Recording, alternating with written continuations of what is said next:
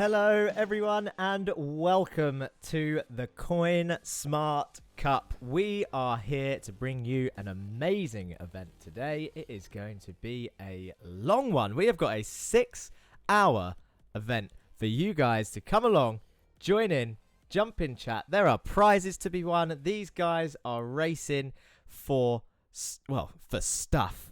There's no other way of saying it. There's a long list of things that these guys are racing for other than glory, other than pride.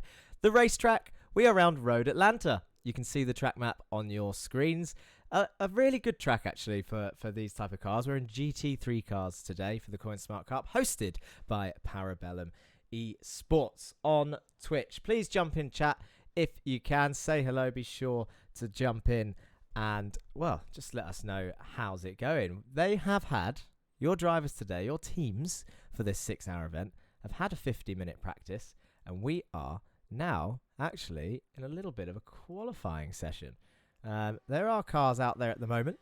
Here we can see Antonio Pikes in the Core Motorsports car, the Audi R8 coming round. They're about 3 minutes into quali.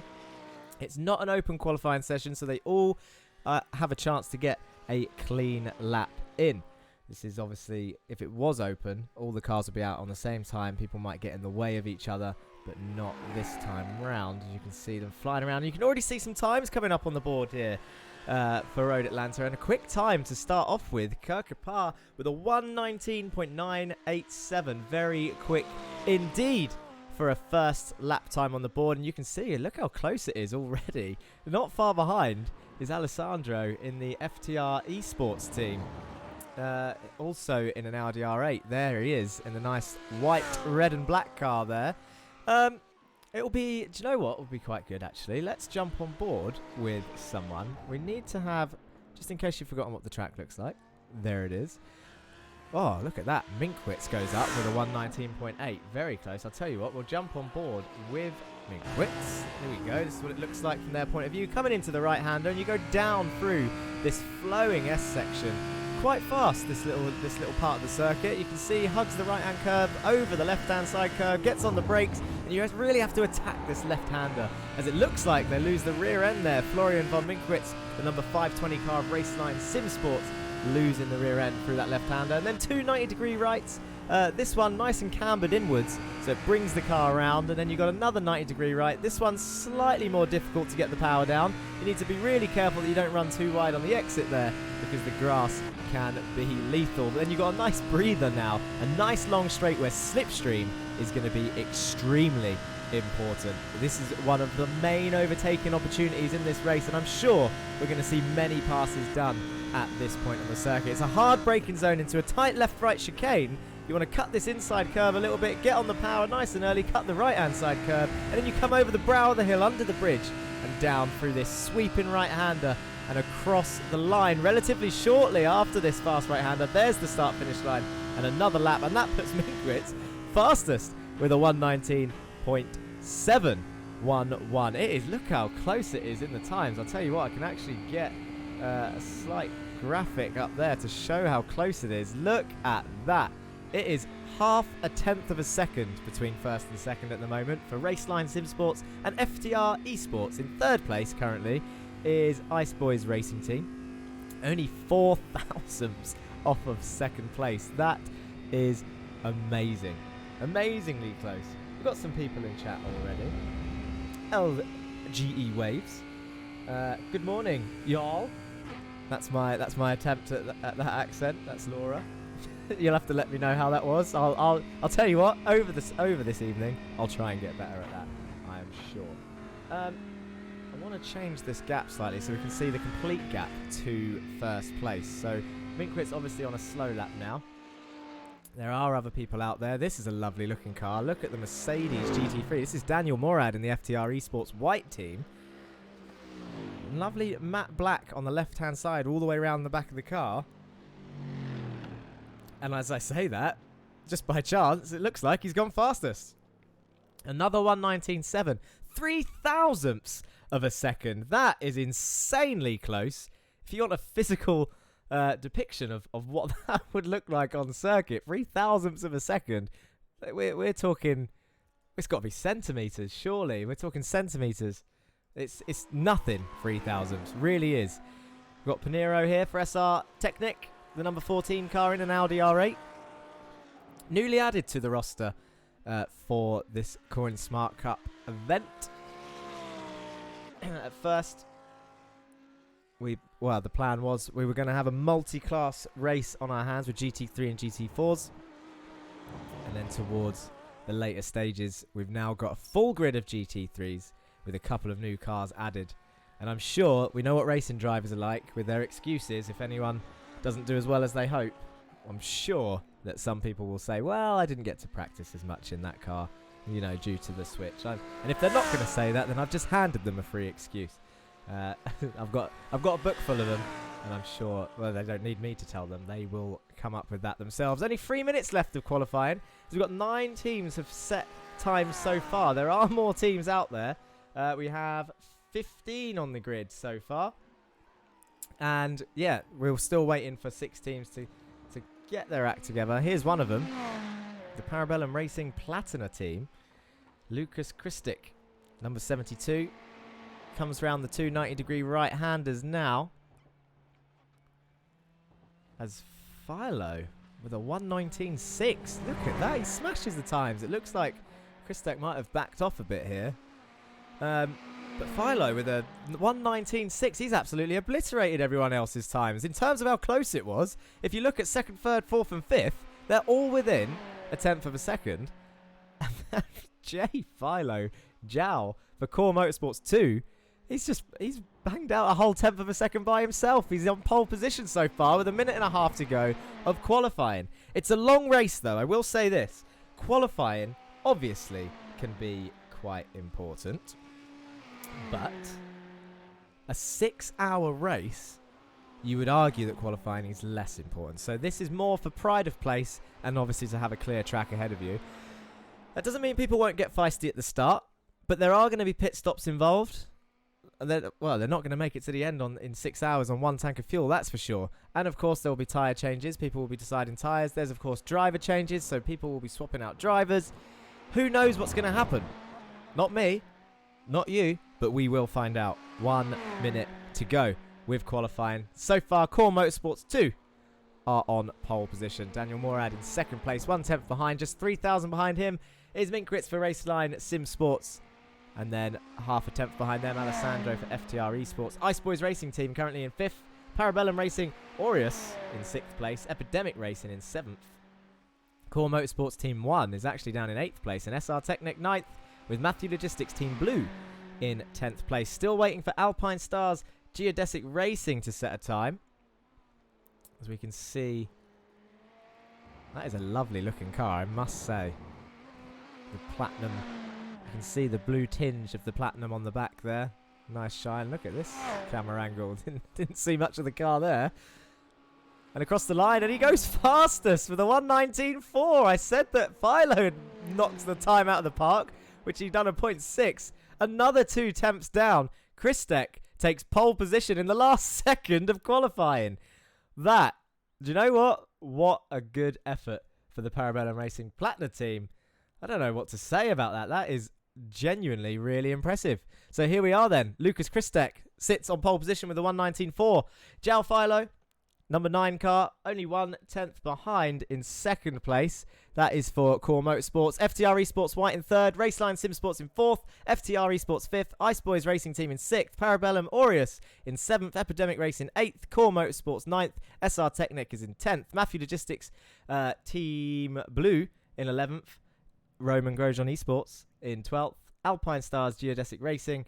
Parabellum Racing Argentus and Uralkali Sport at the back end of the grid. There you can see them with Pablo Araujo driving for that team first. We need to go and have a look at the grid. Here they are as they get ready to go. Pace cars out, so it's going to be a rolling start for today's race. Alpine won't set a time. Said someone in chat, they are correct. They did not set a time. Dan Suzuki looking like he's driving first for that team in 13th place. So it'll be interesting to see what he can do starting that far down. Remember, though, I did say 6 hours of racing. That's going to be many pit stops. We don't know what's going to happen in that time. And hopefully, people are going to play it smart, nice and clean. and that you are all joining us here on the Parabellum Esports team page for this journey. Who's going to come out on top for the Coinsmart Cup, the first Coinsmart Cup? Still waiting. You've got 20 seconds left. Here they all are. It's an interesting looking lineup actually from this point of view. So you can see definitely some varying liveries out there. Obviously the Parabellum team, despite having different cars, liveries looking fairly similar. But obviously different colours. As you heard, we've got the Platinum team on pole. Aureus team are down there somewhere. And the Agentis team down in 13th place as the Porsche pace car is away. And they go for their slow lap now. The Audi at the back for your Alkali Sport, taking their sweet time. Probably wanting to get some tyre warmth in.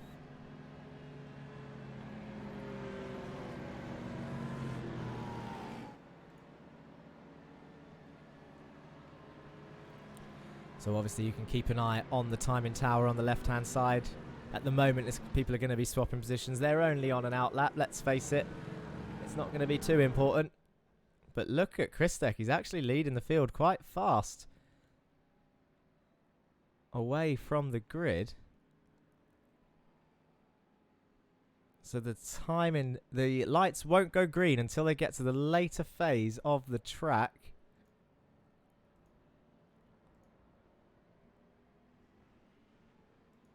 As you can see them all now, they're heading down towards the double right-hander, the 90-degree rights. Up ahead, there's the Porsche pace car, so he's caught it up nicely. Let's see what is going to happen on this start. Daniel Morad in third place for in the Mercedes AMG GT3. We've got a couple of Lambos, multi-class, well, not multiple class, but multiple brands of cars out there on the circuit. A decent mix as well, Ferraris, Lamborghinis, Mercedes, BMWs and Audis on the grid. So a decent mix of cars. And look how keen Christek is in the Platina car. But he has got Philo all over next to him. Core Motorsports 2, who, well, the pace car is only up the road, so they're not going to go yet. As soon as the pace car gets close to the pit lane, it will fall to Christek to start this race. Is he going to wait until the lights go green, or is he going to go early? That is the question.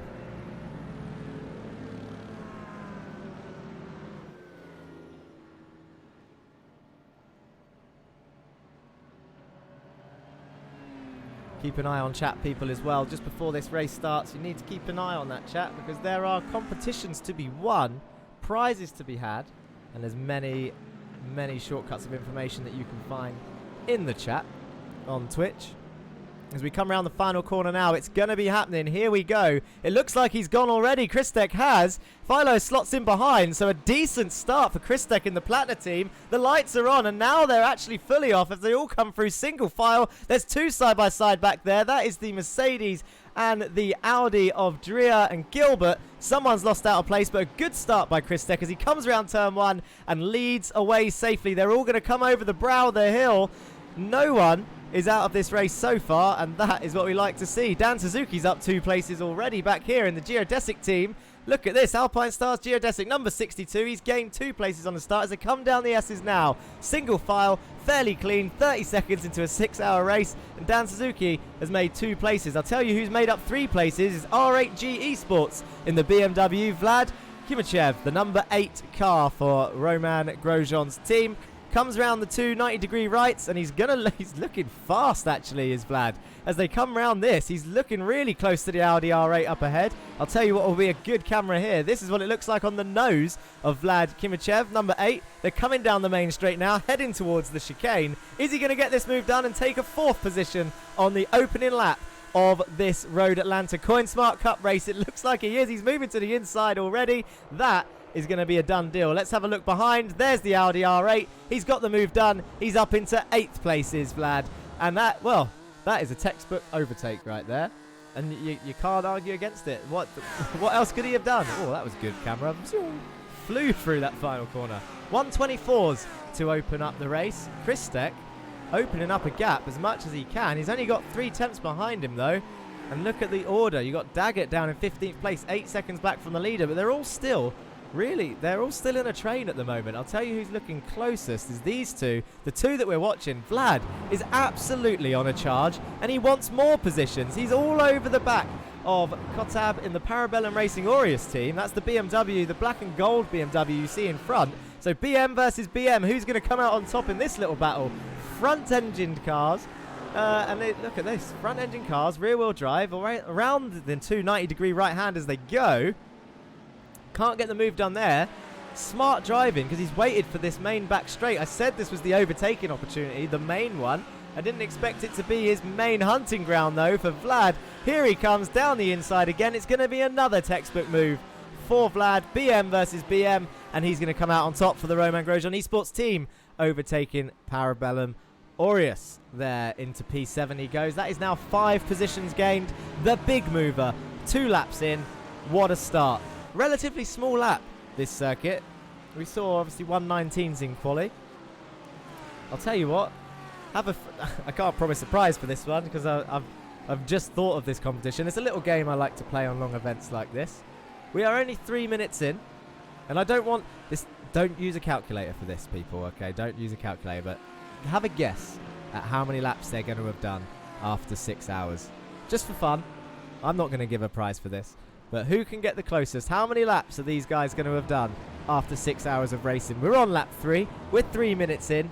Vlad Kimachev is absolutely flying. He's up 5 places. I'll tell you who else is a mover. Pablo Araujo, the number 10 car for your Alkali Sport. He's up 3 places and now chasing down Dan Suzuki for Alpine Stars Geodesic Racing in the number 62 Lambo car there with the black and orange tigery looking car. He's chasing down Drea, currently in 10th place in the Mercedes GT3 car for Epidemic Racing.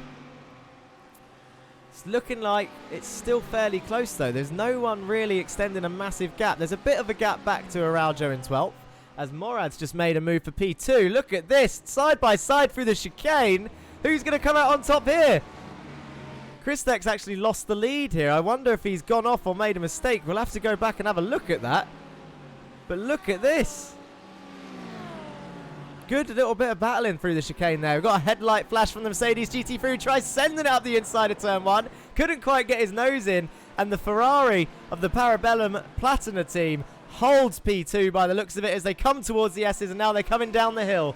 Good racing from those two there. Daniel Morad, though, down in 3rd now. Let's see if we can find what happened for the pass for the lead. Was it just down the straight? The Lambo of the Core Motorsports 2 team, yeah, straight down the inside. It looks fairly simple. It was a lap ago. No problem. Didn't even get held up. And then obviously we saw the battle for the other two. This came down, so the Mercedes tried looking around the outside and he nearly made the move, stick around the outside the chicane. What an attempt, but then look at the exit the Ferrari gets, using all the track. Gets a good run down the hill, slots back into 2nd place. Well held by Lucas Christek, who started on pole, now currently down in 2nd place. I'll tell you what, they're still battling though. This is another replay. We will go back live, but this is the next lap coming down that main straight. The Mercedes having the inside line. They touched there a little bit. Twitchy in the braking zone, but he gets the move done. So maybe Morad a little bit frustrated. But, well, there it is. Done deal for Daniel Morad in P2 now. Let's go back live, catch up with what's happening. So this is the current order. You can see on your screens on the left-hand side. 2-second gap now Philo has to the rest of the pack. I'll tell you what will be interesting to see. Vlad has absolutely passed everyone somehow.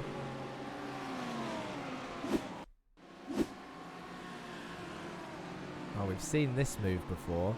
But he's now up into P4. He's just picking them off one by one, lap after lap, into the chicane is Vlad. That was his move up into P5. Another chicane move.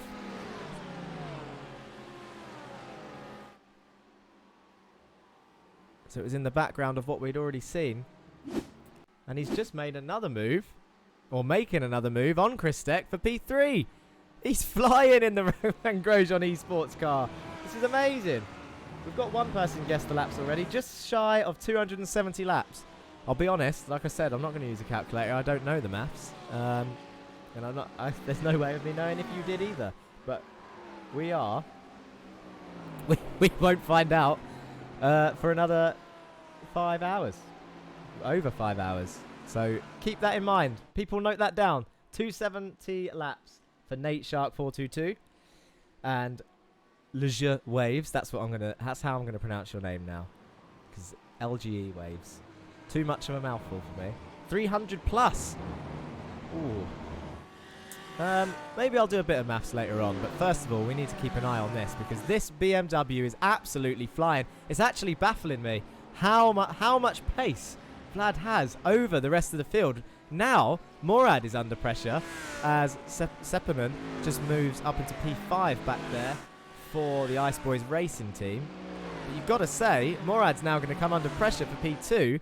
As I said, lap after lap, picking off one by one. Look at this charge. He's now going to be up 10 places.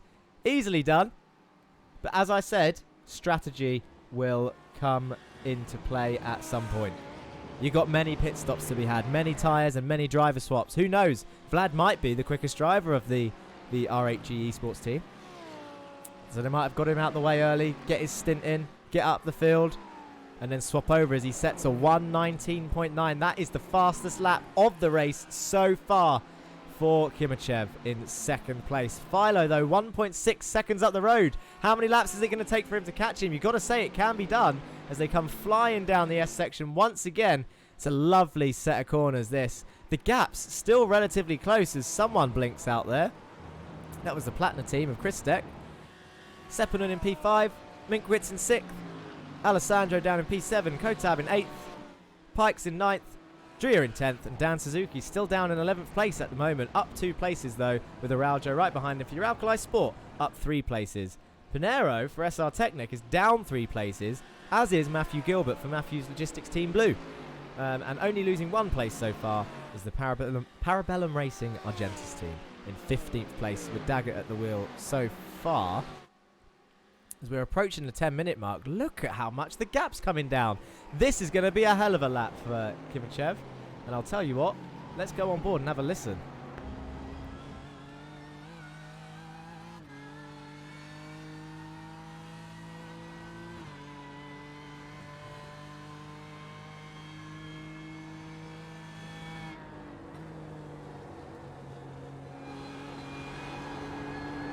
Just see he's set a 1:19.6 there, so that is a rapid lap time.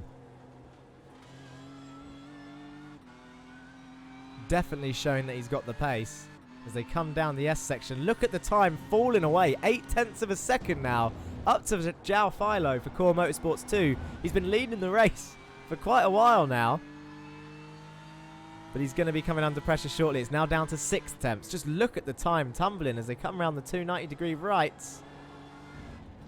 Matthew Gilbert's had a bit of an off track back there and does lose a position.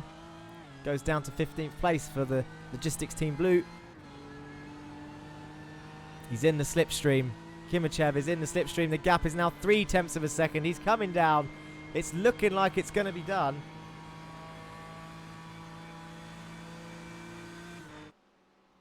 And look at that. Sends it up the inside of the chicane. A move that he's done all too often so far this race. He takes the lead. I'm not often lost for words here, people, as you can probably guess from the amount that I've spoke so far in the first 10 minutes. But I'm genuinely, did they just not get a lap in qualifying because they did not show this pace earlier on, or is it purely based on the driver? And can he now pull away? Has it been Slipstream helping out the RHG, the esports team? Nearly said motorsport. It's fine. It was close. Let's have a look at Matthew Gilbert. I said that he went off. Let's see if we can have a quick look at how that happened. Ooh, looks like he just broke late. Do you know what, though? Good effort getting it stopped. There's the silver Parabellum car, the Argentis team. So it did pass him nicely. But I believe he's now passed him back. So you can see how close it is on the exit. I bet the pass back was down into the chicane. Yeah, coming down the main straight. Can he get later on the brakes? Only slightly later, but he has the inside line, and the Parabellum car has to give up the line there for the Matthews Logistics team. Let's go back live. What is happening? Let's look at this gap now. Kimachev, 1 second he's pulled out, as we just see Alessandro's making moves. So there's more battling going on in the chicane. Christek's had quite a few battles in that little point of the circuit. He's actually lost quite a few places there. You're going to have a quick look at that. How has he dropped 3 places?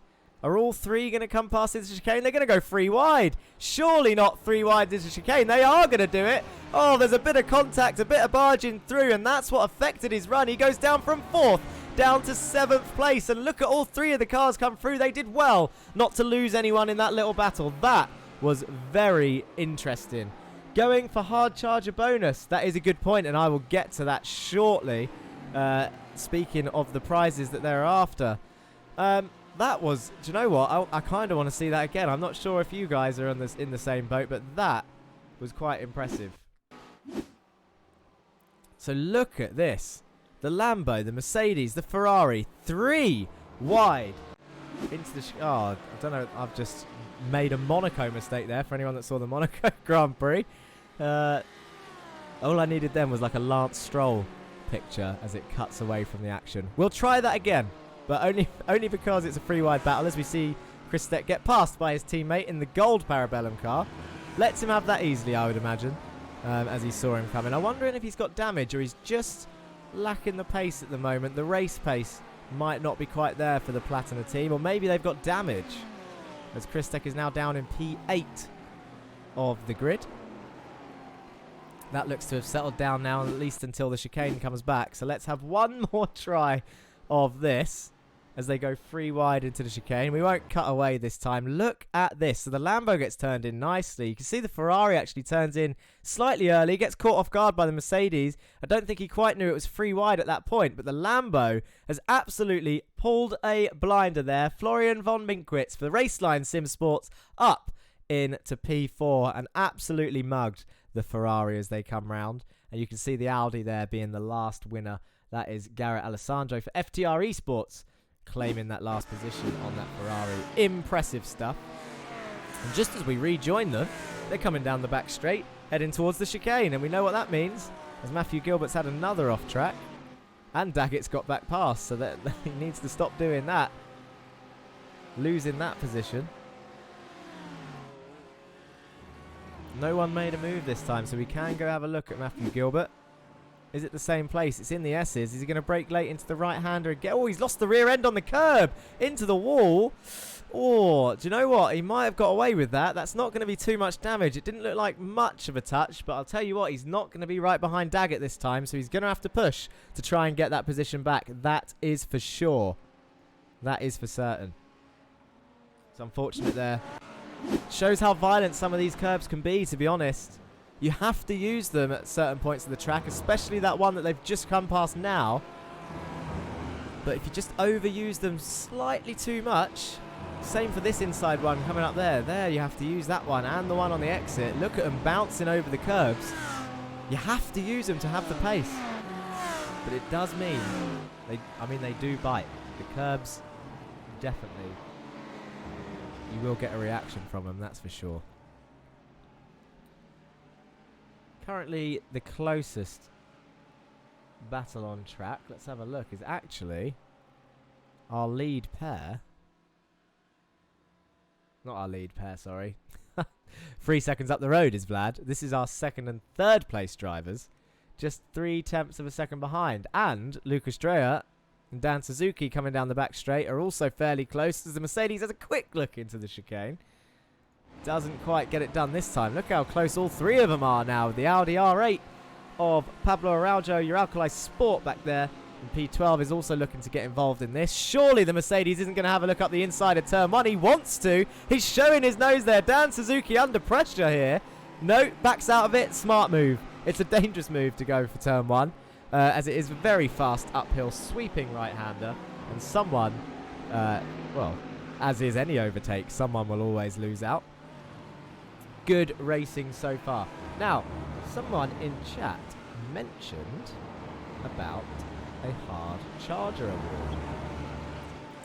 And that, I think that leads us in nicely to have a talk about some of the prizes on offer today, actually. I just want to, but before we do, let's just see if, because the Mercedes of Drea is Epidemic Racing, is all over the back of Geodesic Racing here, Alpine Stars Geodesic Racing. Dan Suzuki currently at the driver's seat, being chased down by Lucas Drea in that hefty beast of a Mercedes. Definitely the widest of the cars. I believe, I just look at this, the Audi R8 is going to put them both under pressure. He's sending it out the inside. He's got it done. What a move. Do you know what? I did not see that coming, and it looks like the Mercedes has made a mistake there of Lucas Drea. Maybe he got caught off guard as well. That was an absolute send from Pablo Araujo and Uralcali Sport, who's now up 4 places, chasing down Dan Suzuki in the Lambo. Impressive lunge, and a clean one. Still going to focus on those two.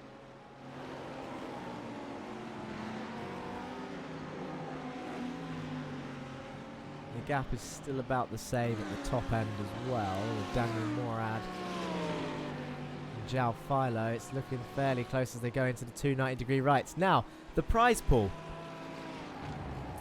All participants have been entered into a draw for $50 in Coinsmart credits. Now, actually, oh, here comes the move. Daniel Morad, he's going to have a look around the outside, so the Lambo is defending.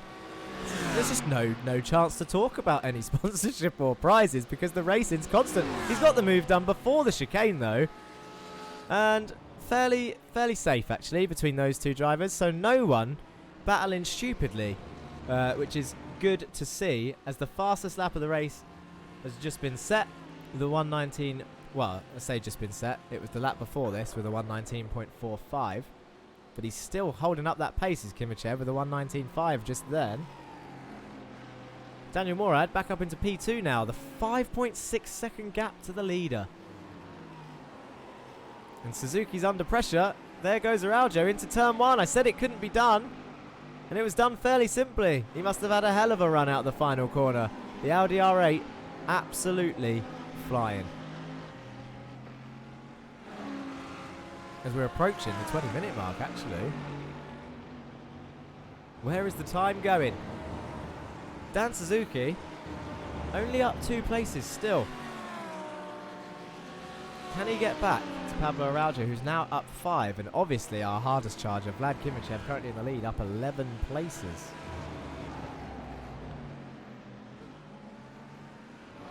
His name is Garrett D'Alessandro. SDK and other overlays don't like his name. Let's find out why. Let's have a look. Because there's no D. I'll try and remember that from now on. Garrett D'Alessandro. And there he is for the FTR Esports team in a lovely looking Audi R8.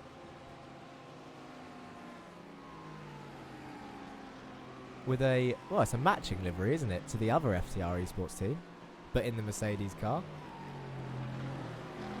It's bright yellow brakes and it's red wheels.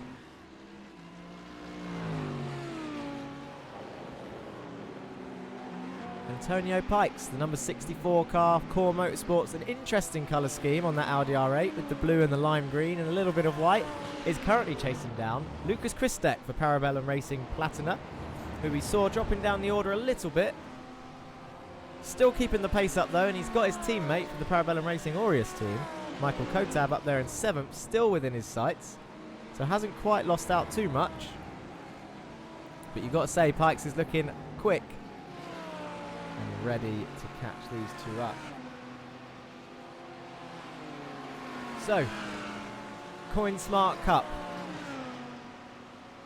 I've got to stop starting these sentences on the back straight because it looks like the Audi R8 is flying down. That move is going to be done surely for P8. He's looking to the inside. The Ferrari tries to defend it, and do you know what? He scares him out of it.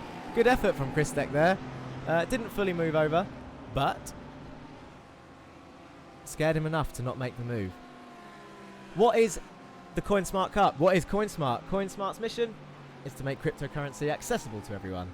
It is the easiest to use cryptocurrency trading platform where you can buy and sell Bitcoin and other digital currencies quickly and easily on your desktop and your mobile.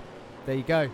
And of course, you can type in !Coinsmart in the chat for more information. It's the same with most things on today's stream. Other tags would be !Discord. You can try that one out. !Twitter. !Merch. And as I go back to the prizes, you might want to check out !Matcherino.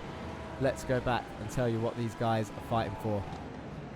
So everyone is entered for $50 in Coinsmart credits. First place is going to win $200 and a 60% Matcherino bonus plus your $50 Coinsmart credits. Second place is getting $100 plus 30% Matcherino bonus and a $50 Coinsmart credit. Third place is going to get $75 and a 10% Matcherino bonus. Now, in terms of competitions though, someone mentioned the Hard Charger Award.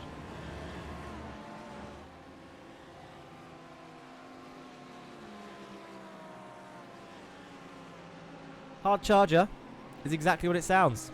Most positions gained. And you've got to say, I'll tell you what, they've played it smart there. And absolutely smashed it. 11 places so far, but I believe, well, it's not over. Let's see where they finish the race, but it looks like they've got pace. The R8G esports team currently up 11 places in the BMW, leading this race by 7.5 seconds from Daniel Morad in the Mercedes. Hard Charger, most positions gained. It's a $125 prize. Fastest lap outside of the top 3. Now that's a fair award because it means, well, I say it's fair unless someone realises they're not going to get another award and drops back to 4th, but I'm sure no one will do that. But yes, fastest lap outside the top 3. $50. Highest finisher with the least amount of incidents. That's a good one. I would not get that one. I'm always involved in an incident somewhere. But $50 for that as well. Plenty of cash prizes, you know. This is an impressive event. And if you're liking what you're seeing so far, bear in mind we're approaching our first half-hour mark. As Dan Suzuki is under pressure again back there. Let's have a quick focus on those two. So the Mercedes has woken up again of Lucas Dreyer in Epidemic Racing. Yeah, if you're liking what you're seeing, be sure to join the Discord because there will be 100%, I can tell with these guys, there's going to be another event like this. As this one is looking like a success so far. And some really good racing as well. There is also, and I like this competition as well, there's a crypto livery submission competition. $100 in Coinsmart credits for the best livery out there. Not including the Parabellum boys who are hosting the event, of course. Parabellum Racing, Parabellum Esports. No one can win 2 prizes either, except the Hard Charger.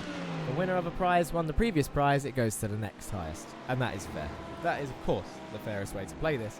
As we can see Dan Suzuki here in the Lambo, absolutely being hounded by the Epidemic Racing team back there. All for 11th and 12th, you know. And for those of you that know, obviously Dan Suzuki, quite the Twitch following, quite a quick driver. So to be down in 11th place, it shouts out, screams out the talent of the top. Oh, he's flashing his lights. He wants to come through, does the Mercedes. He's going down the inside, can't get it in. Dan Suzuki cuts his nose off. Good driving. That was inch perfect. Dan Suzuki's keeping 11th place there. Well done. Lucas Dreyer had to back out of that. But it's looking fairly close. This pressure is not going to disappear anytime soon. That is for sure. I'll tell you what is going to happen soon, though. We saw Matthew Gilbert go off earlier. Shane Daggett, the Parabellum Racing Argentis team, went through up into 14th place. It's looking like Gilbert's now 1 minute 11 behind, which means we're going to start seeing very shortly, which can have an effect on races and will throughout the 6-hour event. We will be seeing some lapped cars very shortly, with the lap being obviously around 1:19, 1:20s. 8 seconds to go before Gilbert is going to see Vlad Kimichev in the lead. 20 laps in at the half-hour mark, or approaching the half-hour mark. Dexort says hashtag giveaway. I can see. Okay, you're all talking about the competitions in the chat. That is good. There are prizes to be had. Be sure to follow PBLM Esports on Twitch for more races like this in the future, and of course other games that they stream. Epidemic Racing still not quite getting through. Although he's going to have a look at turn 1. Ooh, it's going to be tight through there. He keeps sticking his nose in, and I'll tell you what I've noticed. And I'm sure other people have as well. I have seen Dan Suzuki streams from time to time. We're getting a lovely shot of the rear end of that Lamborghini. Almost not safe for work shot of that rear end of that Lamborghini. But he's a very... Oh, look how close he gets. He's a very cool... Oh, look at that. Dan Suzuki makes a bit of a mistake and the Mercedes goes through. I was going to say Dan Suzuki is cool, calm, collected, and he's not one to fall for pressure, but that is a mistake that we rarely see, and he's lost the position. I think we need to have a look at that again, just to see exactly what happened. So look at that, he just attacks the curb, bounces through, and the Mercedes has so much more grip. Maybe because of its wider wheelbase, but the move is done as they go towards the right-hander. Nicely done by the Mercedes. Epidemic Racing, Lucas Dreyer at the seat, and he's up a position. I'll tell you what, they weren't actually... It looks like it's not over. Dan Suzuki goes back to the chicane. Oh, they're getting really close. Come on, boys. It's only the half-hour mark, and they're fighting it out for P11 like it's P1. They are really feisty through there. That was... do you know what? I want to have another look. I don't want to use the replay button too much, but I do want to have another look at that, because that battle back... Look at this. Dan Suzuki has the inside line for the chicane, but the Mercedes... knows that he's been struggling to get past all this time. He tries holding it around the outside. He does. They touch. Bit of door banging. The Mercedes ends up going wide as a result. You would say that he probably wouldn't have run him that wide on the exit if there wasn't the contact. Maybe a little bit out of control with the rear end sliding around. And I'll tell you what I do like about the Mercedes is it says the word suck on the back with 2 C's, which is a common expression for slipstream. If you don't know what slipstream is, it is effectively... when you are sat behind another car. We'll get a good view of it now as they come down this back straight. The Lamborghini here of Dan Suzuki is going to be sat behind that Mercedes. The Mercedes is punching a nice hole into the air, which then gives less drag to the Lambo behind, which gives him more speed in a straight line, which is why we keep seeing overtakes on this main straight. Look at the overspeed that Dan Suzuki has, but then when you pull out of that slipstream, the wind just hits you. They're still side by side into the chicane again, and look at that, the Mercedes has to give up the position. It was an easily done move this time by Dan Suzuki. Back up into P11, Lucas Dreyer loses out, and it's happened to him again. I wonder if he's just losing the rear end through that chicane. He'd done that earlier when he lost the position. Look at the ground he's lost. It's interesting. It must be a characteristic of the car. I don't think it's something that Lucas is doing, but every time he's been past there, really loses traction on the exit, and therefore more positions. These guys still fighting. We've got 2 Audi R8s on the same bit of tarmac. That is Antonio Pikes for Core Motorsports and Pablo Araujo for your Alkali Sport, now battling. Your Alkali Sport, the one behind, and again looking for that slipstream. I actually lost track of what I was saying earlier. Because of everything that's just happened. I'll tell you what, here's my guess. I'm going to join in the lap guessing competition. We're at the half-hour mark, 23 laps. Now this is going to be a poor way of working it out, because obviously there's pit stops and stuff to be had.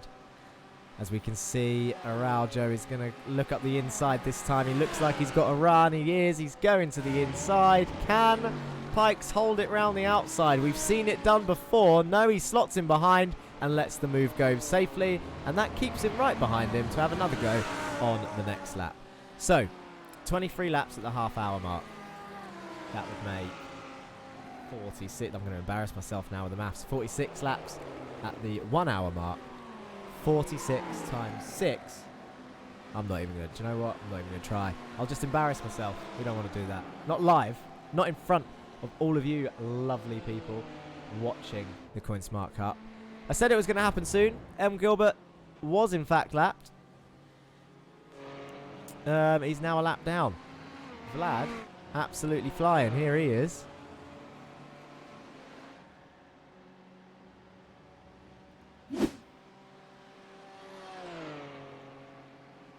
have a quick look, see if we can get up the track map. That's what we wanted to see. That's what I wanted to see. Because you can see there, VK is going to be Vlad Kimachev. He's the highlighted orange circle coming around the final corner now. And Gilbert is not far behind, so he's only just been lapped. But Daniel Morad is going to be next up, coming around the final chicane. You can see it's still fairly close. Dan Suzuki and Lucas Dreyer back there still in a little bit of a battle. But a big train of 4 coming through the chicane. As you can see, Pinero in 13th place going around the double right. And Chris Daggett coming around through the S's there on the map section. As we're looking at Vlad Kimachev, Matthew Gilbert's actually gone off track again. They're at the same place as the last 2 times. He's really, really late on the brakes there. If he needs some advice for the rest of the race, it is going to be cautious on that right-hander and that right-hander alone, because everywhere else he's been doing fine. But there, he's now gone off track 3 times in the first half hour.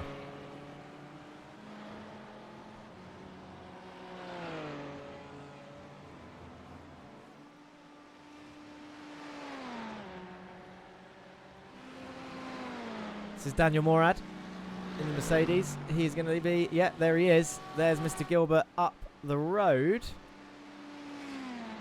So now we're going to have a chance to see what's it like sitting in P2 with a back marker up ahead, with a lapped vehicle up ahead.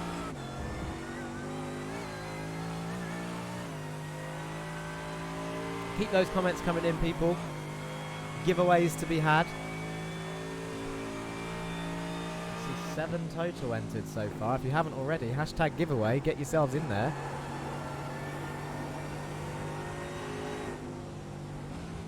Oh, it's going to be through the S section. This is going to be an interesting place to pass a back marker. Is he going to move out the way at this point? No. He's going to get fairly close into this left-hander, I reckon, into the braking zone. It should be a nice easy pass now on this straight, I reckon. Oh, as he actually blinks out a little bit there. That's not what you want to see. He's not going to pass him that easily on this straight, so it'll be the final straight then. He's trying to hold. Oh, it's going to get tight through there. Yeah, hindered was Morad there, you got to say. Definitely could have moved out of the way in an easier place, Gilbert, then. But understandably, they're all in their own race, and you never know what's going to happen later on in the race for Gilbert and his position. Daggett is also being lapped now by the rest of them. Well, by Vlad, just on the final start-finish straight. It'll be interesting. I think we should stay with Gilbert, actually, and just see as everybody else is going to come flying through.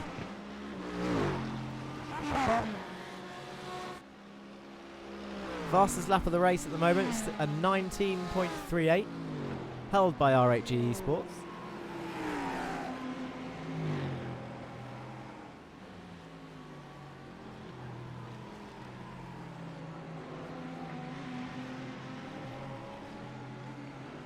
I'll tell you what, I did just do a bit of quick maths in my head, actually. And I saw Laura in chat suggesting 300 laps. There was somebody else earlier who suggested 270 laps. And I've got to say, they are both in the ballpark of what I did in my head. I am going to go somewhere in the middle of that, I reckon. I'm going to say...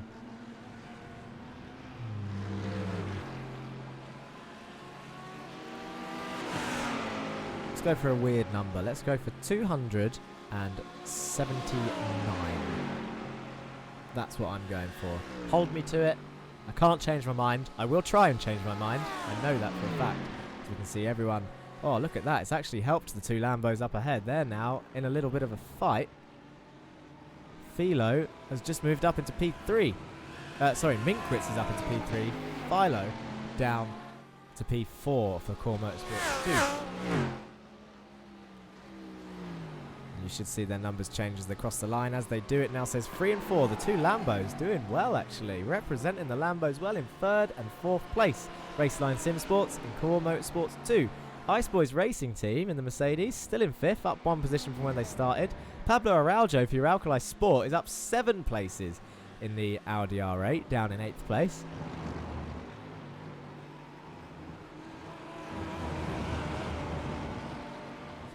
looking fairly consistent across the board. This is the closest battle that we've got on track so far.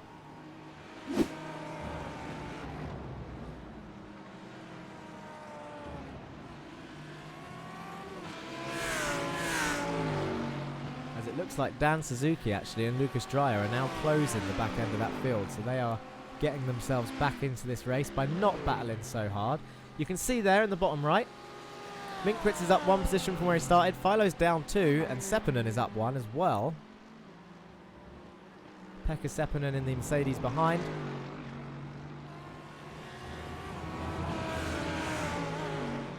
Half a second separating all 3 of these drivers.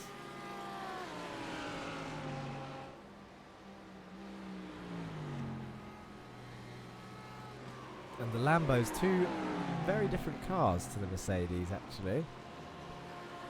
I say very different.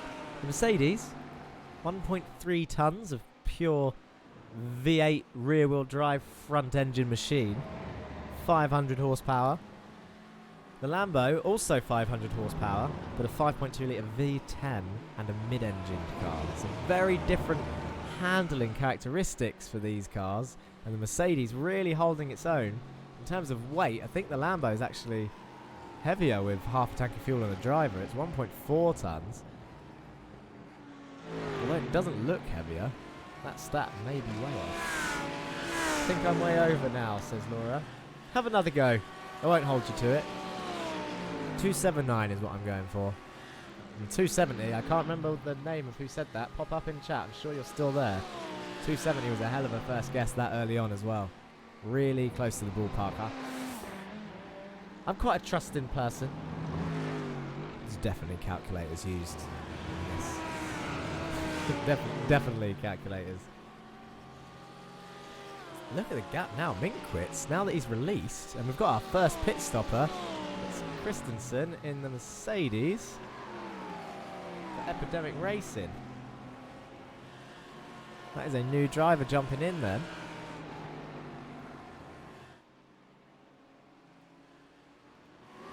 There they are.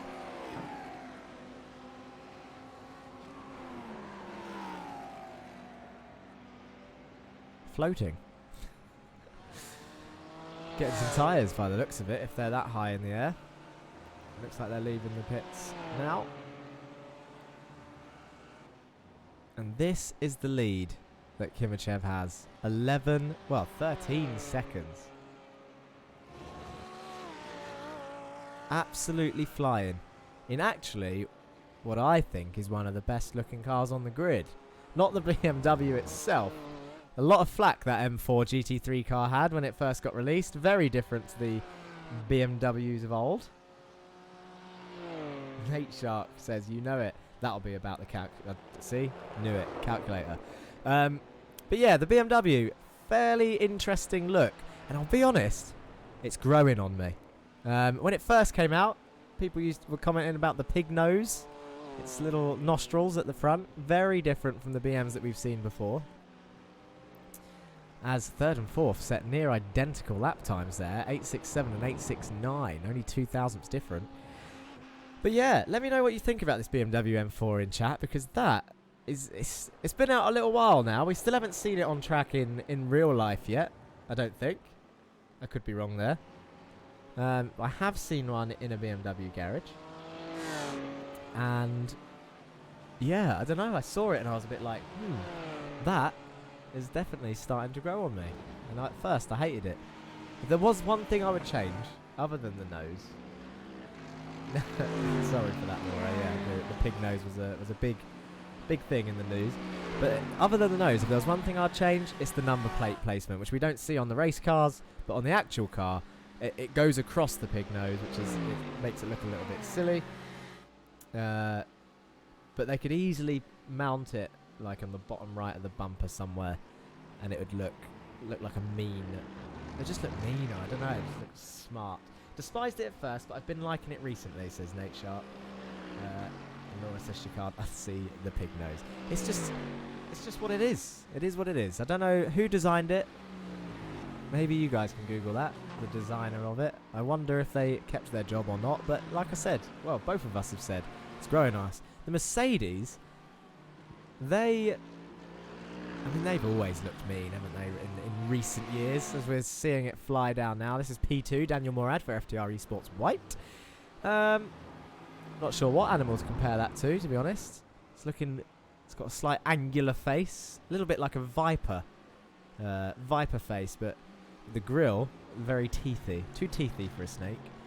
Lambo, you can't fault this car. Look at it. I've actually haven't driven this car in a while, so I can't really... the paint is especially nice on it, Laura, you're right. But this is actually a nice paint as well for Raceline Sim Sports. I do love a bit of chrome. If you want to win me over with a livery, get some chrome on there. But, yeah, Florian von Minkwitz, 520, Raceline Sim Sports in the Lambo. We see the Mercedes in the background is sending out the inside on the other Lambo, and he gets that done into the chicane. Nicely done by Sepinen there for Ice Boys Racing Team. He's now up into P4 as this Lambo of Raceline Sim Sports pulls away.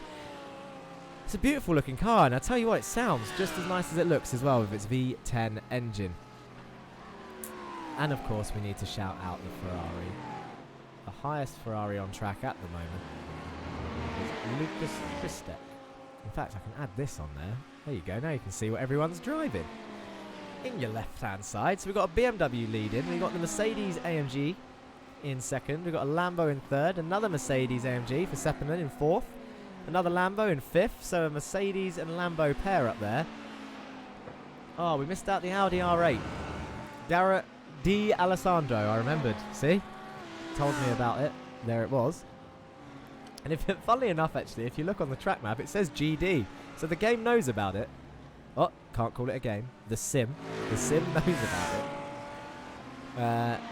It just doesn't say it on the timing screens. But the Audi R8, a new addition to the race, as I said earlier, the later edition, and often regarded as the strongest GT3 of the lot, as he sends it, is passing the lapped car of Daggett there in the Ferrari. It's a lethal beast, this Audi R8. It's a favourite amongst many in terms of pace. It is a quick car. Often regarded as one of the quickest, actually, of the GT3s. In terms of horsepower, I think it has the most out of all in the game. 576 horsepower. V10, so it sounds just as good as the Lambo, even though in real life, well, they're the same company. I'm happy the race isn't a one-make metafest. Of course, got to have different brands. And even though different brands are available, I know exactly what you mean. Some people do tend to favour one car and then everyone will be in there. But there's a really decent mix on the grid today, and I hope that stays going forward. 4 Audis is actually the most that we've got. 3 Ferraris, 3 Lambos, 3 Mercedes, and only 2 Beamers. So we're missing a Beamer. Maybe they broke down before they got here. But yeah, the Audi R8, 576 horsepower, V10, rear-wheel drive, mid-engined, about 1.2, just over 1.2 tons. And as I was saying, the reason it's not everyone's favourite is the car bites. I actually haven't driven it that much to get used to it, but from what everyone else tells me, the Audi R8 is absolutely lethal. If you can get it right, then you'll be rapid. But, and to be fair, we haven't seen many mistakes from any of the Audi R8 boys today. But if it goes wrong, it goes horribly wrong. Apparently they're very difficult to save, and you can probably see why. It's quite a long car, you can see, and all the weight's going to be in the back end. So as soon as that back end steps round, to be able to save that momentum is going to be extremely difficult. And then that brings us on to a similar car, which we went to talk about, the Ferrari. Let's go and have a look at Lucas Christek here, and now in P10, down 9 places. He's going to have Dan Suzuki for company very shortly, as Christensen just gets passed by Gilbert down in 15th place. But yeah, the Ferrari has actually got some similar characteristics to the R8, not in terms of power. And this is normally where people start their GT3 journey, actually, in the Ferrari. There's no McLarens on the grid. That's a little bit sad to see, the little flamethrower on the back. But at the same time, it's probably second worst to the Ford GT in terms of raceability. But yeah, the Ferrari. 488 GT3, a V8 engine, mid-engined again, 550 horsepower, so slightly less than the Audi R8. But, as Peter Seppänen goes back up into P4, so him and Philo having a battle up ahead. Just going to stick with these guys though, because Dan Suzuki's looking like he's going to get back to P10 fairly shortly, maybe, if he's got the pace. With a lovely GoPro sticker on the front of that car. I've had some embarrassing races in the Ferrari, people. I don't mind saying that. And I'll tell you about one of them. I'll tell you about one that sticks in my head. Tsukuba circuit in Japan. Shane Daggett's just gone off track, but he doesn't look like he's lost the position. But yeah, Tsukuba circuit in Japan. Qualified P8. Got to P5 on the start, lap 1. And I was out of my depth. I was in top split. Don't know why. Didn't deserve to be there. I'm sure many of these guys that were watching racing today would have deserved to be there. I did not. But I am a defender. I'm a natural defender. Which in a race like this, in an endurance race, we're in a 6-hour race night now, and a defending is a fairly useless skill to have for the first 5 hours and 50 minutes, because it's all about the ending of an endurance race, and there's no way I could sit there defend. It's pointless for me to defend and frustrate people for 6 hours until the end when you're trying to hold the position. But this is a bit different. It was a 20-minute Ferrari race, and I managed to hold on to P5 all the way with the train behind me. And speaking of defence, there we go. The Ferrari moves to the inside. He's defending from Dan Suzuki, and he's going to keep that position. Nicely done and well held for another lap. Or is Dan going to try and get the switch back on the exit? No. Nice shot of the Coinsmart sponsorship there as well. Coinsmart Cup, of course. Dan looks like he's got a hell of a run out the final corner. Is he going to go defensive into the first turn, Lucas Christek? No, doesn't need to. Gets it turned in nicely. Okay. Held P5 all the way through. Big old train behind me, putting on the pressure. We've seen it a couple of times in this race, what pressure looks like. And I wasn't buckling. I was handling it, soaking it up well. And then, final lap, final corner. Lost the back end, didn't I? Finished 11th. Didn't get touched. Just the rear end went. Couldn't save it. And I don't even know what happened. Didn't carry too much speed. Didn't do anything different from the laps before. The only thing I did do is I had to defend because someone was all over the back of me. So maybe just being on the inside line. Still upsets me to this day. That was like 4 months ago. That's how much that haunts me. Luckily, haven't seen much in this race to haunt anyone. No one's made any massive mistakes. The only real mistake that we've seen is from Matthew Gilbert for the Matthews Logistics Team Blue into the kink at the top of the hill, which Daniel Morad is approaching. So let's have a quick look at what that looks like on board. Here it is. This right kink here is where we've seen him go off. We actually missed it. He's already gone past it. I'll tell you who'll be next up is Pablo Araujo. This right kink at the top of the hill, it goes left and then he chucks it right over that curb. But we've seen Mr. Gilbert go off there 3 times so far, and that's not going to haunt him. They were small mistakes and they're easily done. Well, we are approaching our first hour mark. That's 1/6 of the way to go. And we're approaching lap 40. It's looking fairly settled at the moment. Closest battle on track, we were watching it. It's Dan Suzuki chasing down Lucas Christek in the Lambo versus Ferrari battle.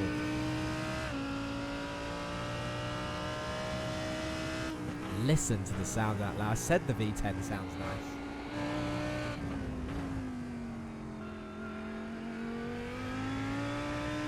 Let's hear it open up down this straight.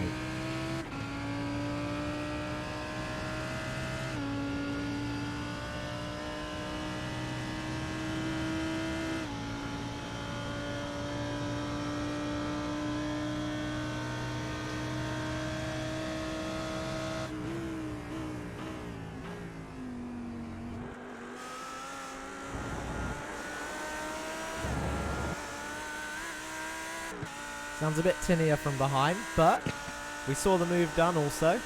Said it would happen. Dan Suzuki up into P10. Look at the gap he pulled already. So Lucas Christek now for Parabellum Racing Platina down in P11. I like what they've done with their name, the Parabellum Racing team. Platina being Oh, you'll have to jump in chat actually and tell me what language it is, but clearly platinum being the colour. Is it Latin? Or am I making that up? I might have made that up. Aureus. Parabellum Racing Aureus. The BMW. This one being gold.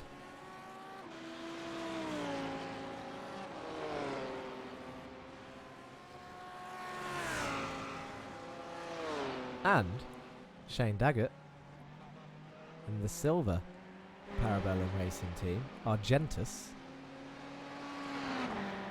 I like the matching liveries in the different colours. It's a smart way of entering multiple teams but not being boring and them all looking the same. Good stuff. Pekka Seppänen, P4, has still got João Philo, Core Motorsports 2, right behind him. Only half a second back. And behind them, Garrett D. Alessandro is also in this little train.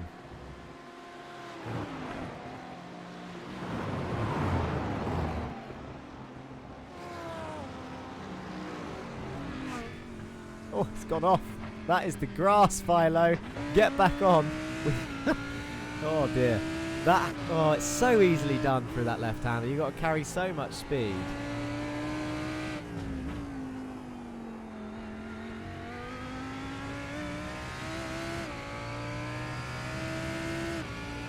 See, well, he's lost a position there, hasn't he? Alessandro's now up into P5. He's all the way up the road.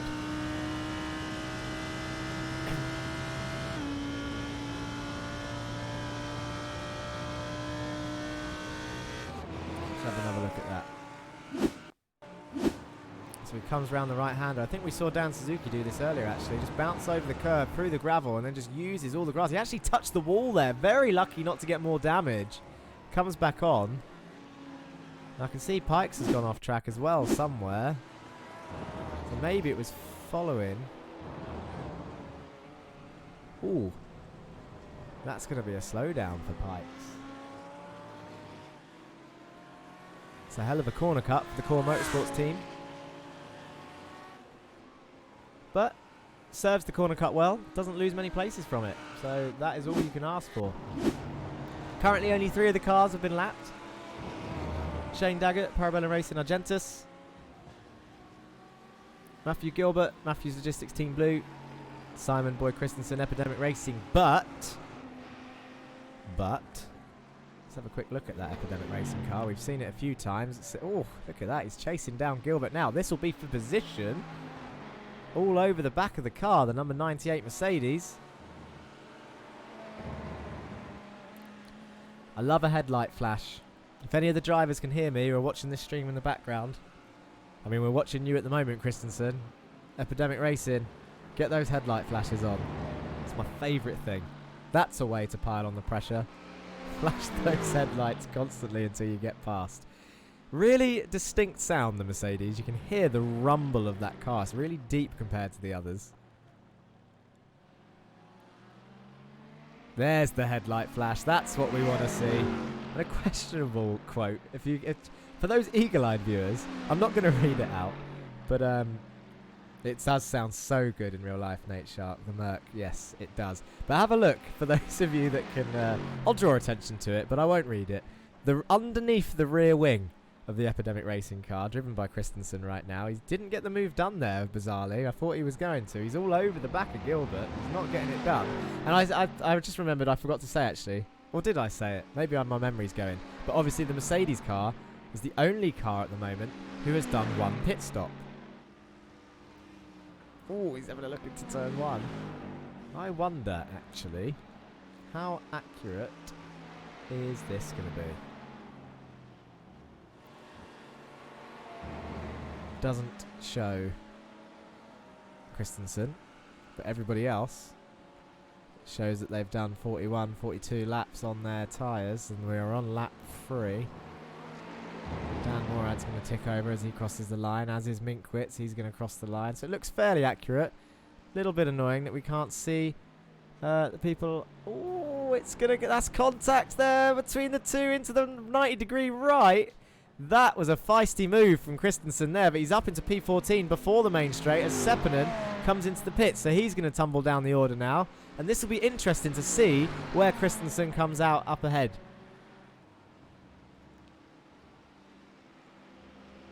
He's coming down the main straight. That is Kimichev in the background, I believe. Sepponen's still in the pits, as is Pinero in the Audi R8. But I'm sure the Epidemic Racing car was high up the order before it came into the pits.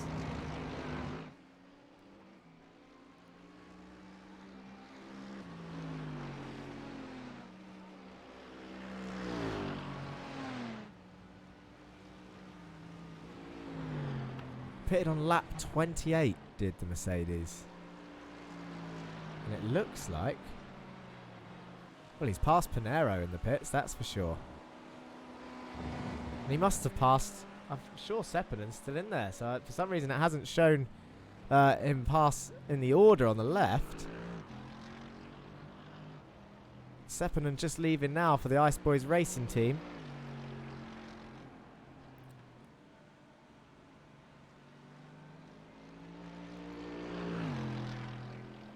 It's the first time we've had a good look at that livery, actually, the gold and black livery.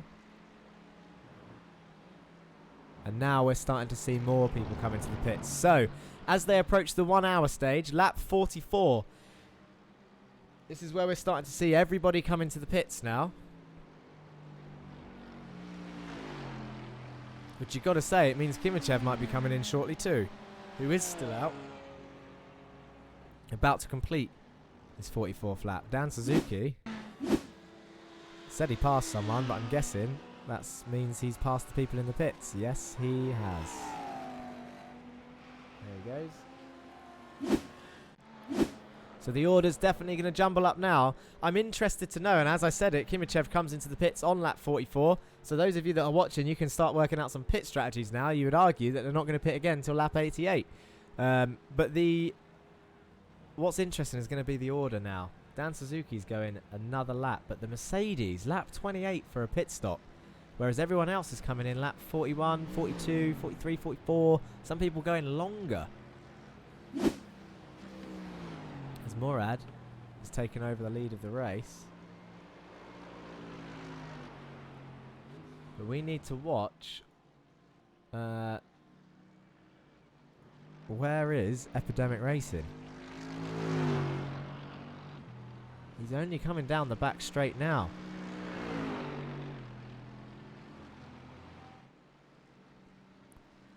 There are a few people still in the pits. There's Kotab's leaving in the BM. Pikes is leaving. Coming through the chicane now. There's still a few people in there. Can he gain a few more positions? Christensen, this will be a good telling. He pitted really early. Have they been able to keep the pace up enough to climb back up that order after the first round of pit stops? Everyone has now pit apart from Philo and Daniel Morad. Up in the lead 2 spots, the Merc and the Lambo of FTR Esports White and Core Motorsports 2.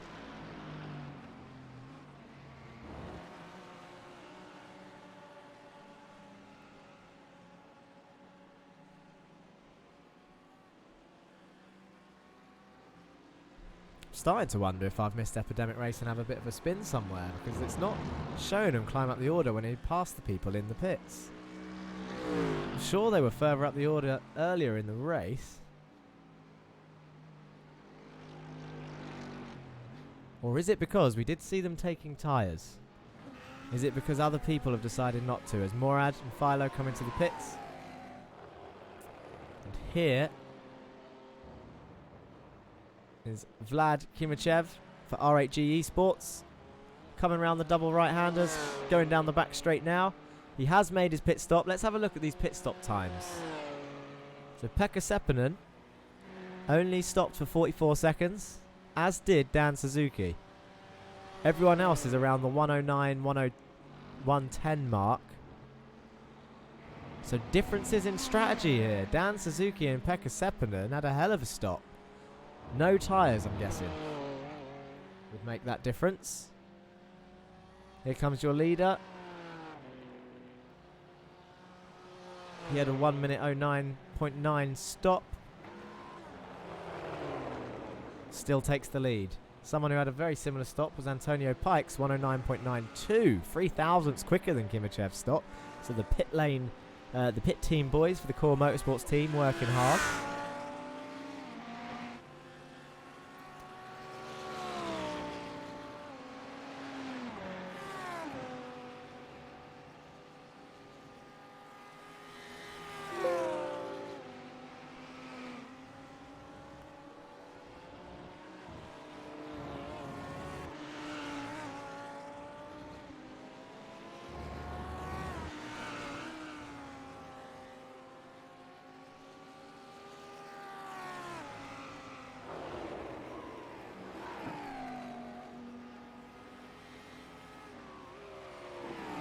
See Laura in chat using those exclamation mark tags. Gets you more information about the competitions it does. I was just starting to wonder. Oh, never mind. Don't need to wonder anything. I was just looking at the pit stops. Looking at the varying pit stop laps. I'll tell you what, we can have another look at that pit strategy thing now and see if it does work accurately. It shows the top 10. So you can see Seppänen pitted on lap 42. He's done 4 laps since. He's now up in 3rd place for the Ice Boys Racing team.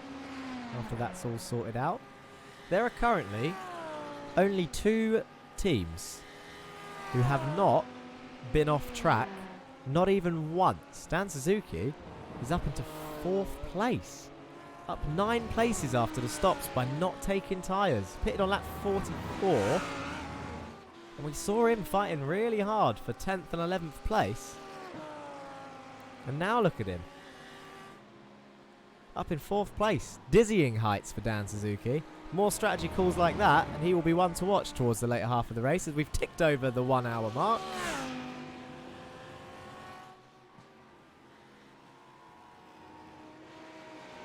I do like that graphic. I haven't really used it much before because I didn't trust it, but it looks fairly accurate right now. The 2 teams that haven't been off track once, let's give them a shout out.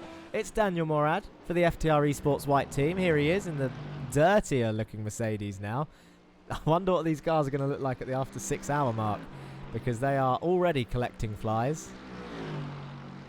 But P2 is Daniel Morad. No off tracks yet. A 55-second pit stop on lap 45.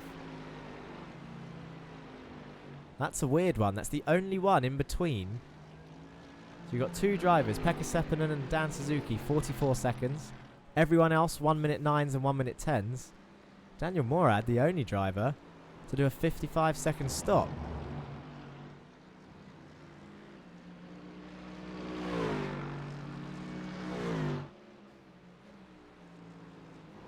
The other driver, the other team, to not have one off track, but you would say that they might have an X, is Dan Suzuki for Alpine Stars Geodesic Racing. What I mean by an X is the game gives out these things called X's for as a way of penalising drivers, I guess. If you accrue a certain amount of X's, then you will get a penalty. You get X's for multiple things on the sim. Stop calling it a game, Jack. Stop calling it a game. People get so upset about that. Simulator. X's. Off tracks. If you go off track, you will get 1 X, for example. Whether that's cutting a corner or just losing control. Speaking of losing control, if you spin or actually lose control, that is 2 X's. And you can also gain 4 X's for contact. Now, we have seen Dan be involved in a battle, and it wasn't malicious contact, but contact like that can sometimes result in some X's. Rico Suave says, great broadcast, get in there, FTR, hashtag giveaway. We've got another one entering the giveaway. That's 8 in total now. Hashtag giveaway, people. Jump in that chat and get yourselves in that competition. We're approaching lap 50, 1 hour and 6 minutes in. Let's do this. So yeah, Dan and Daniel Morad. Two Dans. Dan and Dan, the only drivers who have not been off track once. Who's got the most off tracks? Can anybody guess who's got the most off tracks? We've mentioned it a few times. I'm going to have to stop mentioning it soon, because they're going to feel like I'm picking on them, but it's the Matthews Logistics Team Blue, who's now got Aidan Rafai in the car in 14th place. Also, I've said it once, I'll say it again, any drivers in the chat, because I may I may pronounce names wrong. If you feel like correcting me, please do. Don't feel like you can't. You definitely can. 100%.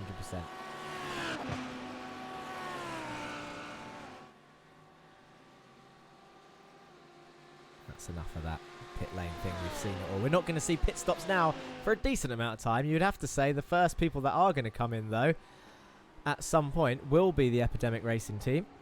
Simon Boy Christensen currently driving. They pitted on lap 28. The only car to pit before lap 40. Everyone else pitted lap 42 onwards.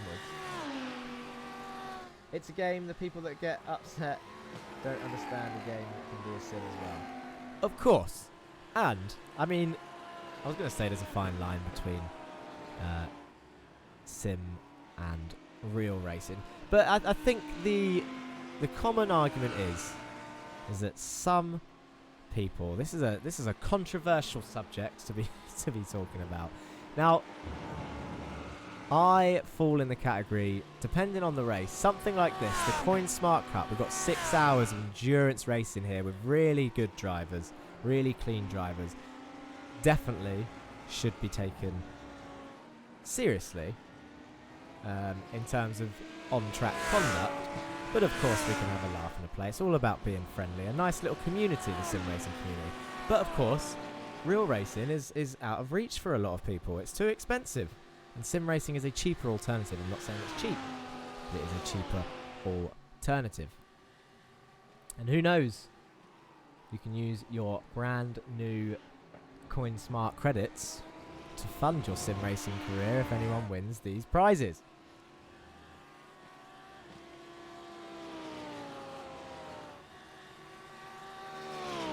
We mentioned Coinsmart earlier. Obviously, this is the Coinsmart Cup. I said how you can obviously buy and sell Bitcoin and other digital currencies quickly and easily on your desktop and mobile. Basically, create an account, get verified within minutes, access your funds the same day. You can make a deposit. No more pairing and tethering needed. And once you get verified, you can start buying and selling your digital currencies, such as Litecoin, Bitcoin Cash, Cardano, Stellar, XRP, and more with Coinsmart, who are running the Coinsmart Cup, the main sponsor in the top left. And you can see a lovely, we've mentioned the liveries a few times, on the Parabellum racing cars who are hosting tonight's event. This is the Platinum car, which has a tinge of purple to it to make it different from the silver car. You can see Coinsmart predominantly sponsoring the car. Parabellum Esports, I think it's about time we mention them actually. They're hosting the event today. It's in partnership with Coinsmart. It's a flourishing Canadian esports brand, and it's becoming one of the most recognisable teams in the country. It prides itself on being an inclusive organisation and empowers its players to pursue gaming at its highest level. Now that is a selling line. Come on, people. Parabellum Esports. Parabellum Racing, though, being almost a branch off of it, because that's what we're here for. We're here for the racing. The esports side of it will go into other games like Rainbow Six, Rocket League, Valorant, Apex Legends, CSGO, and now iRacing. And remember, don't forget those exclamation marks and stuff. Exclamation mark Discord, exclamation mark Twitter, exclamation mark merch for more information in the chat. But Parabellum Racing was founded 18 months ago by James Davidson and Chris Lama. They have won multiple special endurance events, including the Le Mans 24 Hour 2020 in the LMP1 and this year's Daytona 24 in the GTE. Currently 18 rostered drivers, plus another 10 in various steps of the guest driver program. Big old roster, that is.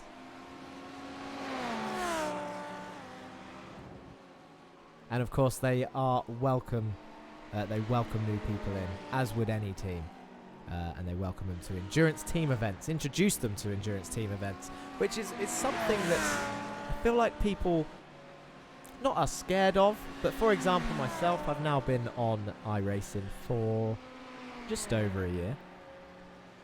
Not even that, actually. Approaching 1 year.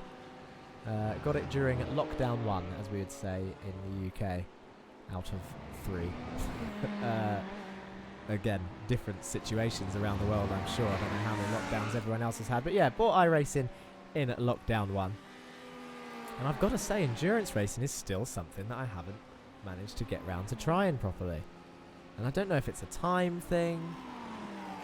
It's not something that I'm against, because it is, you've got to drive completely differently. As we've seen today, some people aren't really fighting, like fully fighting, but at the same time they are. We haven't seen many accidents. And that's a good thing. It's a 6-hour race. If you crash in the first hour, that's it, isn't it? You've thrown it all away for your team, let alone yourself. That's another thing, with the team aspect. You are no longer just racing for yourself. So a selfish move could cost you and your teammates the race. It's the Lambo battle all over again, though. Raceline Sim Sports versus Alpine Stars Geodesic Racing. Alpine Sim Sports going up the inside of the chicane, gets it done. The number 520 car back up into P4 for Kelly McCauley, Ben Kelly McCauley. A new driver in that car after the pit stops. Alessandro in the R8 behind, though, is also looking feisty. Alessandro, don't need to remind me of that. Into turn 1 they go. I don't think we've been on board with the Audi. Let's have a look.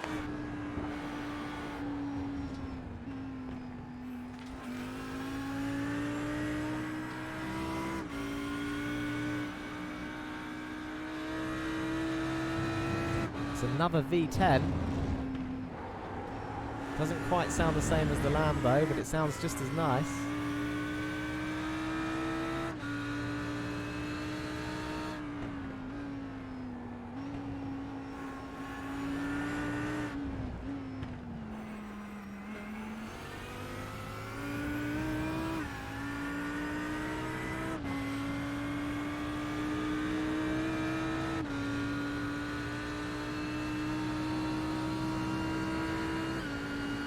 Looking like he's closing. He's using that slipstream. We spoke about slipstream already. Look, he's going to wait until the last moment to pull out, and up the inside he goes into the chicane. Done deal for the other FTR Esports team. That is now 2 FTR Esports teams in the top 5. That was a hell of a camera shot through that final corner as well. You see how that car mounted the curve? And look, Dan Suzuki's under pressure. He's got passed by another driver, Grabowski, in the Audi R8. Your Alkali Sport getting past the Lambo driver as well. It might be worth having another look at that, to be honest. Not from that camera angle. Look at this. So Dan has to defend into turn 1, and the Audi R8, oh, he actually just lets him pass. I thought he was going to defend the position, but he doesn't. He lets him pass, and around he goes. I wonder if he just had a poor run out the final corner and didn't want to fight it.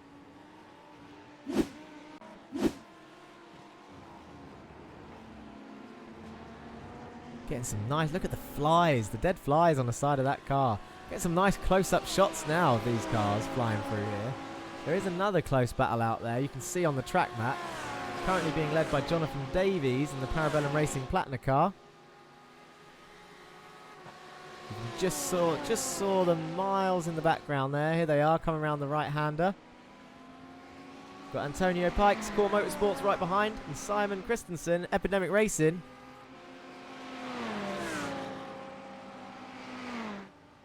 Just a little bit. Oh, actually, he's a lot further behind than I expected. He's 18 seconds back. That's actually the Mafia Logistics team behind, the lapped car.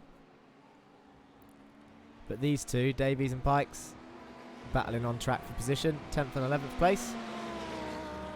Let's go back to Alessandro as he's chasing down Kelly McCauley in the Lambo. Very close, these three, 4th, 5th and 6th. Still on track after 1 hour and 15 minutes of racing. These three together on track fighting for 4th place. Pekka Seppänen, 3rd place, is a lot further up the road. They're already going side by side before they get to the back straight. Into the 90-degree right they go. Got to say, Grabowski looks like he has the pace here, more so than D'Alessandro. The Lambo might actually reap the rewards of this and keep this position if these two start battling into the chicane. Let's see what can be done. Grabowski coming down the back straight now. It looks like, though, Alessandro's getting more slipstream than Grabowski is from the Lambo. He's looking to the inside of the chicane, sends it up the inside, brakes as late as he dare. He gets that done fairly easily. Passes Kelly McCauley in the Lambo, and now he's going to be under pressure from Grabowski, just like Dan Suzuki was earlier, but he can't get up the inside there on the final corner. They come round the sweeper, down the main straight they go. Can he get it up the inside of turn 1? It's a risky move. He's flashing his headlights. He wants to come through. He sends it up the inside, and it's a done deal. Grabowski up into P5, nearly makes contact on the exit. The Lambo's not giving up of Kelly McCauley as they come up towards the kink. Has to back out of it. Slots into P6. You now got 3 Lambos in a row. Kelly McCauley, Dan Suzuki, and Dan Vieira for Core Motorsports 2. Dan Suzuki under pressure from Vieira back there. In the Core Motorsports 2 car, the blue and lime green livery. I'll ask you guys watching. We've seen these cars for a little while now. Let's look at that. Before they get to the straight, up the inside of the first 90-degree right, through he goes, and now down the back straight. So Dan Suzuki's still struggling for a little bit of pace on that back section of the circuit. What I was going to say is we've seen the cars for a little while now. I mentioned the crypto livery submission competition earlier. What is your favourite livery? People watching in chat, let me know. Like I said, I like to, whether there's a competition on or not. Oh, Dan, very late on the brakes there. I always like to admire a livery. And as I said, Chrome normally gets me. I'll tell you who has had a crash earlier. Shane Daggett. Let's have a quick look at that.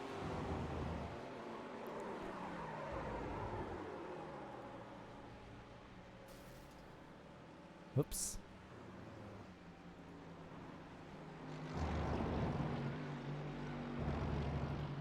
Gets on safely.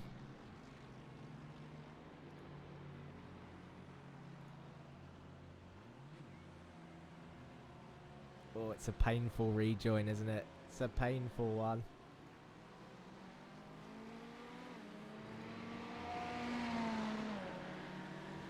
And away he goes. Sorry, Parabellum boys. Had to be seen.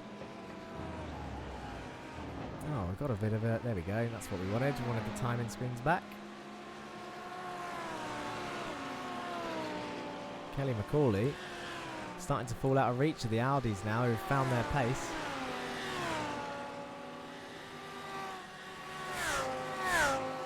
It's got to be said though, D'Alessandro is looking to chase down Grabowski, who's he's been on a bit of a charge, has Darius Grabowski for your Alkali Sport, currently up in P4, up 11 places. We mentioned the hard charger prize, $125 for most positions gained. And it looks like they might be up for this, the Alkali Sport team. Currently up 11 places. And what gives them the advantage here, R8G Esports, who have been leading this race for quite a while now. Vlad Kimichev's still in the car. He has also gained 11 places, but he can't gain any more because he's in the lead of the race. Darius Grabowski, however, is currently in 4th and can gain 3 more places. And that would put him in the seat for the hard charger award. Hello, says Timberwolf24. Hello? Well, what should I say? Hello? Because there's no H on there. I'm not going to correct your spelling. Although I am a teacher. Maybe I should. Down the marks. Shane Daggett's crash. It's always painful rejoining when you've got to be careful for these things. And you want to get back on track as soon as you can. Look at that flashing of the lights as they're lapping. And speaking of Daggett, they're lapping Daggett right now up ahead. In the silver car, the Argentus Parabellum Racing team. Currently 3 cars have been lapped. And this is the person leading that charge. 4 cars have been lapped actually, now that we're looking on board with this. And that is actually going to be Aidan Rafai for the Matthews Logistics Team Blue, being lapped a second time by Vlad Kimichev in the Beamer. A very nice looking Beamer indeed. That's what I was talking about, liveries. It's on purpose to represent how I say it in real life. Very British. For the Canadians watching, or Americans, wherever you may be watching. I'm sure everyone's got a British impression in their repertoire. Oh, look at this. This is a bad place to pass a lapped car. Can he get through on the S's? He's being held up. I mean, he's got the lead, so it doesn't matter. He's got a hell of a lead. But at the same time, he wants to get past as quick as he can, does Kimichev. And he's letting him know he's there. He's right on the bumper. What we don't like to see is when, for example, if that Ferrari had made a mistake there and could have spun round the leader, and then that would have changed the race, as Daniel Morad is coming through the S section now. He's only about 18 seconds behind, so a big spin would have definitely changed this race up.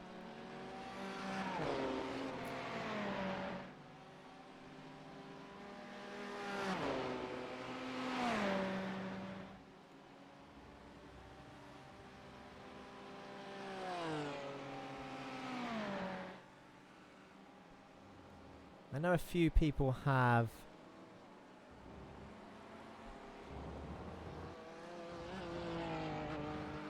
a few people have obviously swapped drivers through this race. And, for those drivers that are watching, I actually suspect I picked it up from Australian content creators, says Timberwolf. Australian? Hello? I don't know. Maybe. What was I going to say? Oh yeah, drivers that have swapped over. Feel free to jump in the waiting room and jump in for an interview at any point throughout the race. I'll keep an eye on it every now and then. I know you don't want to be waiting in there all day. But it'd be good to hear from anyone that's done a stint already.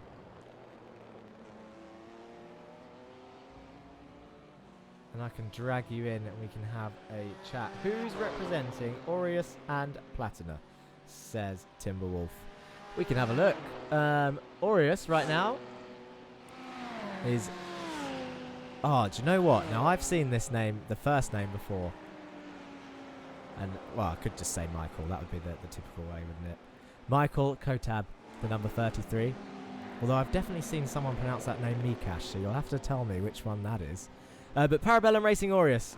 Kotab, the number 33 car. Currently in P9. And then you also asked for Platinum. Currently in the car is Jonathan Davies. They have swapped drivers. I think Kotab's actually been in the car for a while.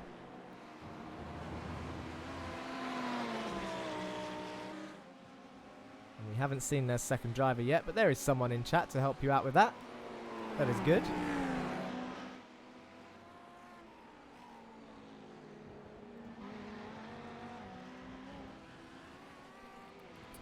These two looking very close. Pikes is chasing down Davies in the Ferrari. We're on board with them now. We're watching them now come down that back straight towards the chicane. Parabellum Racing Platina currently in P10. They've lost 9 positions since the start.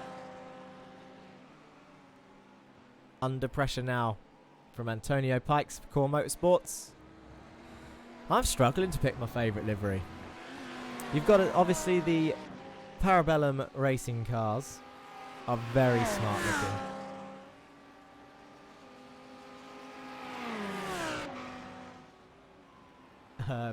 Sorry, I'm just reading the conversation. Are those in-game names or the players? Because a lot of these names sound very European. It's their real names. This is this is their real names. It's what on it from Wales, Czech, and Holland. Oh, there you go. Information galore in chat. Don't forget to use the exclamation marks for more information about the contests.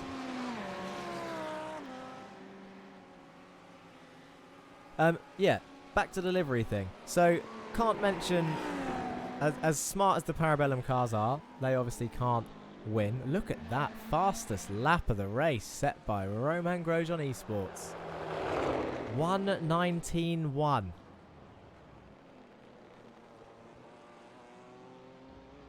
Only 2 tenths away from breaking into the 18s. That is an amazing pace for this circuit. It really is. For the Beamer up the front. Many people... Oh, I was going to say many people dislike the way the car handles. But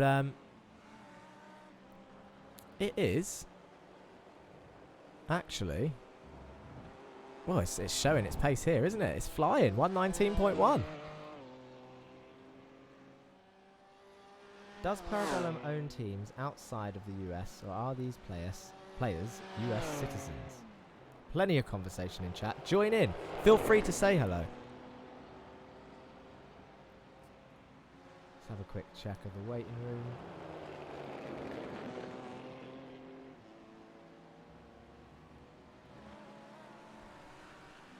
We are approaching the hour-and-a-half mark. Lap 65. We had a little guessing competition earlier. I said 279 laps. Somebody else said 270 laps. Laura said 300 laps. Feel free to join in with that little competition. There's no prize for that one. Just something I throw out there. Let's have a quick flick through these cars. That is a Interesting livery that we haven't seen. That must have changed depending on the driver that's got in. Not Daniel Morad, that's the same livery, but we haven't seen that Audi livery before. I wonder why that's changed.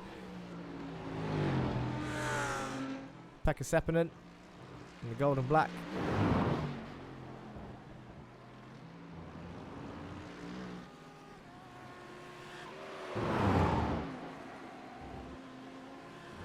$269 always, says Timberwolf. That's what your guess is going to be. No worries, that's close. Close to what we've said already. Although, I like what you've done there, because if no one else guesses, you've gone one under the person that says 270. So if it is anything less, you are the winner of this pretend competition with no prize.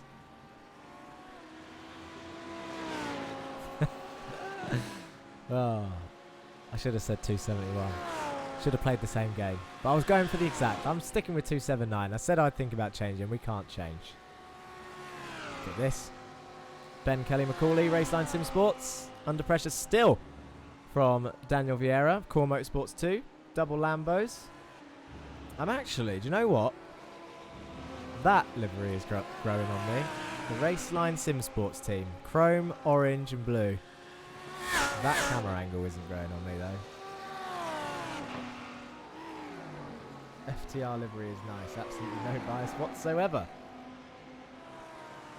Of course. We won't have bias here. Although, having two cars, similar teams, different cars, similar teams, same liveries. It's nice. It's nice to see. Correct. But yeah, I'm starting to...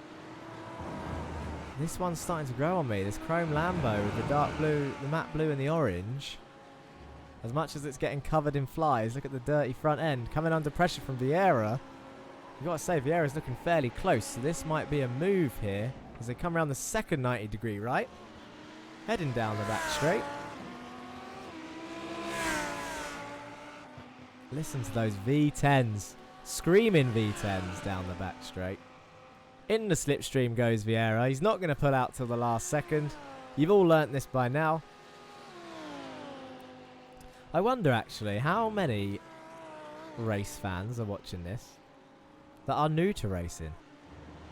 I just explained slipstream assuming that there might have been someone who didn't know what it was. We've explained X's, about how you get X's if you go off track. There is now only one driver who has had no off tracks, as Vlad Kimachev sets another fastest lap with a 119.12. Flying out the front is Vlad. The next fastest lap is actually set by Dariusz Grabowski's team, Uralkali Sport, with a 119.3. Although the last lap was actually a 119.2, but it's showing up in red, so I wonder if that was an off track to get it. Who knows? But yeah, Dan Suzuki is now the only driver with no off tracks. That's impressive. No clue, I'm just here because I follow PBLM Esports. There you go then. So there are people that don't know necessarily anything. Well, I say anything. Obviously, everyone knows a little bit about racing. But that means my facts and stuff aren't going to waste. It's good to know. I wonder if there's anything else. If you hear me say something that you think, oh, I wonder what that means. For example, like switchback. We've mentioned defence. We've spoken defence. We've spoken about pit stops a little bit. If you ever hear me say something, you're like, what does that mean? Please, jump in chat, ask. I'll be happy to explain it to you as long as it's safe for work. For example, I mentioned it earlier. We won't comment on it too much, but there is a message on one of these rear wings. Do you know what? I've actually almost forgotten which team it was. I believe it's these boys. It is these boys. I wonder if we can get a decent view for people to read this rear wing by themselves. Oh, that was nearly it. Did anyone see it? Spot the catchphrase, shall we say. This is now Epidemic Racing's catchphrase as they come round the final chicane. Bottom of the rear wing. Can you spot it? If it holds the camera shot long enough. There it is. Oh, I can't not laugh whenever I see them pass. Anyway, that's enough. Who was we just talking about? Dan Suzuki. 0 off tracks. The next cleanest driver in terms of off tracks, Daniel Morad. 2 of them. Only 2. And then a couple of people are on 3. Pekka Seppänen and Garrett Alessandro. So FTR Esports have a total of 5 across their 2 teams. That is an impressive feat in its own. And probably worth... Oh, look at this. That came out of nowhere. Let's have a quick replay of that move, because that was another turn 1 move. Dariusz Grabowski, he said he had pace. He's flashing his headlights. He's looking up the inside fairly early. He's committed to that so soon. He's had that in his head for a little while. Up the inside of turn 1 he goes and passes Pekka Seppänen. 4P3. That is now 12 places for the Uralkali Sport team. And that puts them in the prime seat for the Hard Charger Award. Hard Charger, $125 prize. 12 places gained. Vlad Kimachev can't do anything about it. He's in the lead. There's no more positions for him to gain. The only thing he can hope by the end of the race is that Dariusz Grabowski's team, Uralkali Sport, drop down the order now or have an issue if they want that Hard Charger Award. At the same time, Kimachev's team, RHG Esports, are in a prime spot for the Fastest Lap Award. Oh, no, wait, that's a lie. Fastest Lap Award was outside of the top 3, so they can't win that one either. But I'm sure if they win the race, they're not going to mind. I mean, the prize for first place is decent enough as it is.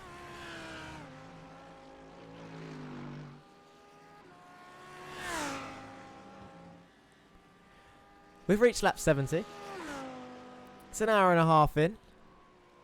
That means we are a quarter of the way there. 25% done. And the gaps, as we look at the map, there are still some small gaps after an hour and a half of racing. It settles down during the mid-stint of an endurance race, though. Go fast and eat chicken drumsticks. That is not what it said. But I wouldn't... if it is what it said, I would have read it out.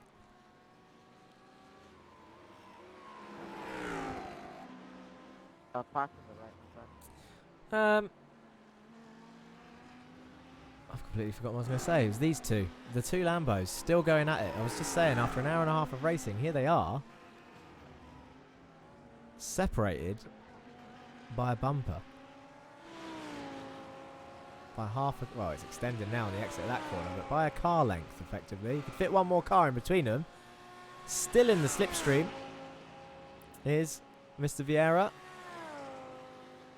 Trying to get through into P6.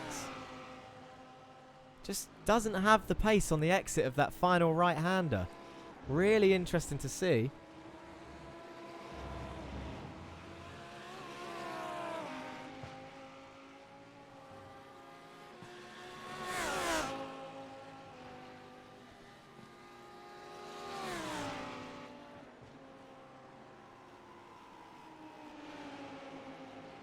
It's so close between these two. So close. Vieira looking to pass Kelly McCauley. Double Lambo battle. The races are going on. We've had 1 pit stop already. A lot of people pit in lap 42, 43, 44 and 45. One team, the Epidemic Racing team, pit on lap 28, bizarrely. I wonder if I don't know if they had damage. I'm not sure if any of their strategists can jump into the Twitch chat and let us know what that was about.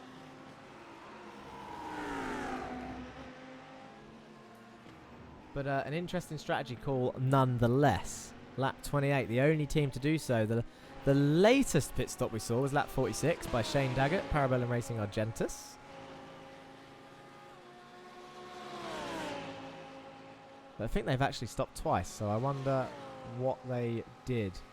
They might have had damage. This is closer than ever. This looks like it's the move up the inside. It's going to be fairly done. He brakes nice and late. Can they continue the battle? The 520 car looking to try and hold it around the outside. Doesn't quite get it stopped. Up into P5 goes Daniel. What? Whoa. Completely lost where I was then. Looking at the wrong person. Daniel Vieira goes into P6. Apologies to G. D'Alessandro in the Audi up in P5 there. But Ben Kelly McCauley down to P7 in the 520 Lambo. And look at the gap. Look at the gap now as they come through the right kink and down through the S's.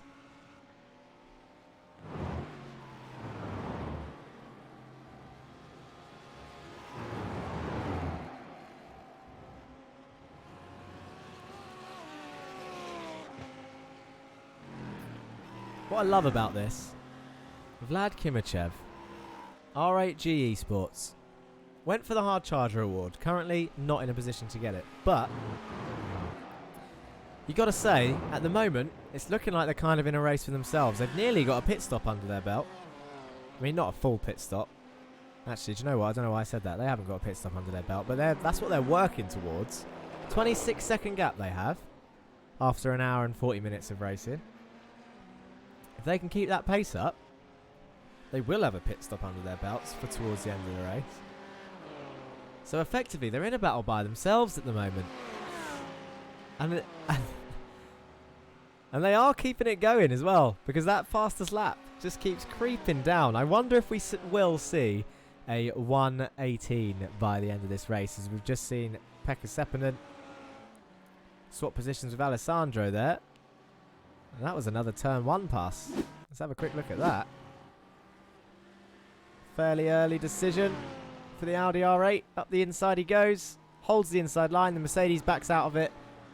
Textbook maneuver. Although it looks like the Mercedes tries to fight back up the hill. It always looks like it, but then they have to back out by the time they get to the kink. Very rarely see racing down through the kink through the S's.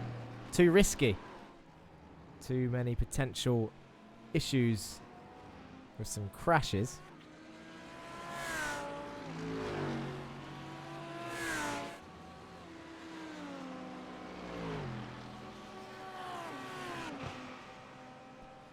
Kelly McCauley, though, looking to chase back for P6. He's not letting the other Lambo get away with this.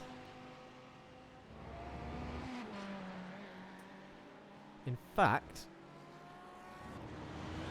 I should have said this at the 25% mark, but I'm not a robot. I am only human. It is time for the first break.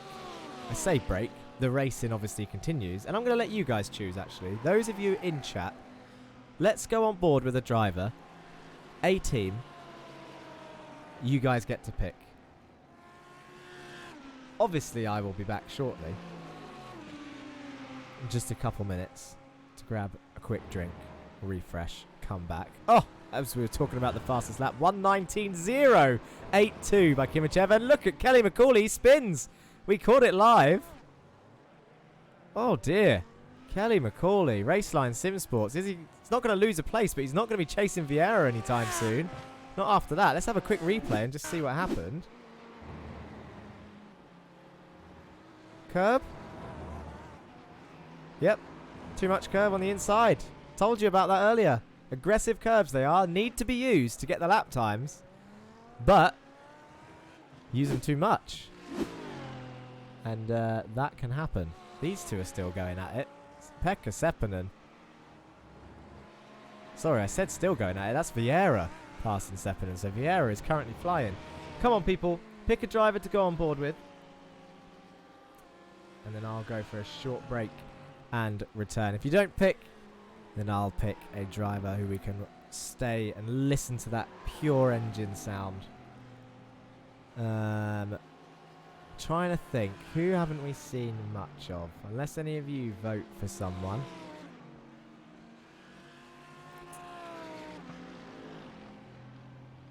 Luca Thingard is in Epidemic Racing now. They must have had another stop as their driver has swapped.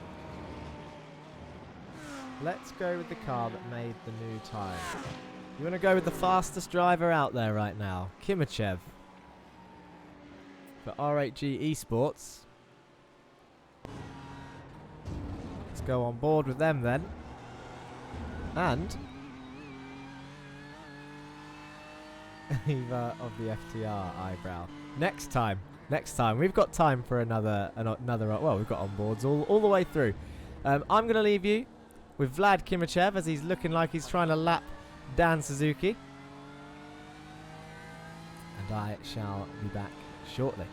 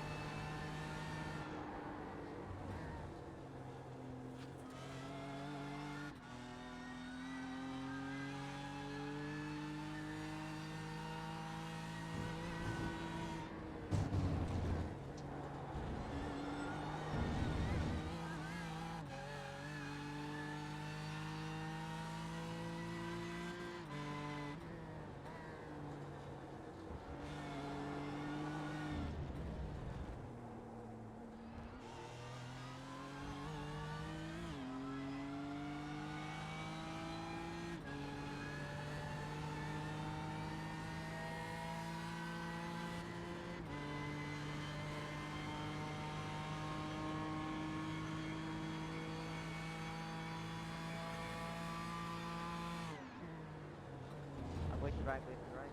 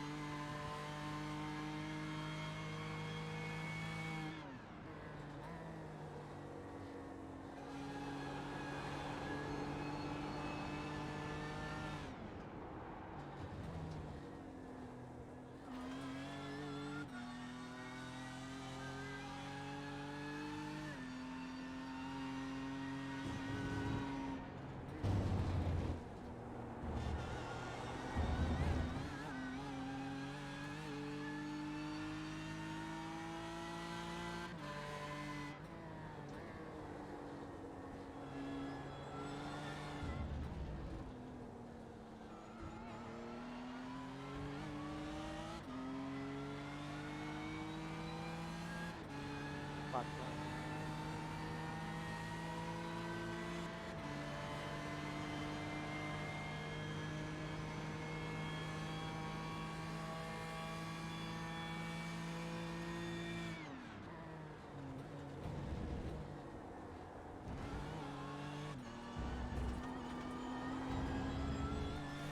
And I have returned.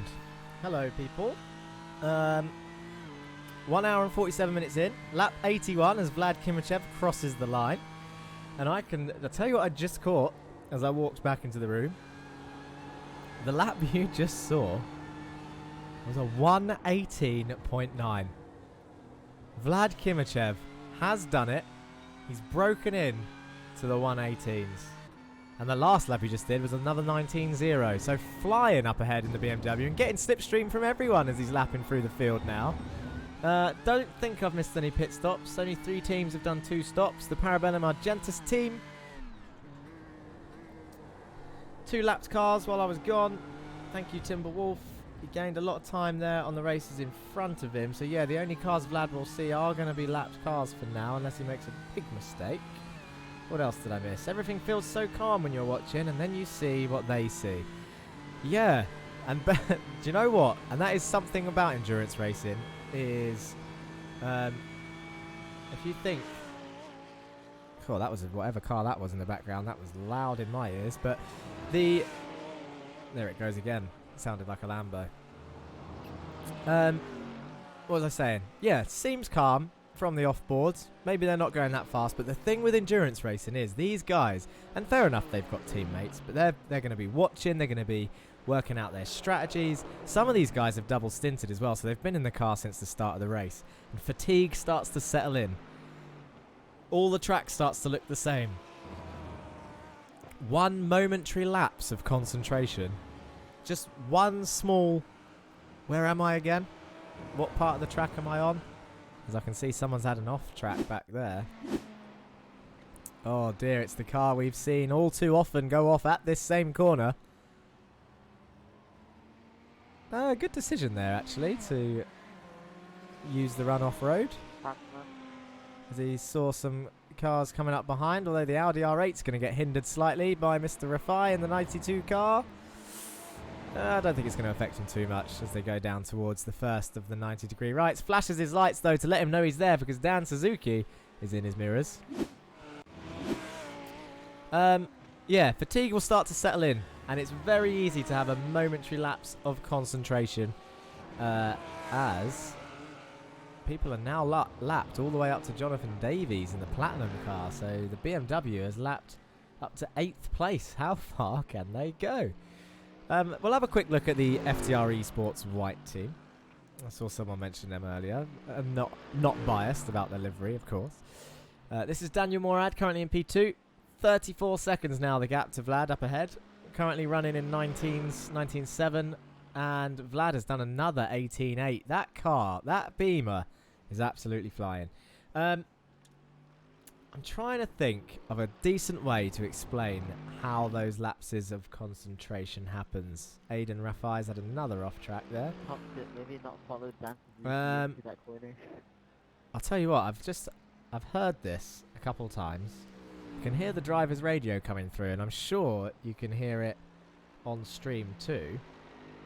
So please bear with me a second. The screen is just going to show the intro screen for not long. You can still hear the engines. You'll still be able to hear me. But I need to turn that off in case any crashes do happen in the next 4 hours. And people get a little bit sweary, shall we say. Maybe they're a bit angry. I don't know. We'll see what happens. But just bear with me whilst the screen comes up. Ignore the timer. And I will get rid of that radio for you.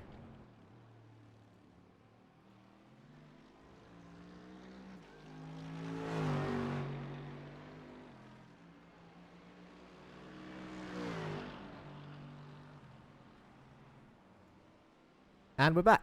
There we go. Simple as that. That's all I needed to do. Vlad is an animal. Completely agree. He's absolutely flying. He's just done another 118. I'm not sure he's getting to. I'll tell you what he has got, though. He's got a couple of cars up ahead of him.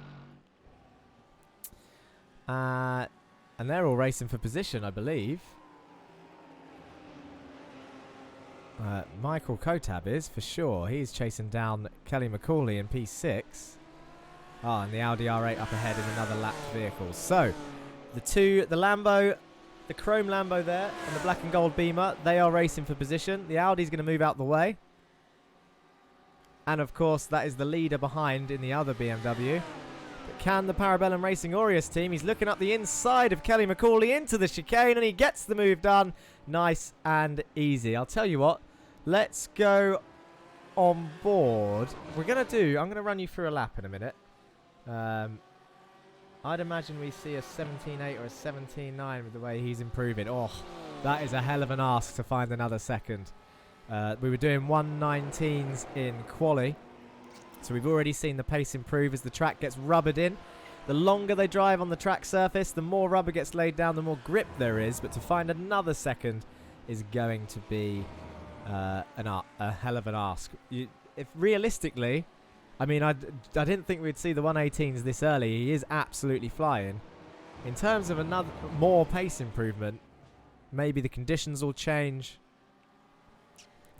if he wants a target, maybe a 1:18.5, another 3/10 of a second. But with the pace that they're going, that's a big ask. 3/10 of a second. Like, where is he going to find that time? You guys watched him drive when I went on a little break.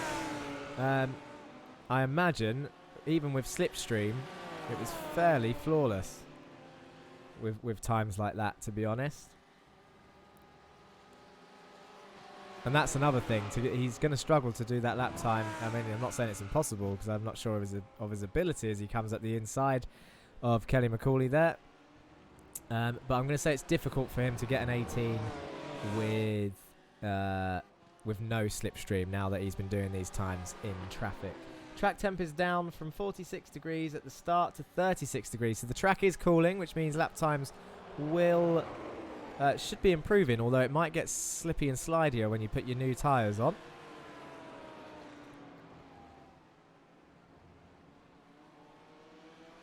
Ideally, you want kind of a warm track with a cool air temperature so that the engines can work nicely. It's a horrible place to lap a car through the S section, really difficult to get past. Who should I take you for? The Coinsmart livery is nice, although not sure about the wheels. Yeah, I mean, it's probably to go in line with the rest of the cars. I imagine they've all got, I mean, Aureus meaning gold, so that is their gold car. We've got the Platinum car, which I imagine has platinum wheels, yeah, in the Ferrari. And then the Argentus car, the silver car, having silver wheels. Called it. Smart decision.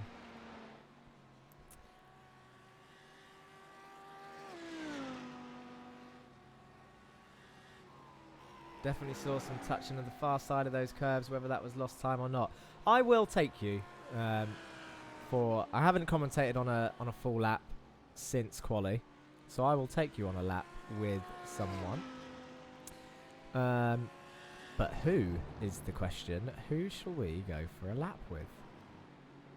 I'm giving you all the choice. This is good interaction. You're all watching, you're all commenting, and I appreciate it, as I'm sure do Parabellum Esports, who are hosting the event in partnership with the Coinsmart for the Coinsmart Cup, as we see some people come into the pits now, making their second pit stop. And to be fair, we are approaching lap 88, so it is pit stop round 2 time, because they all pitted around lap 44 last time. I should say the FTR while the car has has red wheels. I'm an idiot and didn't check them. Well, let's have a look actually. Daniel Morad, he's been in P2 for a while. Whereabouts on the track is he? He is coming down the S's. So providing that he doesn't pit, I will take you for a lap with Daniel.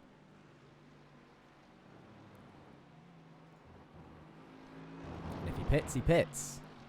But let's see what happens. This is a bad point for me to try and do this, really, because people are going to be coming in the pits, potentially swapping drivers. We can see more people stopping now. The little greyed out dots on the right hand side of the track map up there, those are the people in the pit lane. Tuamala goes up into P10 in the Mercedes for Ice Boys Racing Team.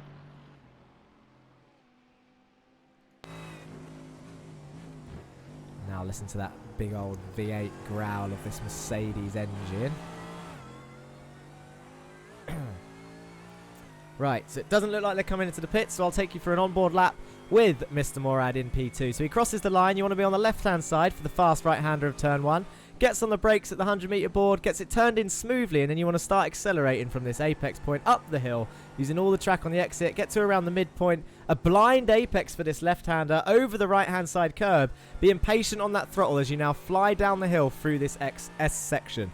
Over to the right-hand side curb, over to the left-hand side curb, back over to the right, and on the brakes. But be careful of this braking zone, because if you dip your wheels on the grass on the right, that's where we've seen trouble. You can use all the track on the exit. We've seen a few people use that grass there as well. Coming up to the first 90-degree right, this one is cambered inwards, so the track kind of pulls you round, and you can carry more speed, but the second one is not. It's almost cambered outwards, which means you've got to be really patient as you go down into second gear on the throttle and away down the main straight now. And this is where you can have a bit of a breather, so all of those corners you've just done, you can have a little bit of a relax. Slipstream up ahead if there's a car. If there's no car, then you've just got a nice break before you've got one more braking zone. It's a tight, twisty chicane. You want to be on the right-hand side, ready to open up this left-hand corner. Hard on the brakes, go down through the gears, turn in left and cut the inside curb a little bit, and then accelerate through the second part of the chicane, up and over the brow of the hill, under the bridge, and then this should be flat out, I believe, depending on what stage of the race you are. Yeah, not even a little lift. Flat out, up through the gears, through the final corner,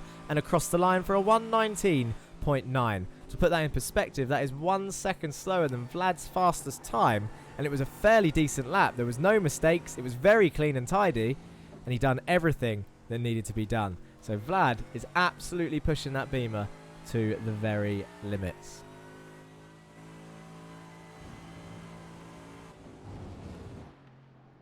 You can just see them hopping all over the curbs.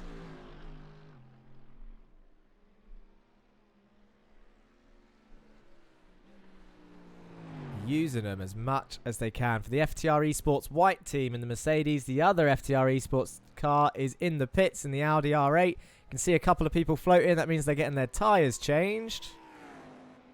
Lap 90 now, the 2-hour mark. 1/3 of the way. And we're seeing people make their second stops, their actual second stops. A few people are out of sync with the rest of the grid.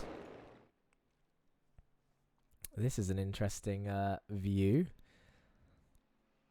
Dan Suzuki there still hasn't done his second stop. He was one of the later stoppers, I think, before. Actually, that's a lie. He was one of the first. He pitted on lap 44. Car 1 has changed drivers. Florian Leberg. Lebigre? Lebigre. I'm going to stick with Leberg. It sounds about right in my head. Could be completely wrong. Or just Florian. Now only up 10 places as Daniel Morad has taken the lead, who still hasn't stopped yet.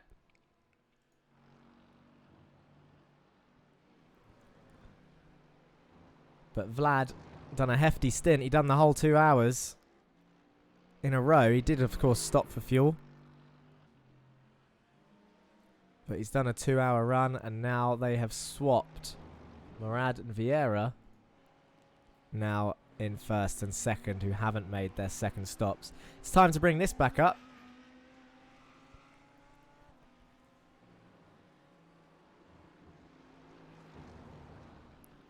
So this is what we're looking like in terms of pit stop strategy so far. Now it's got to be said that some people had a quicker stop than others last time. Dan Suzuki was one of them. He had a 44-second stop. Potentially, now the only way I can see that happening is that he didn't take tyres. He was one of 2, maybe 3 teams who didn't take tyres. Which means, I mean, it's got to be said, maybe he does have to take tyres this time. Double stinting them is fine. I'm surprised more drivers did take tyres. But triple stints is it's a big ask. Big ask. They're not going to puncture or anything like that. We don't see anything like that. But the pace just goes. The pace will just drop off. I do like this little pit stop strategy. Like I said, I mentioned it earlier. It's a shame we can't see the other 5 drivers on there, as Marco Mendes has gone off the track in P11. Let's have a quick look at that. In the Core Motorsports Audi R8, this is going to be exactly what we spoke about earlier, where the rear end steps out and it's near impossible to save, but he has done well there. It didn't actually swing right round. If we have another look at that, just watch it in slow motion. So you're going to see, as he turns into the cambered corner, the rear end's going to slide out. He's drifting it slightly now. The rear end's trying to overtake the front. And then to save it, he's actually got on the brakes there to then try and straighten up the car. It's going towards the wall. He gets it turned. And then he just has a little bit of contact with the wall, but not much at all. So a good effort there for Marco Mendes of Core Motorsports, the number 64 car. This is João Philo, number 9, in the pits still. And this is Pablo Araujo, number 10 for your Alkali Sport in P4.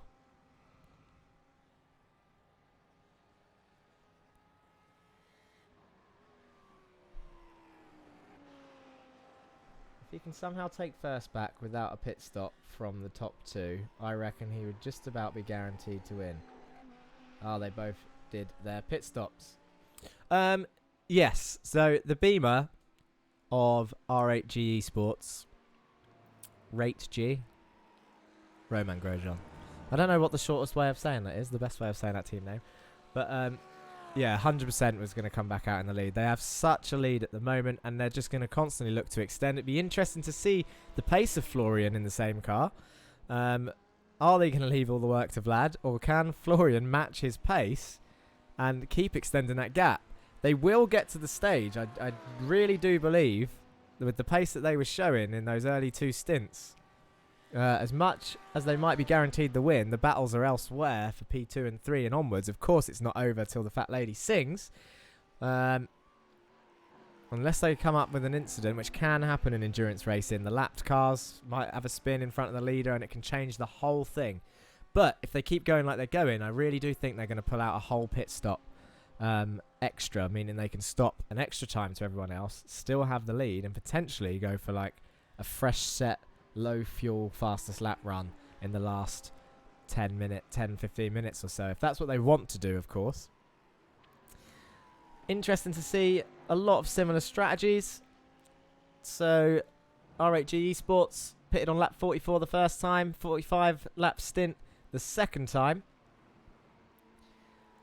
45 and 46 for Morad in the FTR Esports white team, and 44 and 44 for Araujo in Araucali Sport, who we're watching now. Campbell, Tyler J. Campbell for FTR Esports in the Audi R8. That's a new driver we haven't seen yet. Coming down the hill in the S section, has the Beamer for company, about to get lapped by Florian. Ooh. Ooh. That was a bit of indecisiveness about which direction to go, but he goes up the inside of the first right-hander. Gets it done.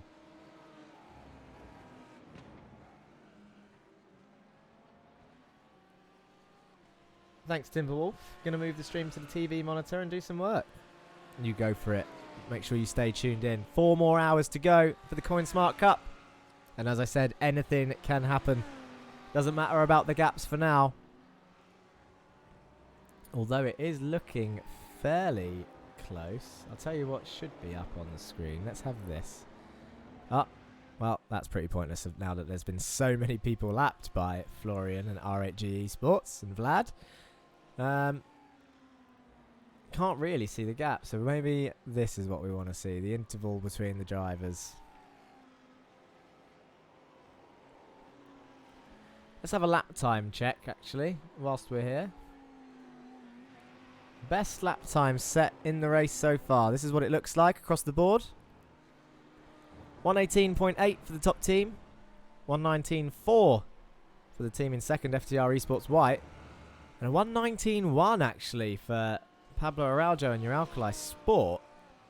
You've got to say, looking at that, they're actually the second fastest team. So if they can close that gap, they might be fighting for P2 here.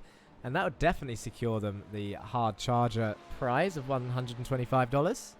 Because that would make them up 13 places from when they started. Whereas R8G Esports are stuck on 11 positions. They can't get any higher than that.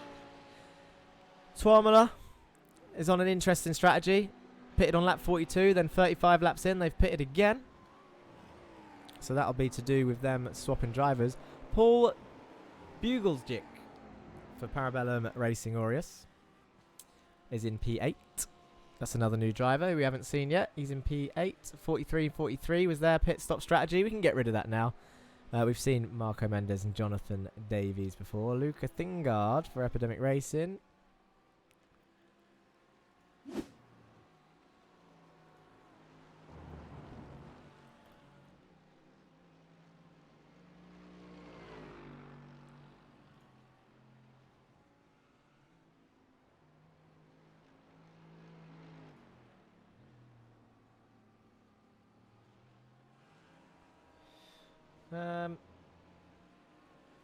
Sorry about that. I was just reading. Trying to read the chat. It's quite. I need some glasses, I think. I need some glasses to read from this far away. But I was just reading about the livery competition. We've mentioned it a few times. I'm actually struggling here to pick my favourite livery. I'm not the one in charge of the competition, by the way, so don't worry about if I've said anything about your liveries so far on the stream, as Ben Kelly McCauley has had a bit of an issue, I think. He's broken deep into the chicane. Look at the speed he carried through there. That looks like he was trying to make a move. That was a good effort by Ben Kelly McCauley. Let's have another look at that on board. So this is what it looks like from his point of view. He's just, look how late he's broken, and straight over the chicane he goes, and he'll see the Audi reappear on his left-hand side, and there goes the Audi he was trying to pass. Good effort, Ben, but not this time.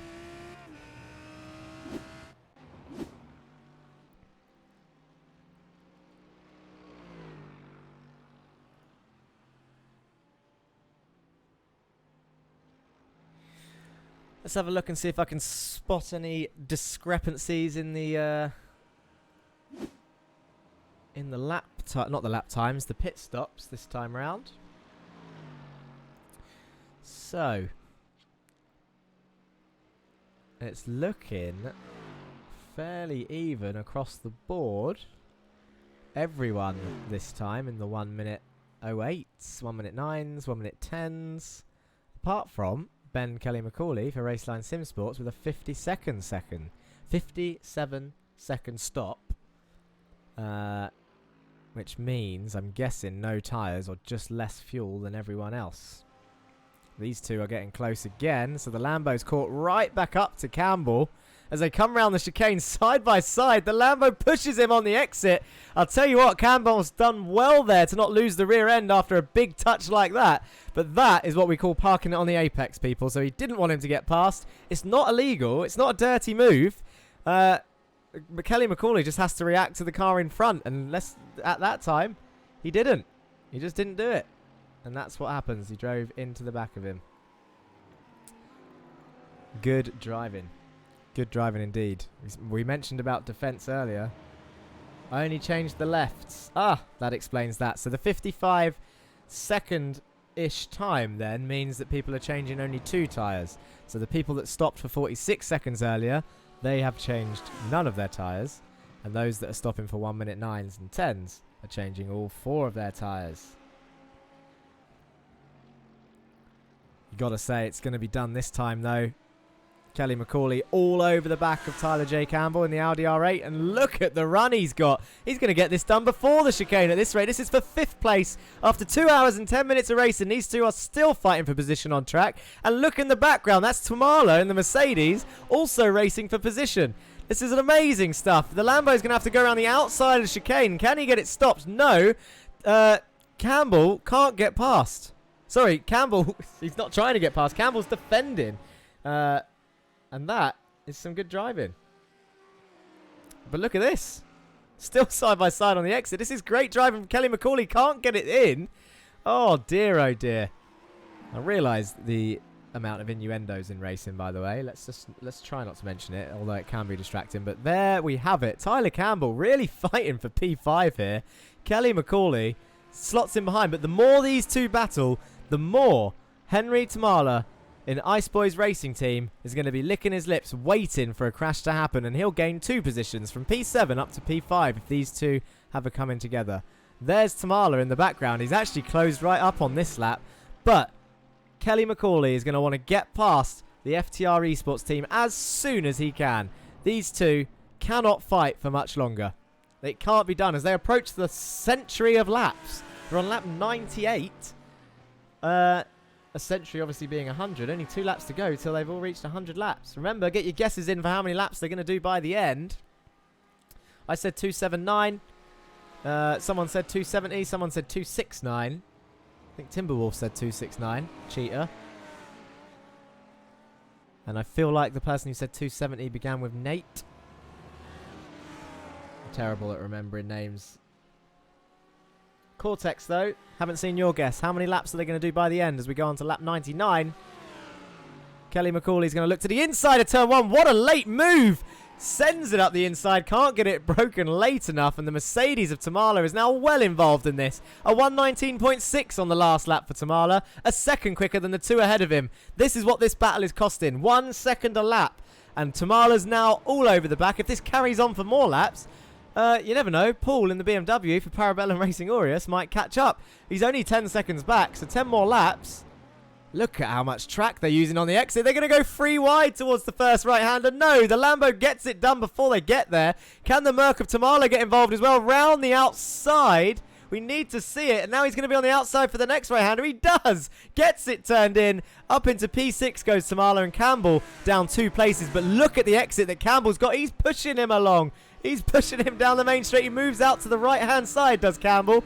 Now he's going to be on the outside of chicane. Can he hold it together as they head down this main straight now? But look at Kelly McCauley flying away. He's got it done before they get to the chicane. The Audi R8 absolutely pulling power down the back straight. Gets it turned into chicane and gets back up to P6. So Tamala not taking advantage of that little battle just yet.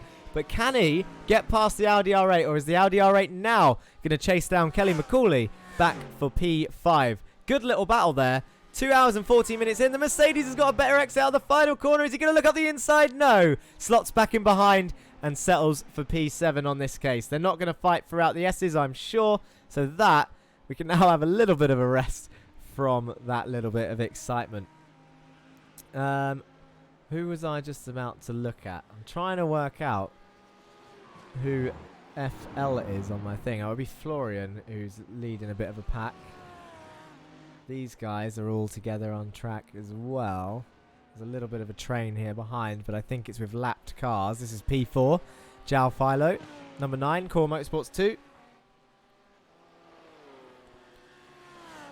I think we need to go back to Tamala, to be honest, because he's all over the back of Tyler Campbell.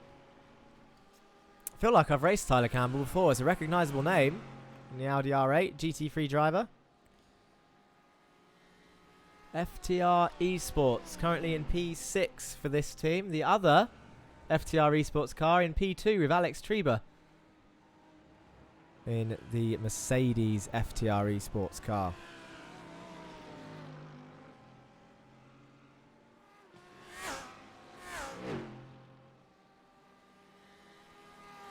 Let's see if we can spot some traits of Campbell's driving as we go on board. Look at the lean of the car as they go up towards the left-hander. Into the right kink, over the curb they go. Remember I said a trait of that Audi R8 is that it's very twitchy and it can bite. So you can see, look, Tyler avoiding the curbs down the S's. You have to use that one really in the braking zone. He doesn't. He avoids that as well. This might be where he's losing a little bit of paces, Campbell, as he's not quite attacking the curbs, but at the same time, the Audi's the most likely to bite when you do use the curbs. So that's maybe why he's not using them as much. The Mercedes, fairly grounded, fairly planted. It's a really wide car. So you can use all the curbs you need to. It's fairly stable under the brakes, is the Mercedes. So you've got to say, he's got a slight advantage. I'll tell you who's not getting away, though. It's Kelly McCauley. You can see him up the road. They're still in the slipstream of him. So these three, 5th, 6th and 7th, still in the same place. They're heading towards the chicane now. You can see the Mercedes brakes. That's the Constantina effect. I don't think he actually broke later there. It's just they squeeze up and then on the exit of the corner. Look at the traction the Mercedes got out of the final corner, though.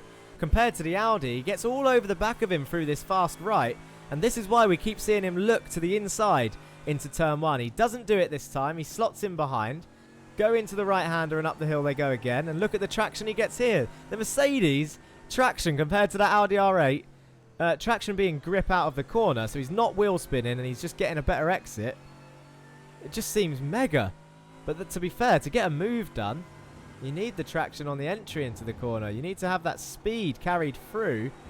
Oh, Campbell's under pressure now. The Mercedes pulls out to the left. He's going to have to go around the outside again. So Campbell's going to be on the inside for the right-hander. Smartly done.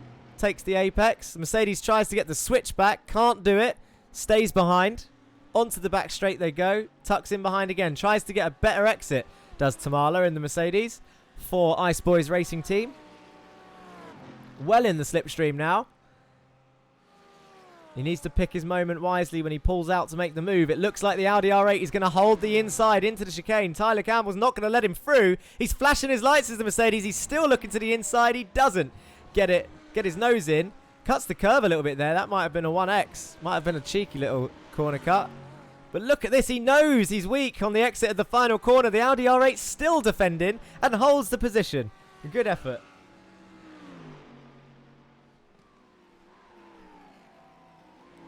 Tyler Campbell really driving the wheels off that thing at the moment. I remember what I said earlier about defending mid-endurance race. I said it's a earlier on. He's making me eat my words right now. Oh, look at the back end step out there. Yeah, I said defense is a useless skill to have in an endurance race, but Tyler is absolutely proving me wrong here. Maybe I would do well in endurance racing, but the thing is, he's going to have to, if he wants this position, this is why I said it's a useless skill. He needs to defend like this, with Tamala all over his rear end, for another 3 hours and 40 minutes. I don't think I could handle that pressure, but Tyler Campbell is not me. So let's see if he can. Let's see how much he's going to fight Tamala for this. Everything he does now will have an impact on their races later on. Really, they don't want Kelly McCauley to get away because they were racing quite nicely there. But the Mercedes dropped back a little bit this lap round. It looks like Aidan Rafai and Matthews Logistics Team Blue, showing up on my screen, is out of the race. So I wonder if they've retired.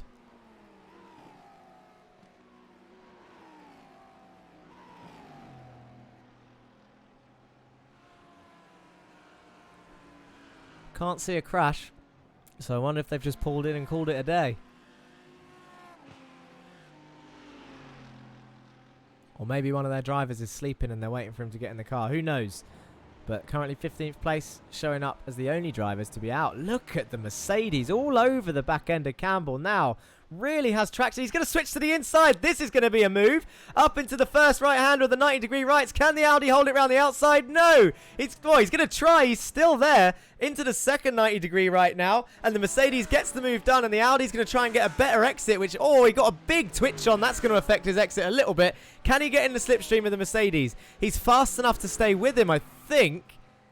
It doesn't... he could make the move back. Who knows? Let's see what can Tyler J. Campbell do right now. He's all over the back of him. He's going to have to send it to the inside. He's going for it. He's committed. He's got his nose there. Mercedes has to give it up. That's Tamala giving the position back. Audi gets it stopped.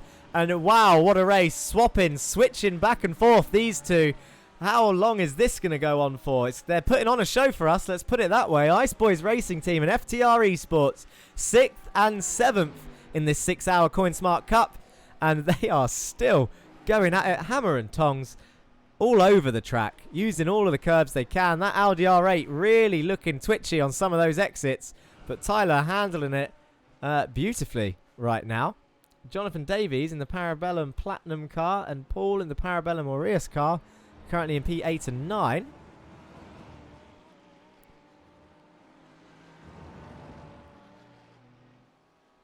And the Mercedes again gets the better exit. He's not going to be able to pull the same move off twice in terms of catching Tyler Campbell sleeping. He caught him a little bit napping there on the lap before. It's got to be said when he moved to the inside, but it didn't work. Tyler got it back. And now, it's got to be said, now it looks like it's going to be done with the Mercedes on the inside, but the Audi looking like it's got more power. Look at that. He still pulls out in front, does Campbell. He's just drag racing him down. The top speed difference between these two cars. In fact, I can tell you, in terms of those two cars, the top speed they've clocked, I've got 261 kilometers an hour for the Audi R8 and 251 kilometers an hour for that Mercedes. So there's a 10 kilometer an hour difference on that back straight, which is why the Mercedes is struggling so much to get past when it clearly has a pace advantage in some of these corners. Impressive stuff, though. 12 people now entered into the hashtag giveaway. Don't forget to put hashtag giveaway in chat to get yourself in for a chance to win.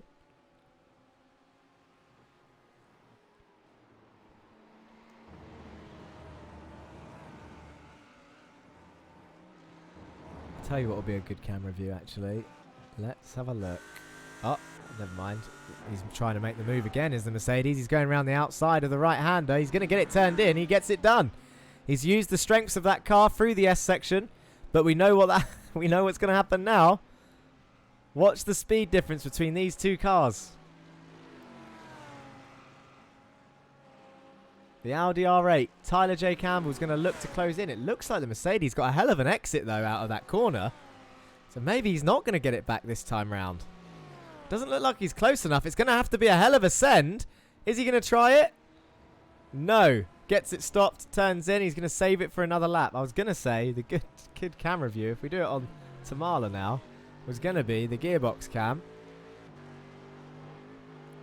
Because the Mercedes was all over the back of that Audi R8. And now, this is what it looks like from the back of the Mercedes.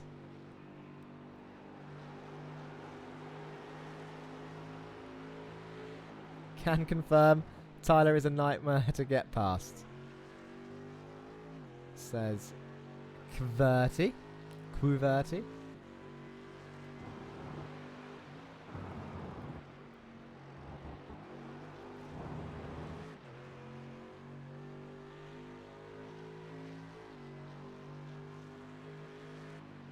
I do love the sound of the Mercedes. I think it's my favourite sound in one of the lot. It's just got such a grunt.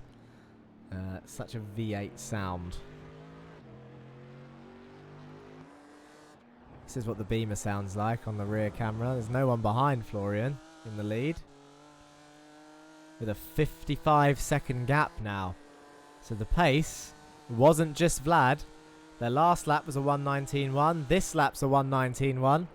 So the Berg for R8G Esports absolutely carrying the speed through. And with a 55-second gap, that is a pit stops gap with only taking 2 tyres they've earned already on everyone else. This is what the Audi sounds like.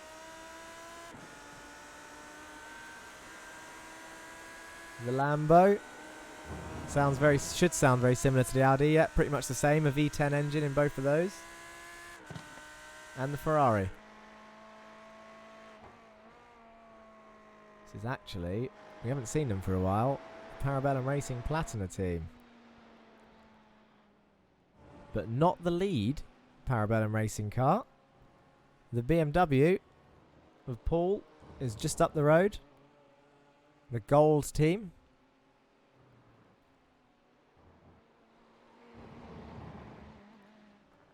There they are. Number 33. Sound is very low. I can change that. If the engine noise is too quiet. Let's have another. I'll tell you who I do want to go on board with Jonathan Davies actually for Parabellum. So let's have a quick look.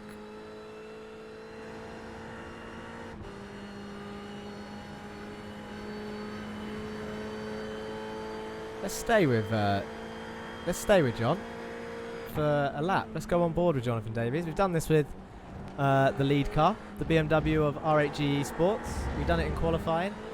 Let's have a look at the differences and see if we can spot what's going on. So across the line, move over to the left with the fast right-hander of turn 1, get on the brakes. Hits the apex nicely on the right-hand side, gets back on the power fairly early. Over to the left, get on the brakes in a straight line, turn in, use that curve, he does, gets back on the power, nice and smoothly, down the hill now he goes, over to the left, back over to the right, up into 5th gear, over to the left, use the braking on the curb, down into 3rd, get it turned in, look at him chuck it in, really lucky not to lose the rear end through there as he absolutely chucked it into that left-hander. Brake turned into the cambered corner here on the right-hand side. 3rd gear, back on the power, brake again down into 2nd, get it turned in. Try not to use the inside curve, but you need to use the exit curve. He actually used 1st there on the exit, depending on what your tyres are like. Might be able to get away with 2nd there. Down the back straight now, towards the final chicane. As you go down the straight, you move over slightly to the right hand side, hold it to the right hand side, hard on the brakes, into 2nd. Should be able to get a smooth, if there was anywhere that Davies is losing time, it would be the exit of that chicane, because you should be able to, I'm going to do my best to explain this even though we've just passed it. You've obviously got a left-right corner. Now the more speed you can scrub off for the first apex on the left, you should be able to get a nice smooth throttle input and line through the second apex on the right without having a secondary lift or brake. That's what you're aiming for in that chicane. Is to have, if you're double guessing the throttle input, look at us chucking it around that left-hander. If you're having a second guess on the throttle, we'll stay on board with him so we watch again and I'll try and explain what I mean. But you want to have one input on the throttle realistically to get a nice smooth exit over the brow of the hill and up the bridge, because it's effectively a nice flat out section from the exit of the chicane all the way to turn 1. So you need to maximise your exit possibilities. And as that old famous racing saying, slow in, fast out, is key for almost every corner in existence. So we'll watch it one more time.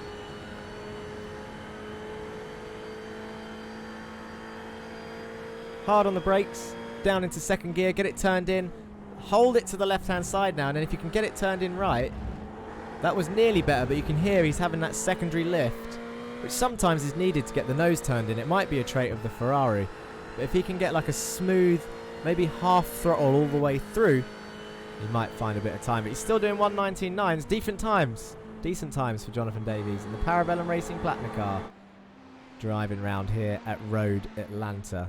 I haven't mentioned Road Atlanta in a while, actually. That's, of course, where we are racing today. It's a decent little track. A nice mix of corners. Look at these guys still going at it. I said Kelly McCauley is getting away, but he's not, is he? There he is. And he's got Tamala for company. Campbell is a little bit further back, so he's out of this battle for 5th at the moment. But Tamala is absolutely closing down. Let's have a look at the difference in lap times. So the last lap for Tamala was 1:20.0, 1:20.8 for Kelly McCauley. 8 tenths different last time, but it might be traffic behind that caused that. As we see the Parabellum Racing Argentus car there in 14th place behind. Can't get over how much traction that Mercedes has sometimes. I have turned the engine sounds up a little bit, so let me know if that's slightly better or if it's still too quiet. And look at that, the Mercedes goes up the inside of turn 1. It's a rare move, but he's done it, and he's got the move done on Kelly McCauley. I tell you what, Henry Tamala, Ice Boys Racing Team, if there's one thing he's shown me in the last, let's say 10 laps or so, he's shown, and he can carry this nickname on, it's fine, he's shown that he's a bit of a master of catching people napping. He really makes his moves late, and it's a smart decision. If you can guarantee to get the move done like he did there, it's a smart decision to try and catch someone off guard like that.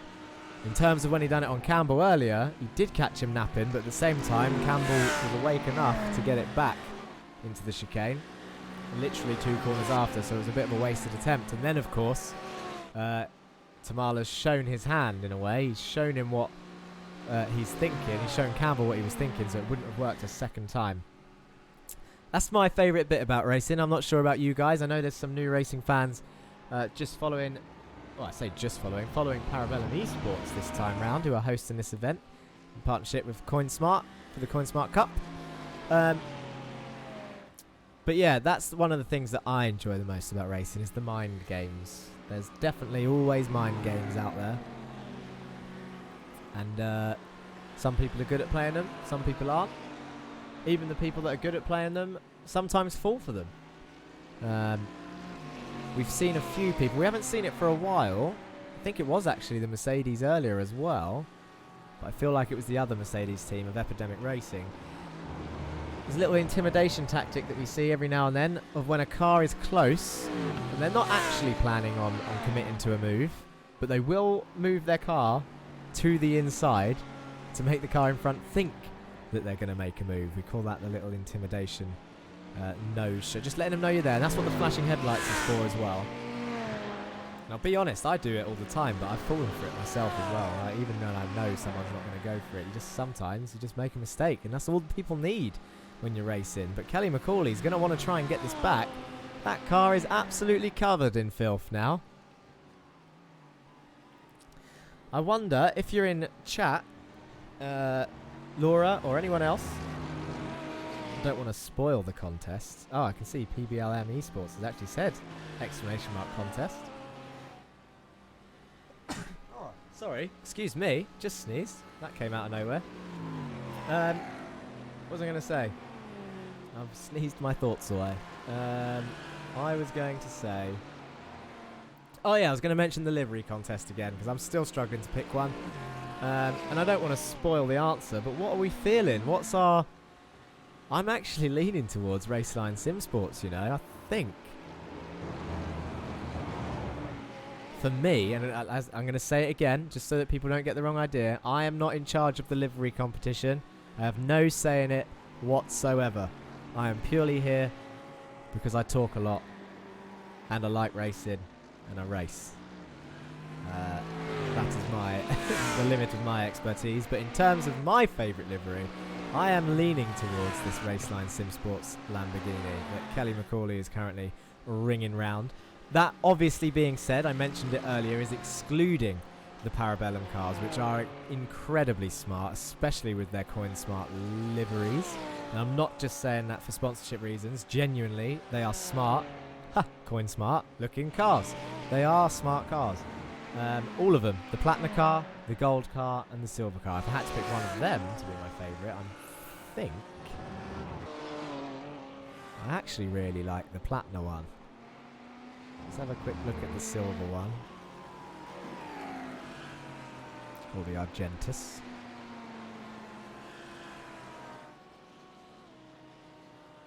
Oh, thank you guys. Cortex, you sound very good as a commentator. And L. McAllister, completely agree. Well, that's kindness at its best, isn't it, boys? Thank you very much for that. That'll be... And only 2.5 hours in as well. We've got loads of time. Very soothing voice.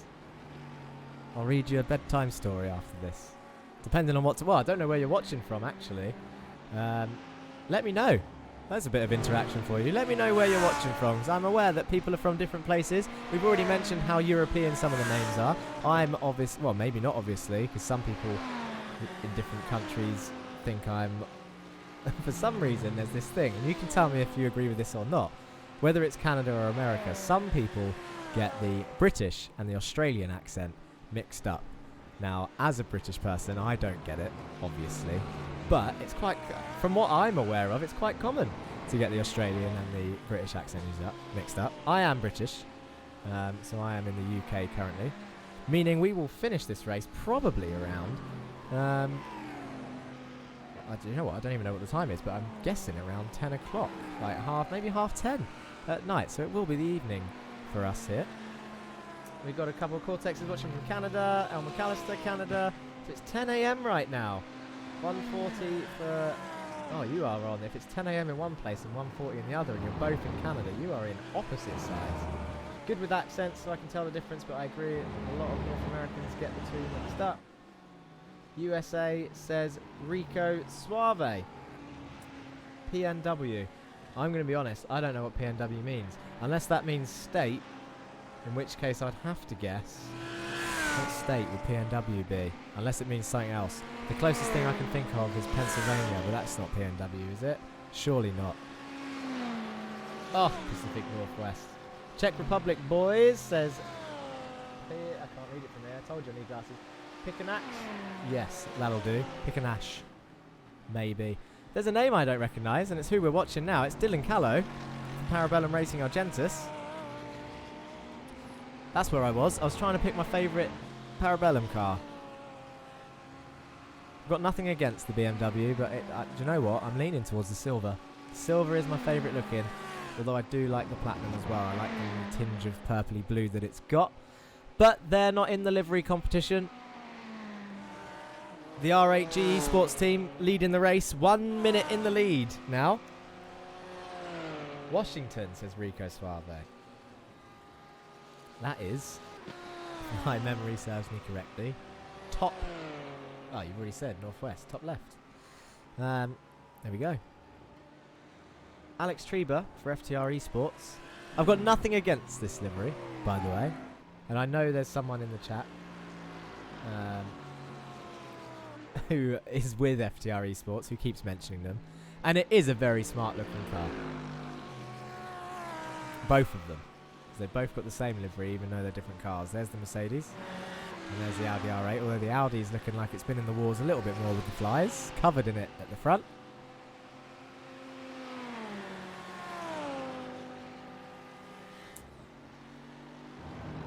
I'm not sure. Maybe it is, maybe it isn't. But this is how the Uralkali car has looked all race. So I don't know if their livery just hasn't registered with trading paints or what. But in the nicest way possible, I don't think it's in contention for the for the livery of the race. Core Motorsports. It's a unique colour scheme with the lime green and dark blue and the white, reminiscent of Quadrant. Actually, I know a lot of people think Quadrant as like copyrighted the colour of lime green. That being Lando Norris's esports team from Formula 1, Lando Norris.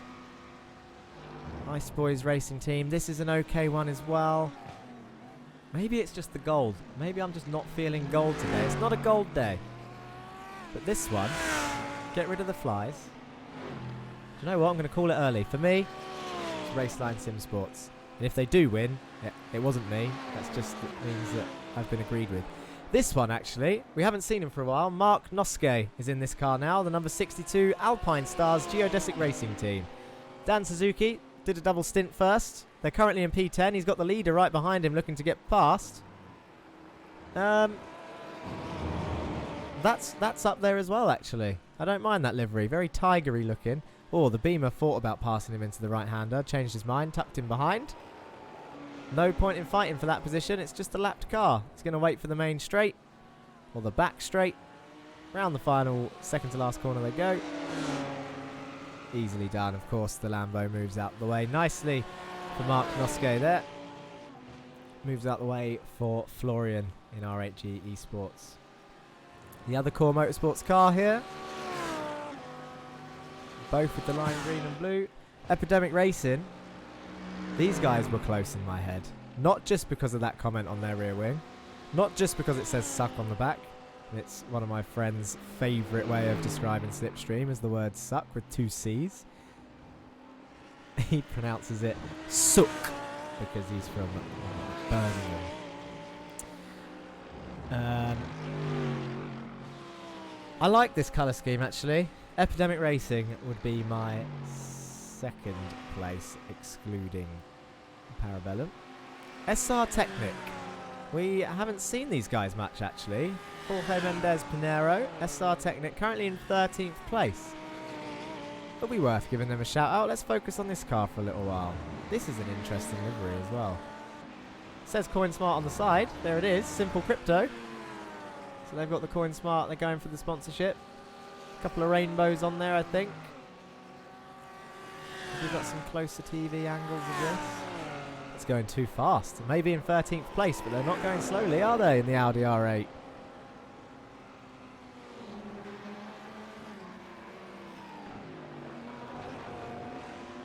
What is that thing wearing a headset on the back? Is that a microphone?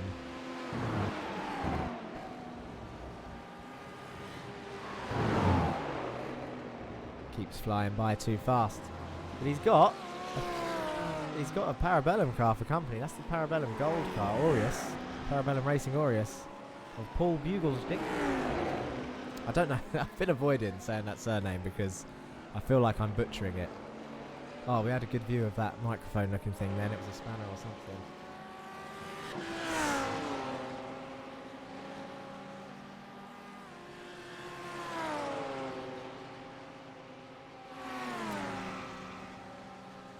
There he goes. Gold car moves to the inside. And there's a move up ahead as well. A lot of lapped cars being passed at the moment. There's not many close battles for positions at this midpoint of the race. We're approaching 3 hours as Tamala comes into the pits for his third pit stop on lap 121. I wonder, that's interesting. It must be getting to that phase. What did we have? We had lap 44-ish, and then we would have had lap 88. So add another 44 to that. Where does that put us? It should put us in like the 130-ish zone, actually. So that is an early stop for the Mercedes team there. Mate, do you know what? Watching the racing, looking at the timing screen, looking at the chat, my maths is out the window. I'm not genuinely this bad. What is that? Why can't I work out in my head? 88 plus 44. 92. 132? Or have I just done that wrong? Is it 102 or 132? Why is the 15th place guy out, says Cortex. We had a quick mention of it earlier. To be honest, we're not sure. We haven't seen a crash. Nothing's popped up on the timing screens. I did have a quick look. They've either pulled off because they've had enough. They had a crash that didn't register and retired. Or one of their drivers is asleep and they're waiting for him to wake up. I do not know. But we lost them fairly, I say fairly early on. They did a decent stint. They actually last pitted on lap 84, so I think that's when they retired, was around the lap 84 mark. Marco Mendes has had an off-track moment somewhere in the Core Motorsports R8. Oh! Can he keep that out of the wall? That! Whoa! Marco Mendes! Let's, do you know what? I want one more look. See if we can get a slow-mo of that as he comes flying through. Where did he lose it? Was it there? Or was it on the braking zone? He's going to brake on the grass, isn't he? Oh! Hits the hefty curve. So that is a prime example of too much curve. You see how the car bounced? It sent it left. He was lucky there, though, because it's just ended up pointing in the right direction. And it's put him on the perfect trajectory for making the corner.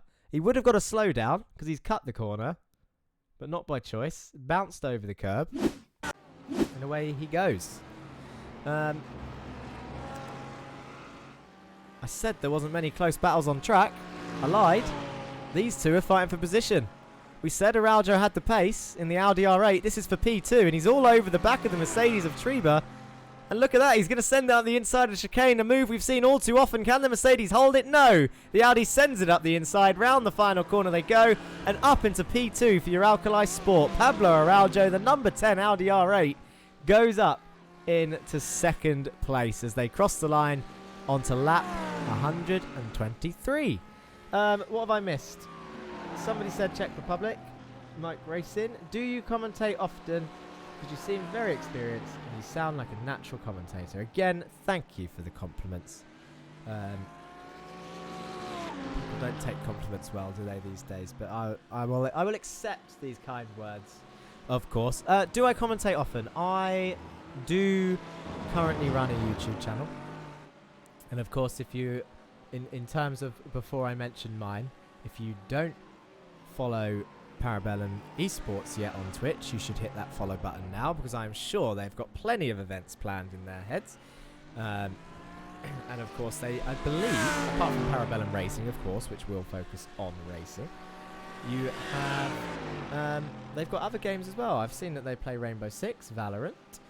Rocket League is on there. That is a frustrating game, old Rocket League. That back in the day, I can remember raging to a game or two of Rocket League for sure. What else? There was definitely more stuff. I'm doing this from memory now. There was more stuff on that gaming list. Valorant, did I mention that? Apex Legends, CSGO. Yes, indeed. Now,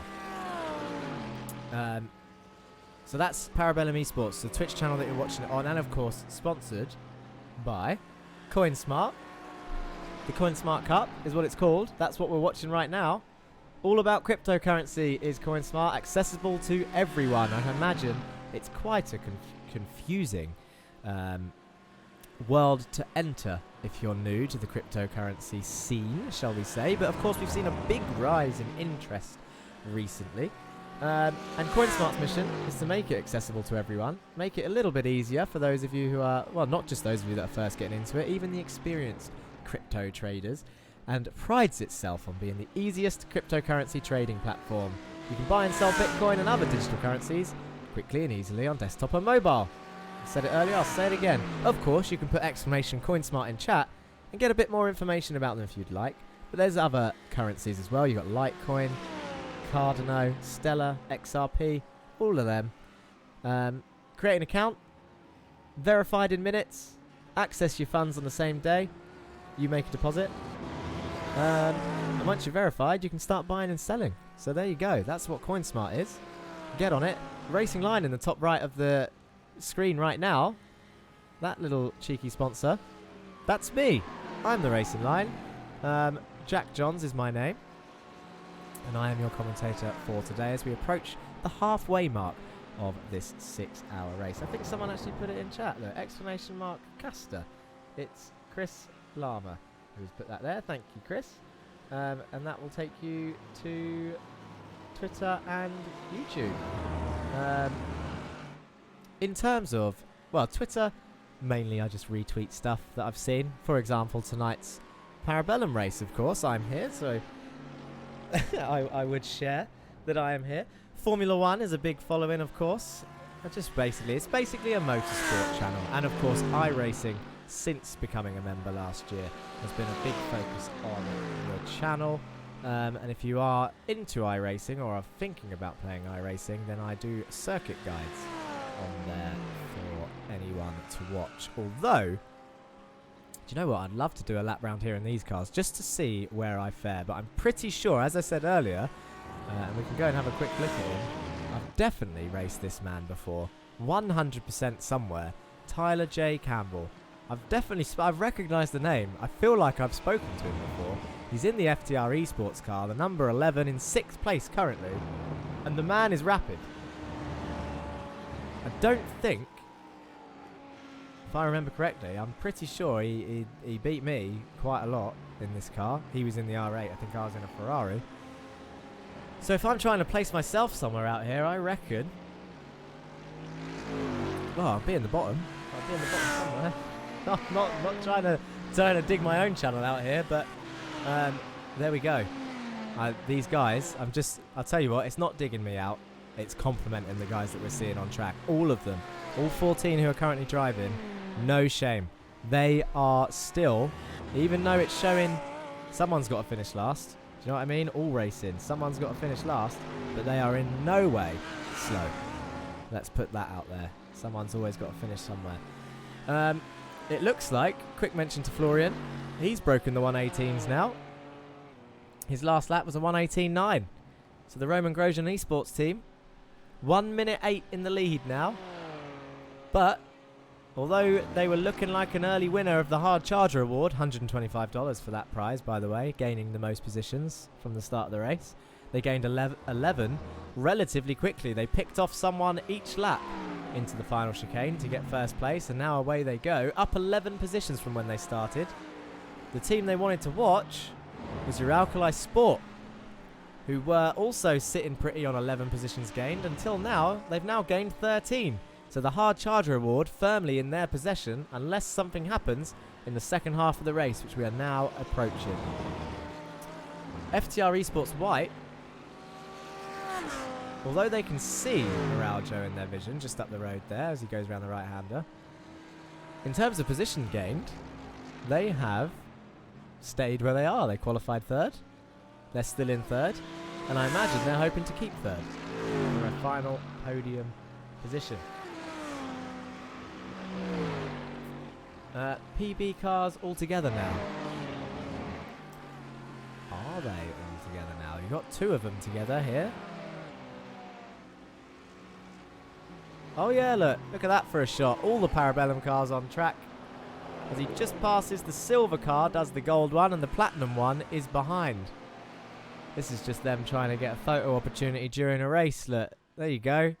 Have a blimp shot of all the Parabellum cars. Let's get rid of the track map. Lovely.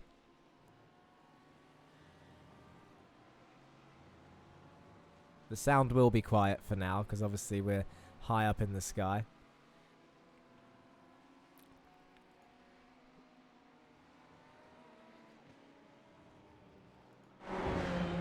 There they go. All of the Parabellum boys. Of course, on replays on this game, there's plenty of opportunity to get some screenshots. And for those of you that are going to save the replay of this race, if you're driving in it right now, if you're a member of Parabellum Esports or Parabellum Racing, you need to remember this point of the race. Lap 128, or 129 right now. 2 hours and 53 minutes in. Write that down, because you'll be coming back to this for some screenshots, I reckon. definitely need to.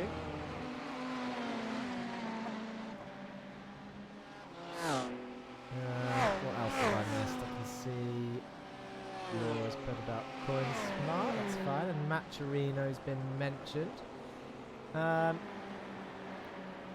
That's because obviously there's some Matcherino credits involved. So, I think it's another time to mention the prize pool. We keep mentioning the Hard Charger Award, which is the easiest to keep track of. In terms of Pablo Araujo currently having it. In fact, there's only currently 3 drivers on track who have gained positions since the start. Florian, up 11. Pablo, up 13. And Mark Noske. And Dan Suzuki's team, Alpine Stars Geodesic Racing, up 4 places. Everybody else has either lost or stayed where they are. These two aren't battling for position, by the way. The Lambo we're looking at now is in 9th. The Lambo up ahead is in 4th. It's Fialo in 4th place.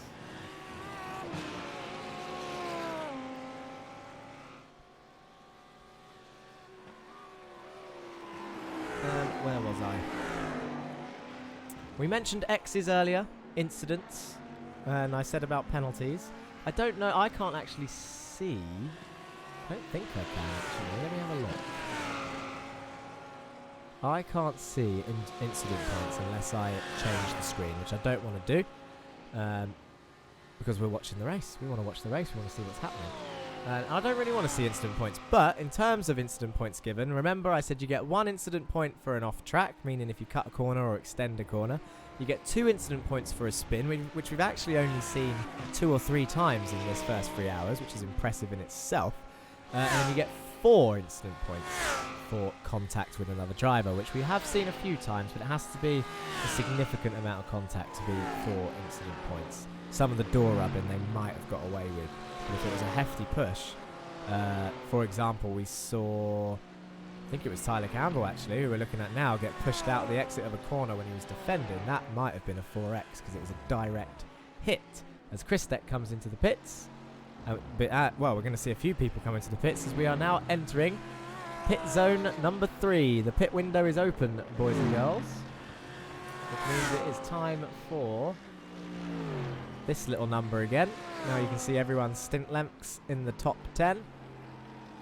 Kirkapar in 10th place for Ice Boys Racing Team. Already made their stop earlier on, but you can see they're stopping slightly earlier than everyone else. That's running a risk for later in the race. It means they might have to do an extra stop if they can't make it to the end on fuel. But that is, we won't know that until it happens. As whoa, Florian has set the fastest lap of the race with a 1:18.8. That is amazing. How has he done that? That is the question. I'll tell you what we could. Let's have a look. Where is he? I think he's not in the pits. Still going round. Don't know how he's done that. Lucas Dreher might have had a little bit of a crash out there somewhere for Epidemic Racing. Through the chicane. Oh, that's going to be big. Ouch. Big crash into the bridge. That is an engine blown. He's still moving. Lucas Dreher in the 98 car of Epidemic Racing. No, no, no. That is a lot of damage. That is why he's coming to the pits. I mean, it made us aware that the pit window is opening. Oh dear, oh dear. And that is how sensitive these... We haven't seen it. The guys on track skill has been actually making it look easy. But that is the type of margins we're looking at, people. He simply just dipped a wheel. Dipped 1, maybe 2 wheels onto the grass. And look at that as a result. Christensen's getting in the car.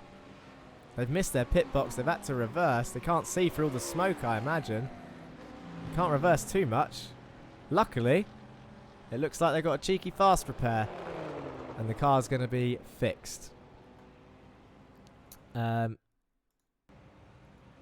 which in fairness is needed after a big crash like that. That was the time to use it, because that was a hefty impact that could have, if there was no fast repair, they would have been in there for a long repair time, that is for sure.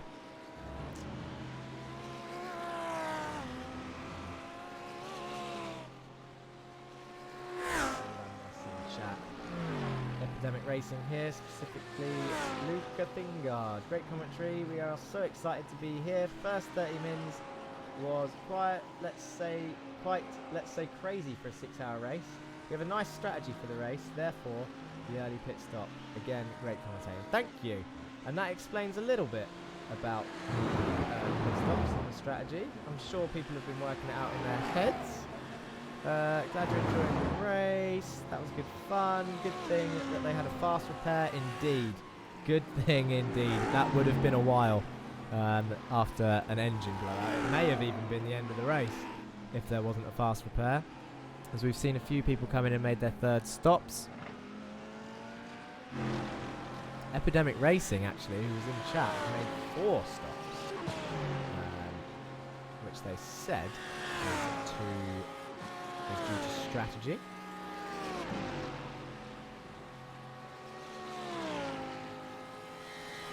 And it will be interesting to see where this strategy brings them in the end. I said earlier I haven't really used the pit strategy overlay much before, but for an endurance race it is actually quite handy to follow along where those drivers are and what everyone's stints are looking like. So Rope Kirkapar for Ice Boys Racing Team, as I said, currently they're about a couple laps in front of everyone in terms of pit stop stints. Lap 42 was 2 or 3 laps early compared to the rest. Lap 35 was 10 laps early compared to the rest. And then 42 is about the same as everyone else. So that 35 stint has put them on a different trajectory for the rest of the race. We're not even looking at them. Here they are in the Mercedes AMG GT3 car in P7 currently. Fialo goes up into P3 because Grabowski for your Alkali Sport is in the pits. That was your P2 racing team. And I think Florian has made their second stop. So double stinting is Florian Leberg for Roman Grosjean Esports. Chasing down Trevor on the FTR Esports white team, who hasn't made their third stop yet. Let's have a look at these pit stop times. Marco Mendes, Christensen and Pinheiro, 42, 44 and 41 second stops, which means no tyres, I believe. We've worked this out now. We're 134 laps in. We've all worked it out together. 44, if your stops are in the 40-second mark, it's likely they haven't taken tyres. If it's in the 50-second mark, they've done a cheeky 2 tyre swap, but not 4.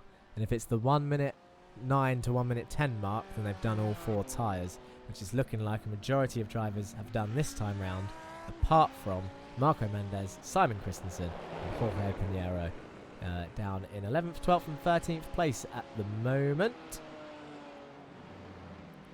Grabowski, even though he's in 4th and Florian in 2nd, still Hard Charger Award is in their grasp. Up 11 places, Florian up 10. I don't think, this is again no shame on them, I don't think the Alkali Sport team has enough pace to catch the leader. The lead, like Roman Grosjean Esports, are absolutely flying, and it's baffling the lap times that they have been pumping out in that BMW. But at the same time, your Alkali Sport have managed to fight their way up to P2 on track as well. You know, this isn't pit stop strategies. They've been doing this, battling on track, and that's what we like to see. One of Formula One's main issues at the moment is that most of the overtaking is done during the pit stop phase, especially at Monaco.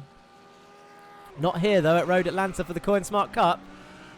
Everything's done on track, mainly into the chicane, but we've seen a few into turn 1. I unless we've missed it, I dare anyone to pull a move off in the S's. That's what I want. I want to see an overtake in this little section that we're seeing the Audi R8 go down now. That would be a hell of a move. We've seen a few moves into the first of the 90-degree rights.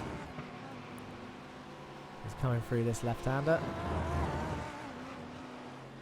So this 90-degree right he's heading towards now. You can see the leader, look. I said I don't know if they've got the pace to catch the leader. That is the leader behind them. Oh, look how twitchy the R8 got then. Well held by Dariusz Grabowski. But yeah, Roman Rosen Esports team. Florian Leberg is right behind. Effectively, your net P2. I say net P2 though. João Fiallo and Core Motorsports 2 have jumped back up into P. Once Alex Trebor pits. Your Alkali Sport are actually in P3 right now. Because there goes Trebor in the pit lane. Fiallo and Core Motorsports 2 have jumped him. Your Alkali Sport have taken 4 tyres. Core Motorsports 2 have taken none. That is a 30-second advantage in the pit lane. So here's where we're going to see them sort themselves out.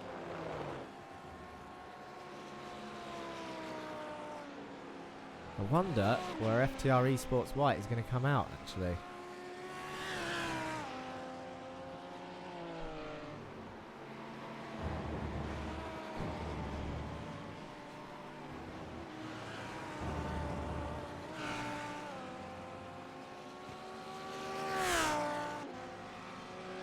Keep seeing Laura pop up about the contest. Enter the draw for $50 in Coinsmart credits, by the way.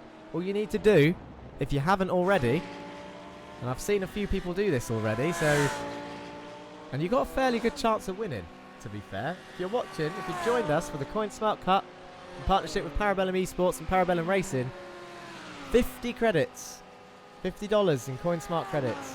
All you need to do is type in hashtag giveaway in the chat if you haven't already. That's all you have to do.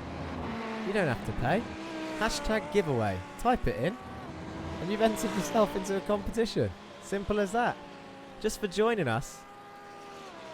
Lap 137, we've passed the halfway mark. Now they're sorting out the order, so Trebor's just coming out the pits now. And through goes Grabowski. You can see the Audi in the background just leaving the pit lane there very briefly. But as I said, so now that the pit stops have sorted themselves out, Core Motorsports 2 are up into P2. How far ahead are they?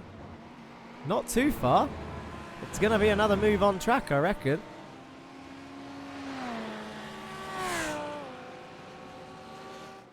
Jack N1, hashtag giveaway, he's entered. Oh, there we go, look. All you needed was for me to say it. 14 people have entered now. You got a 1 in 14 chance of winning $50 in Coinsmart credits. Quick, enter it now, hashtag giveaway. Make it a 1 in 15 chance, 1 in 16. Who knows what it'll be by the end of the stream. We've got 3 hours left. We're past the halfway mark. We can get rid of the pit graphic again. We don't need that.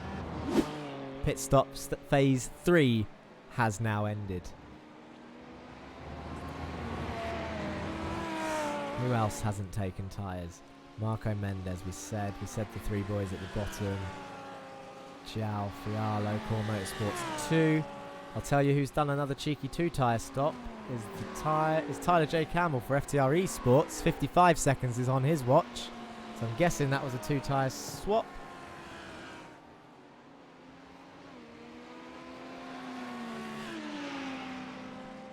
Excuse me. Dariusz Grabowski. A couple of off tracks back here. This is Marco Mendes. P10. Too much curb. On the grass again. We saw that earlier. Oh, it's going to be a spin and in the wall. Marco Mendes for Core Motorsports could not hold it.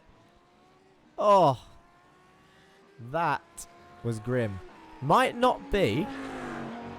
Might be able to. Let's have another look. Bounces over that curve. It all looks fine there. Still in control. Still in control here. Still in control.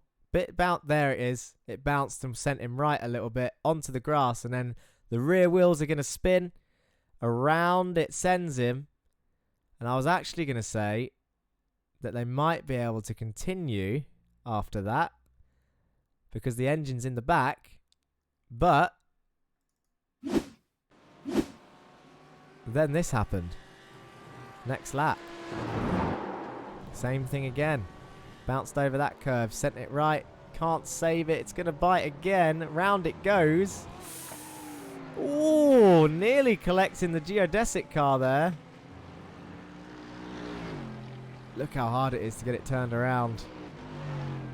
Mark Noske very lucky not to get collected. I'll tell you what we need to see there is an onboard.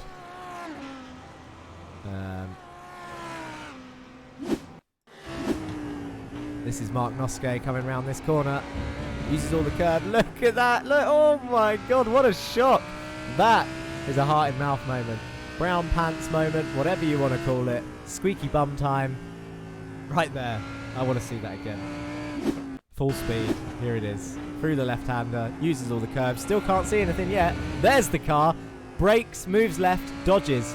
Safe for Mark Noske and the Geodesic Racing Alpine Stars Geodesic Racing team. Good effort. I'll tell you who also went off during all this. Darius Grabowski's had a bit of an off. Ooh. Big old slide through there. Keeps it facing the right direction and away he goes. That's him pushing, chasing down P2, isn't it? As he's got P1 on his back, about to lap him. Already been lapped, I think, now. As Grabowski. Yeah. And now he's going to follow Leberg in the BMW. That is the leader up ahead. And that is actually Alex Treber behind in the FTR Esports white team. So now, at the halfway stage, you can see how these pit stop phases affect the race. People are starting to find themselves battling on the same bit of track, apart from the leader, who's now lapped everyone up to third place, and that is second place up the road. Second, third, and fourth are still on the same bit of track. On the same lap. 4 seconds separates Grabowski and Fialo in second and third. 1 second separates Alex and Darius in third and fourth. So 5 seconds separating second to fourth. These guys, 3 hours of racing, 141 laps. Oh, I'll tell you what we did miss. 10 minutes ago, we probably could have had a decent guess at how many laps there were going to be. 141, 11 minutes. Let's say at 3 hours it was around. Do you know what? Whoever said 270, I know you already admitted to using a calculator, but that's going to be near enough spot on. That's mad. And whoever said 269, if you get it from a cheeky one place off, fair play to you. Remember, there's no prize for that. That was just something that I made up. But look at Grabowski staying with the Roman Grosjean team. Coming through the S's, through the left-hander they go. This is exactly what he needs. He's just being pulled along now. It'll be interesting to see his lap times, actually. Let's have a quick look. So, Florian, last lap was a 1:19.27. Darius's last lap was a 1:19.26. So, yeah, being pulled along nicely. The Audi R8 of your Alkali Sport. The last lap of Core Motorsports 2, João Fialo, 1:20.5. So they are closing fast. Should see him up the road there, look. All these cars together now. 16 people in the Coinsmart credit competition now. 1 in 16 chance. Everyone who's entered so far is going to be like, no more entries. You're making it harder for me to win. But at the same time, 1 in 16 chance. Hashtag giveaway. Get in that competition now. Can I enter? Nah. I was thinking about it. Maybe I'll pop up later.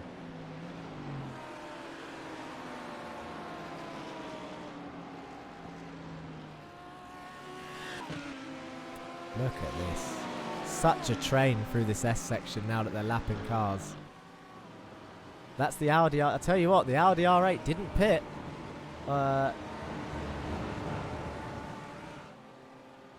Marco Mendes, but he's trying to move firmly out the way. So they are going to carry that damage through. Oh, it looked like they were going to touch there. That was extremely close. It's getting fully backed up now. The Parabellum Ferrari there, silver, Argentus of Dylan Callow moves firmly out the way, smartly.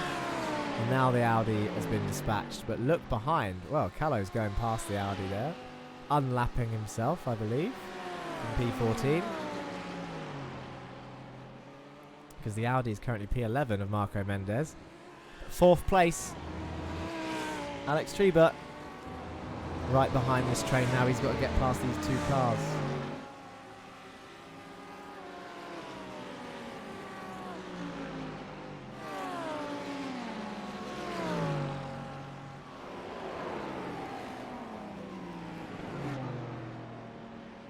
João Fiallo has just done a 1:19.8, so he's now going faster than the other 2, but I think that's because they got hindered by traffic.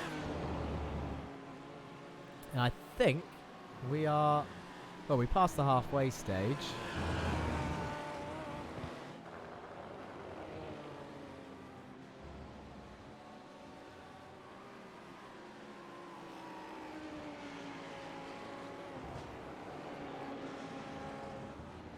So it is nearly time for a second break. Only 5 minutes, of course. Only 5 minutes without me, people. Don't panic. Lucas Christex just made a move on Tyler J. Campbell. That's for the Parabellum Esports team. Racing Platina has just passed the difficult-to-pass Audi R8. Grabowski's had another off. You can see the red number in your top left. That does mean, if it's orange, it just means we're watching that car. And Treba has passed him. So Grabowski has had an off somewhere into the chicane. Is he going to outbrake himself? Oh my god, that is not an outbrake at all. That looks like a technical issue. He's going to come on in front of the Mercedes. Oh my god, there's nearly contact. Oh, that is a crying shame, and they're going to have to pit. That's a lot of damage for the 3rd place car. We said fatigue can settle in, but that did look like a hardware issue. The car just veered left. It had big problems. Let's have another look at that. Dariusz Grabowski, your Alkali Sport, in position for the hard charging award, and this happens. Slow motion will take too long. Watch this. He just shoots left. We need an onboard. We need to have a look at an onboard. Again, let's go back.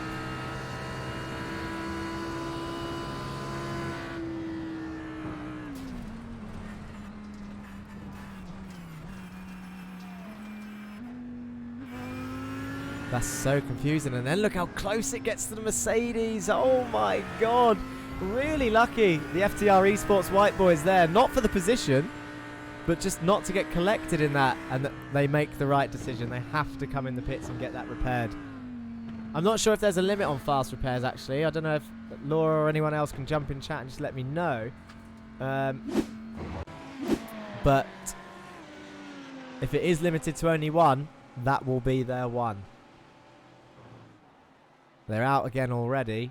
The stop was fairly short. They literally stopped, got it repaired, and sent him on his way. 30 seconds lost there. 3 seconds in the pit time to get that car fixed. Just one repair, everyone's saying. Thank you for letting me know. So, yes, they still had their fast repair. They needed it. They now don't have it. If anyone from your Alkali Sport is watching the stream or in the chat, let us know what that was. For me, I don't think that was a racing mistake. It looked like his steering wheel may have disconnected, and that is something that we deal with in sim racing that you don't have to deal with in real life. But, I mean, mechanical failures happen in real life, so let's call it a mechanical failure for the Grabowski team. Fixed, though, and off they go in 4th. They've got the pace. I'll tell you what's interesting now, though. Florian and Darius, your Alkali Sport and R8G Esports, have both gained 11 places. So Hard Charger Award probably currently going to Roman Grosjean Esports since they are in the lead and Grabowski's in 4th. However, there's nearly still we're past the halfway stage, so just under 3 hours to go. There's no reason. They've definitely shown the pace, your Alkali Sport. They can close that gap. 22 seconds up to 3rd now, who is currently only 6 seconds behind 2nd. This is Alex Treba for FTR Esports collecting that podium position.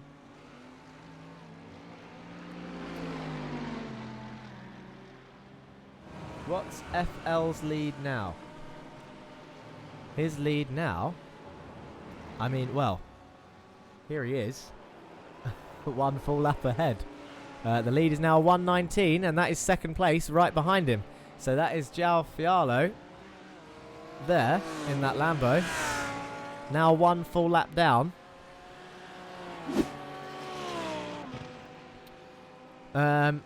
But going to try and stay with him, really, which is what Grabowski was doing. It's such a shame, but they were doing everything right, was the Audi of Uralkali Sport. But one team's loss is another team's gain. FTR Esports reaping the benefits, and you've got to say, so are Core Motorsports 2, because they were chasing them down. So Core Motorsports 2 and FTR Esports White, second and third now with a bit of breathing space. What is the gap? 25 seconds to Ice Boys Racing Team.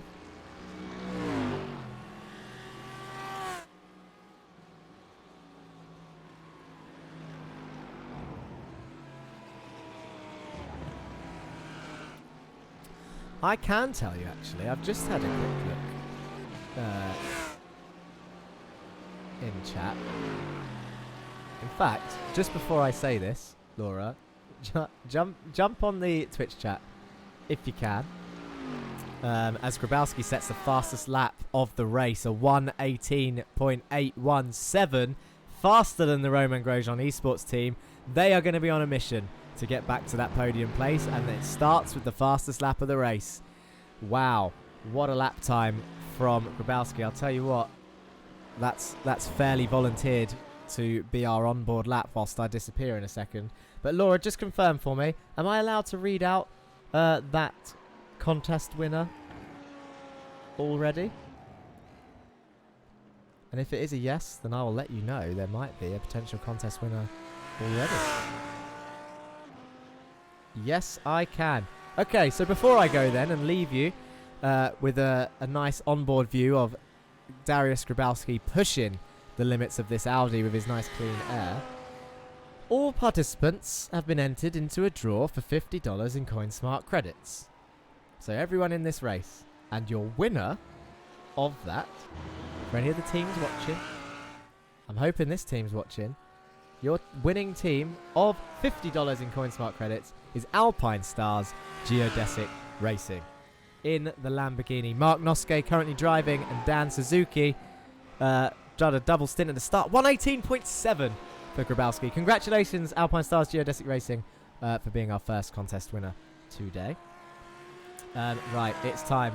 We need to go on board because he is absolutely flying, Grabowski. In fact, we're going to hold off on the break just for a few more minutes. And remember, you guys can enter as well with the hashtag giveaway in chat, as Laura has just reminded you, and we've seen about 17 entries now already. I want to talk you through a lap with Grabowski, why he's absolutely flying. He's coming around the second to last 90-degree, well, the second 90-degree right-hander. When he crosses the line, I'll talk you through another lap. We've done it a couple times. You guys will be able to do this by the end of this race. You will be able to talk me through a lap. That's what I want you to do. Now we know how twitchy the Audi can be. He's coming through the final chicane now, and away we go. I'm not sure what lap time this is going to be. I said that 1:18s weren't possible in clean air. He's been showing that they are. He's coming round the final corner now, and now we're going to start a hot lap with Dariusz Grabowski in the Audi R8. Across the line he goes with a 1:19.1, brakes at the grass at the end of the wall on the left-hand side, turns in, gets early on that power. Look how confident he is on the throttle. Hold it to the left-hand side, brake, down a gear, mount the right-hand side curve a little bit, and then power down through the S section, over to the left, over to the right, and now you're going to hug the right-hand side curve, hug the left-hand side curve, and brake on this right-hand side curve. Down through the gears, chuck it in left, and use all the track on the exit. As you can see, the rear end steps out through there. Look how bumpy this straight is. Up and down the hill towards the 90-degree right, the first of them. And remember, it's cambered inwards, so it brings you in, back on the throttle a little bit before you brake for the off-cambered 90-degree right-hander. Use the curb on the inside. Easy on the power there, because it's easy to spin up the wheels. And then you'll lose the rear end, lose traction, and lose time all the way down this straight if that happens. If you slightly put on that throttle too early, then you will lose approximately half a second down this back straight if you've spun up your wheels a little bit. That's how important it is to get the throttle input right in a car like this. over to the right-hand side for the final chicane, hard on the brakes, get it chucked into the first curb, and then smooth power input all the way. There's a small lift there. Now, I remember I earlier said that you don't want 2 inputs on the throttle, but you could hear the engine still revving as it's flat out through this final right-hander. You could still hear he had a little bit of input on the throttle as he lifted off. He didn't lift off fully, which is what the Parabellum that we were on board earlier was doing. He was lifting off fully to get the nose in. You only need to do it about half or 3/4 of the way, and then that way you can keep the revs up slightly and carry that speed through. That lap that we just watched was a 1:19.09. I'm going to leave you with... Shall I leave you with Grabowski? Let me know in chat, actually. We've just seen it, and it does look like he's flying. There's no cars available. I think it might be more entertaining for you if I put you on board with someone who is in a train. Just while I disappear for 5 minutes. Which train do I pick? Zhao is currently too far back from there. Jorge Mendes Pinheiro from SR Technic. I'll tell you who's going to be fighting through. We'll go back on board with the leader. He's going to be lapping some cars. That's a Parabellum gold car up ahead. Aureus, of course. Don't miss me too much. Congratulations again, Geodesic Racing, on $50 in Coinsmart credits. And don't forget you can win it too. All you need to do is hashtag giveaway. Oh, someone said actually, I just missed it. P6 is catching P5. There you go. Florian von Minkwitz, 520, P6, that's P5 up the road. I'll leave you with this battle, and I'll be back in 5 minutes.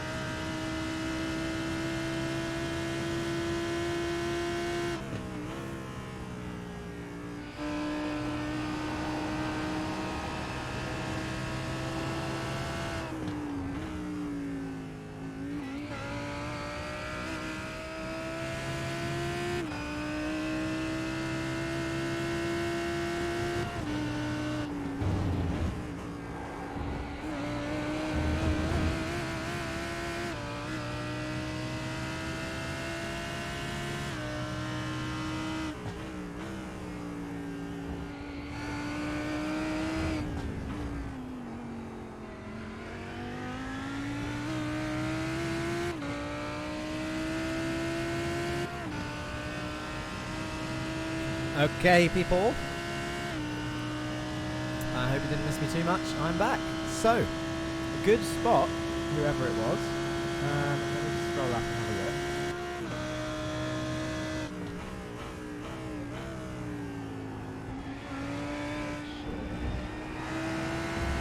Okay, right. A racer called Ben. P6, catching P5. You were the one that shouted it out, and you were in fact correct. And as you just witnessed, I mean, I just caught it as I was coming back in the room, but as you just witnessed, we made the move. Minkwitz up into P5, Kirkapar down to P6. Now I'm guessing, we'll have a look, we'll have a replay, don't worry. But I'm guessing it was into the chicane. It's got to be into the chicane. Who else have we got in chat? Let's have a look. Mike Racing says, Moradness, what's happening? Moradness is here for the giveaways. Well, you've won the Geodesic. I always forget the Alpine Stars bit. Alpine Stars Geodesic Racing won the $50 in Coinsmart credits. What else have we missed? How is Alex Treba doing? He's in P3 still for FTR Esports White after Darius Grabowski, your Alkali Sport, had a big issue. A bizarre issue.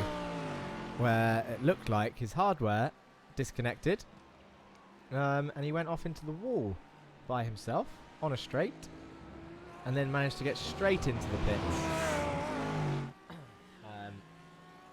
as it was on the back straight, so he had to make it through the chicane. Straight into the pits, used his fast repair, the one fast repair, and then away they went. Oh dear, R8G is fast. They are a very fast team, one full lap ahead of everybody else. It is absolutely mad, the pace they are showing. However, I was going to leave you before someone spotted that that Minkwitz was going to pass for P5 in a few laps time, which he did. We saw that. We was on board with Grabowski, who started setting and is still setting the fastest lap times right now, which is an impressive feat considering how dominant the RHE Esports team has been thus far. And all of a sudden, your Alkali Sport 118.7 is the fastest lap, and they're still setting 118.8. I'll tell you who's not letting this go out of sight. It's Kirkapar in the Mercedes. He's still right behind Minkwitz, who's driving the Lamborghini on your screens right now, for P5. Let's see if I have missed anything else currently while I was gone. So obviously the move was done. Let's just have a quick look back through. I think we saw where Marco Mendes went off. If not, this is it. Yeah, it was the slide round and into the wall. Oh, it's a different one. Same place. Last time he managed to keep going. So he has done it again. P2, João Fiallo went off track at some point. Where was this? Turn 1.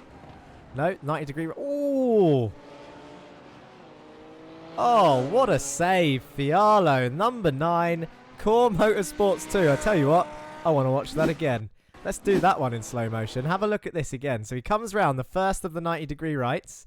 Beautiful line. Lets the camera of the track carrying through. Now watch his rear left tyre. His back tyre right now. It's going to touch the grass. There.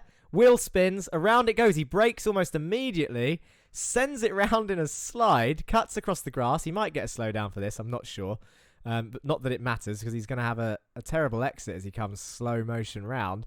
Look how the car is facing the right way already. That is... It's not just all luck, as it nearly swings right round. There's a bit of skill involved there. And away he goes.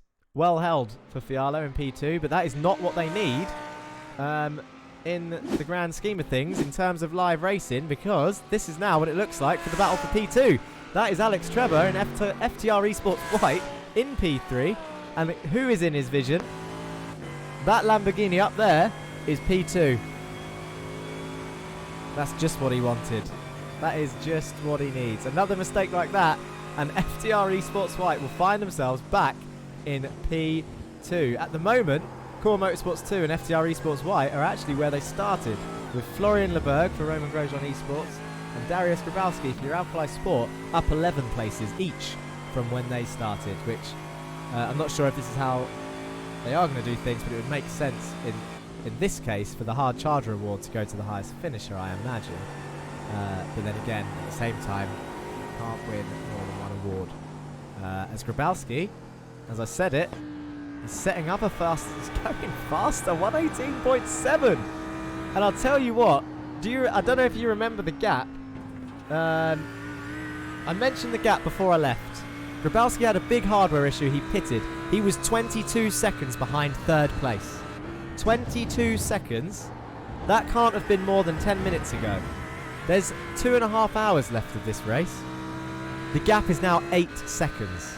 Grabowski is absolutely not letting this podium get away from him. Your Alkali Sport chasing down P3, who's only 2 seconds behind P2. After 3.5 hours of racing, these three are going to be fighting for second place by the end of the race. And Grabowski, 118.7, is absolutely flying. We saw Florian, let's have a quick look at Florian get past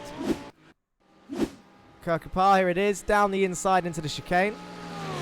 Fairly simple. Got a good exit out of the second of the right-handers.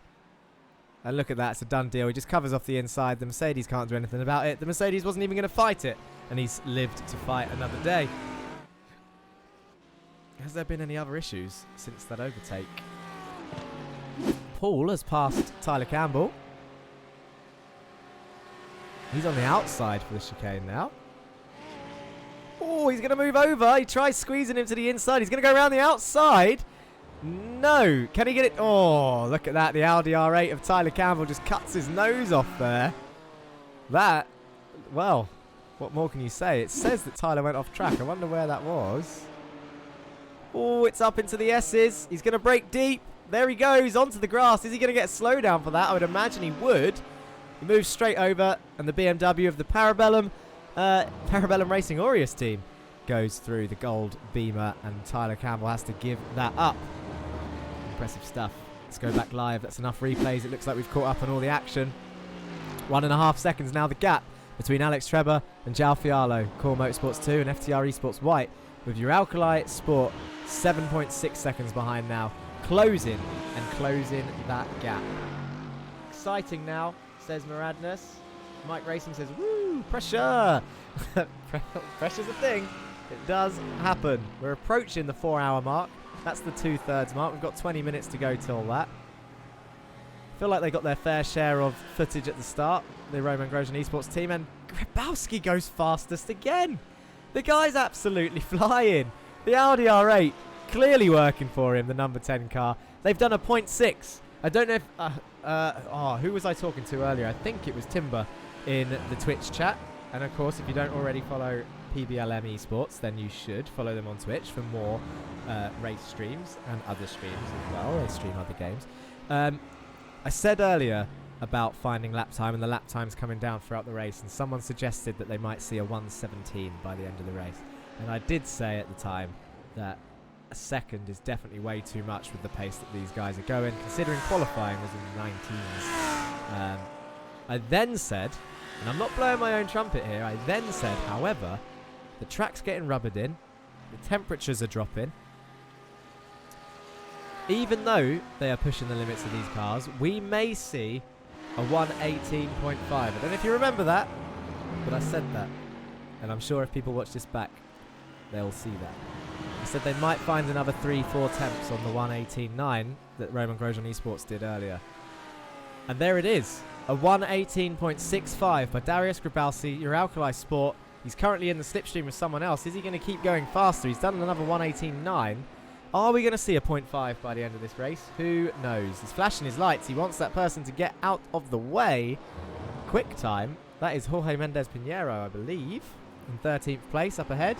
Going through the S section now. There's no rush. There's no rush, Darius. You are absolutely flying, sir. You're the fastest man out on track. And the gap is only 5.9 seconds. You've got 2 hours and 20 minutes to catch that. Unless he's panicking because he knows there's a driver swap coming up. And maybe he doesn't want to put that pressure on the next driver. He wants to get the job done now. He's past Pinheiro, who goes off track there in the background, kicks up a little bit of dust, and continues with his charge. 1.5 seconds still the gap between Treba and Fialo. Grabowski now, 5.8 seconds. You are currently watching the hardest charger on track right now. In terms of the Minkwitz and Kirkapar battle, this is what it looks like. Still fairly close. The Mercedes has not dropped off at all. 119.6 for the Parabellum Racing Platina team. No, the gold team, the Aureus team actually, set the 119.6. 119.7 from the Platina team, who are just up the road after the S's. Into the, well, not just up the road, they're miles ahead, up into the double right-hander. Apologies, Chris Steck, in the Platina Ferrari there.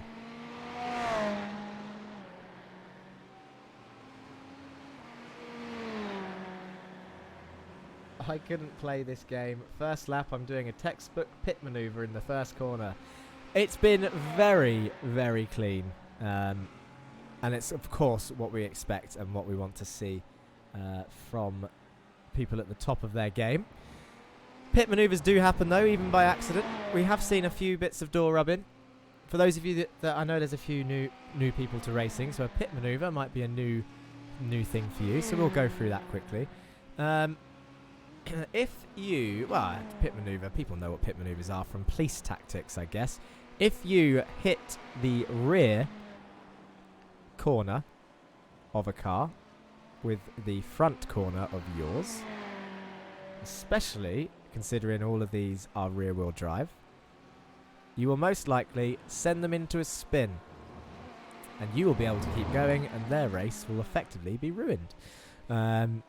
Unless they can get it back on nice and quickly. That is what a pit maneuver is. It's basically you spin someone else out for a position, and of course is extremely frowned upon and very even, well, when it's an accident, it's not frowned upon. It is frustrating for whoever gets spun, but yeah, you know.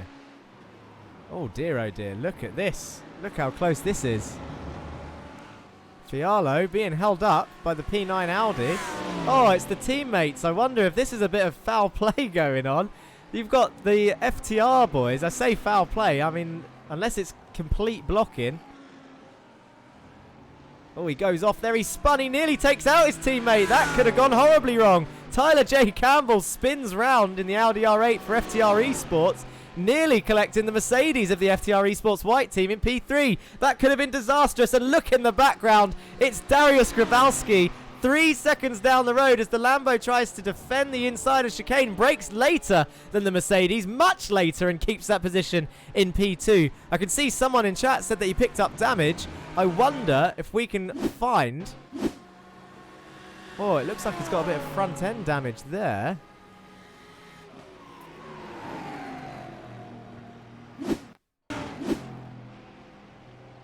I'm not going to be. That's not going to show up, unfortunately, the little bit of damage. But we need to go back live and see what's happening with those two, because they were battling hard. This is live now, so still in P2 is Fialo in the Lamborghini, but you can see the damage on the front end of that car. I wonder if it's affecting him too much. Let's have a look on board, see if we can hear or see any handling differences as Dylan Callow goes off track in 14th place in the Ferrari for Parabellum Racing Argentus. It looks fairly in order, maybe just a bit of aero damage. But he's done well there, Fialo, to hold P2 with Alex Treba in the FTR Esports white team and his teammate Tyler Campbell fully getting in the way. Let's see what Lance Stroll is up to. We made that joke earlier. I cut away from a very good... I didn't mean to. We was watching a replay. I did the replay one. Where we were watching a replay of an overtake, and then just as it was about to happen, I hit the wrong button and we cut away. But yeah, I'm not going to be doing that again. Don't worry. Don't worry about that. I should have... Do you know what? From now on, you've just reminded me. Any stream I do, I'm going to have that Lance Stroll animation ready to make that joke fully. I'm going to commit to it. Thanks to your comment. But yes, 119's, another 118.7 for Grabowski. Where is he? There he is. The gap is now 1.7 seconds. He can see them. That is second and third up the road. Whilst there's still a little bit of a gap, let's just have a quick look at Dylan Callow's off track. Was it a big one? It's into turn one. Oh, yeah, too much speed. Onto the grass, drags him out. Ooh, holds it on the grass. Is he going to come out in front of someone? Oh, okay, he carries on quite nicely. Fair play for Dylan Callow there. There was a car behind him, but it's all good. Minkwit's now in the 118s with a 0.9. That's their fastest lap of the race, the Raceline Sim Sports team.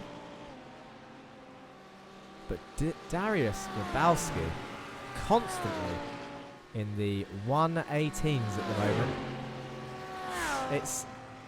I was going to say it's sad, but at the same time, if they had this pace earlier, they'd be fighting for the lead. And absolutely no way would Roman Grosjean Esports team be 1 lap ahead. I'd say it's slightly too late now.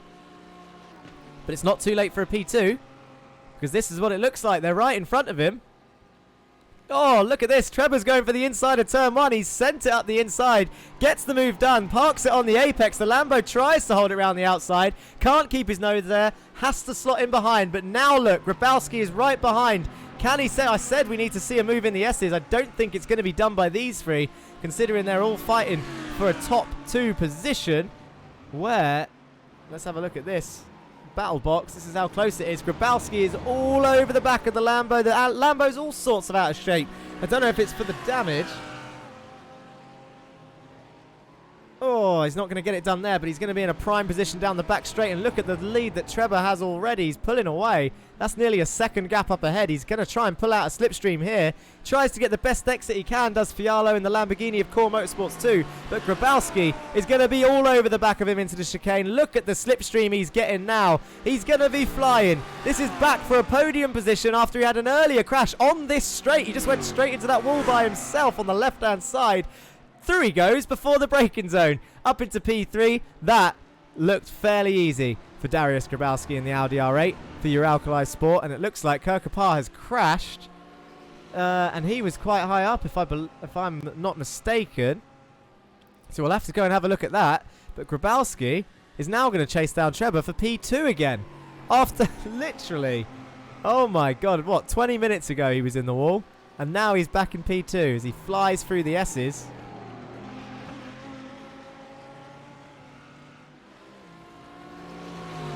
I told you things change. It's unlikely we're going to see a mistake from R8G, but a backmarker might get involved with them. But things do change. People are swapping positions left, right and centre. People are making mistakes. There's spins, there's crashes. Through no fault of, well, through little fault of their own. They're dipping wheels in grass. They're spinning. Their hardware's failing. They've got mechanical issues in terms of Grabowski's Audi R8.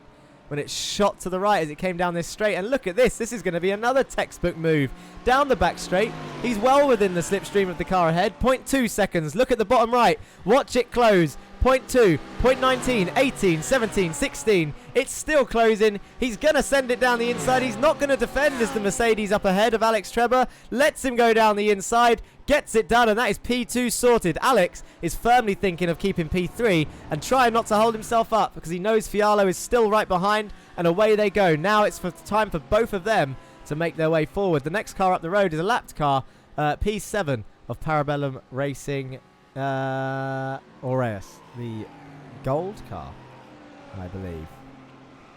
Now let's have a look at Roop Kirkapar. Does it look like he had an off track? And yes, you're right. I've just had a quick look at chat. Your Alkali on the hard charger. Raceline Sim Sports hold the fastest lap outside the top 3.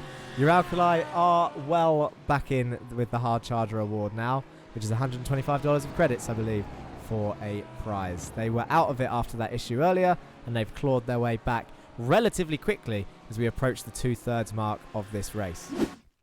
I think this is what happened to the Mercedes of Kirkapar. Loses the back end round turn 1, chasing a Platina car. Round he goes. Oh, that is a pure mistake by himself.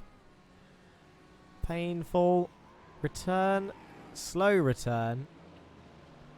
Now down in P9 for the Ice Boys racing team. They were up in a podium place at one point. And now how the tables have turned. How the turntables. But it's not over. They can fight their way back. It looks like Marcus Mendez had another off-track moment. This Audi has been a handful for this. Oh, that Lambo done well there.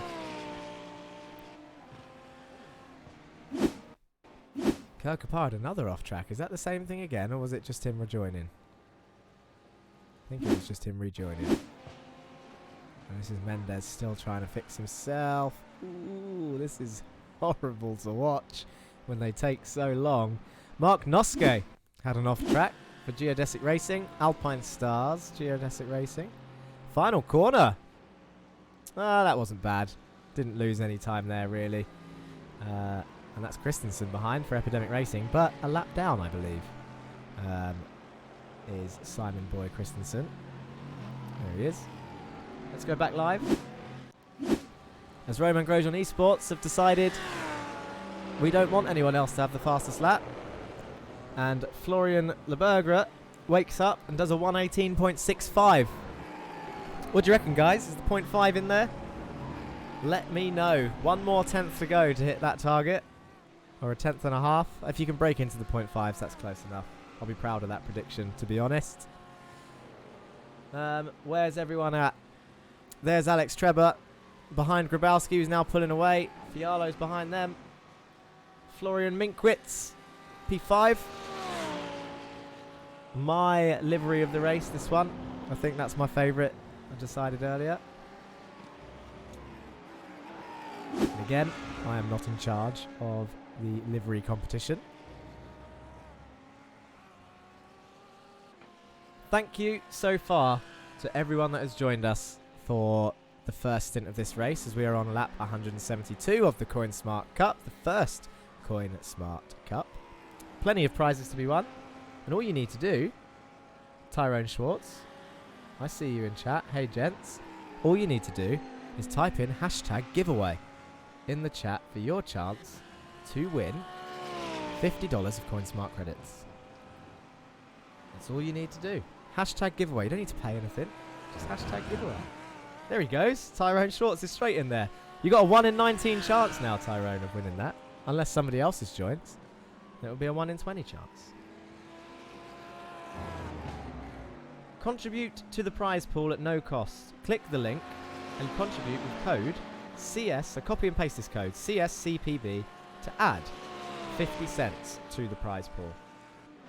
And just to elaborate, that is of no cost to yourselves. All you need to do is click the link, type the code, and it contributes to the prize pool. Mike Grayson joins. 20 now, 1 in 20 chance. I see Lucas and Paul kicking it with the big boys. Yeah. I'll tell you what they did benefit from was the Kirkapar incident, because I'm sure Ice Boys Racing, well, maybe, unless I just haven't been paying attention that much. But Ice Boys Racing, that was a big issue for them in that Mercedes car. But yes, Lucas Christek for Parabellum Racing Platina are now up into P6. And Paul, as we see a blinky car there, that's the leader. Oh, that would be a hell of a turn of events, wouldn't it? If the leader disconnects, that bumps everyone up one. Wow, what a story. Parabellum Racing Aureus in P7. Number 33 car coming around the final corner now.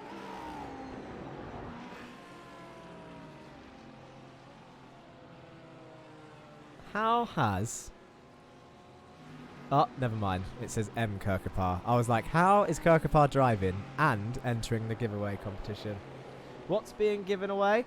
It is $50 of Coinsmart credits if you type in #giveaway in the chat. Enter for your chance. There is now a 1 in 22 chance.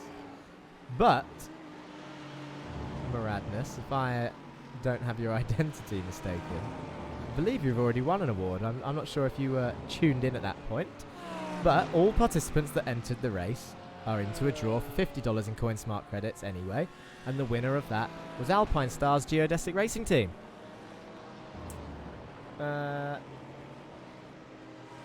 Which includes you, right?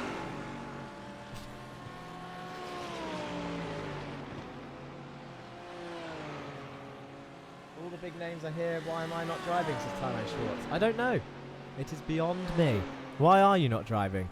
Enter for the next one. I am sure Coinsmart and Parabellum Esports and Parabellum Racing will be holding another event.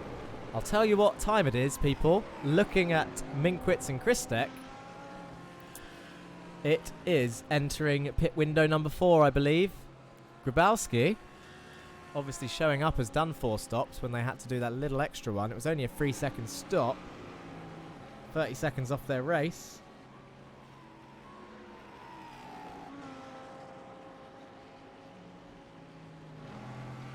Laura popping in the caster information again. Thank you very much. That's me, by the way, people. I didn't actually, do you know what? Thinking back, we just went straight into the stream. I didn't even introduce myself. But I've said it a couple of times now. My name's Jack Johns. I'm known as the Racing Lion on YouTube. And that's about it. That's all there is to say about me. Other than that, people know me for... Well, I say people know me. People don't know me. You now know me for my voice.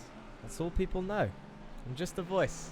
A magical voice on your TV and computer screens that doesn't stop talking. About anything, really. But it's mainly been about racing. We've stayed on topic. There it is, by the way. That's what we were waiting for. Look at that lap time. Top left.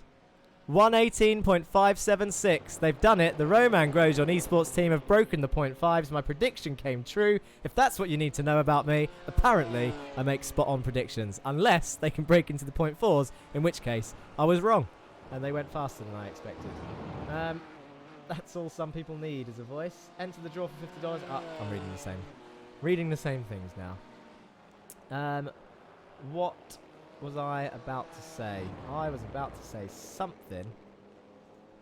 I think it was actually going to be about Coinsmart again. We need to obviously keep shouting out Coinsmart. It is the Coinsmart Cup, after all. And some people might not know what it is. If you don't know what it is, exclamation mark Coinsmart in the chat and it'll tell you a bit more information. As far as I'm aware, it's their mission to make cryptocurrency accessible to everyone. It's a nice and easy, I want to say app, where you can buy and sell Bitcoin and other digital currencies quickly and easily on desktop and mobile.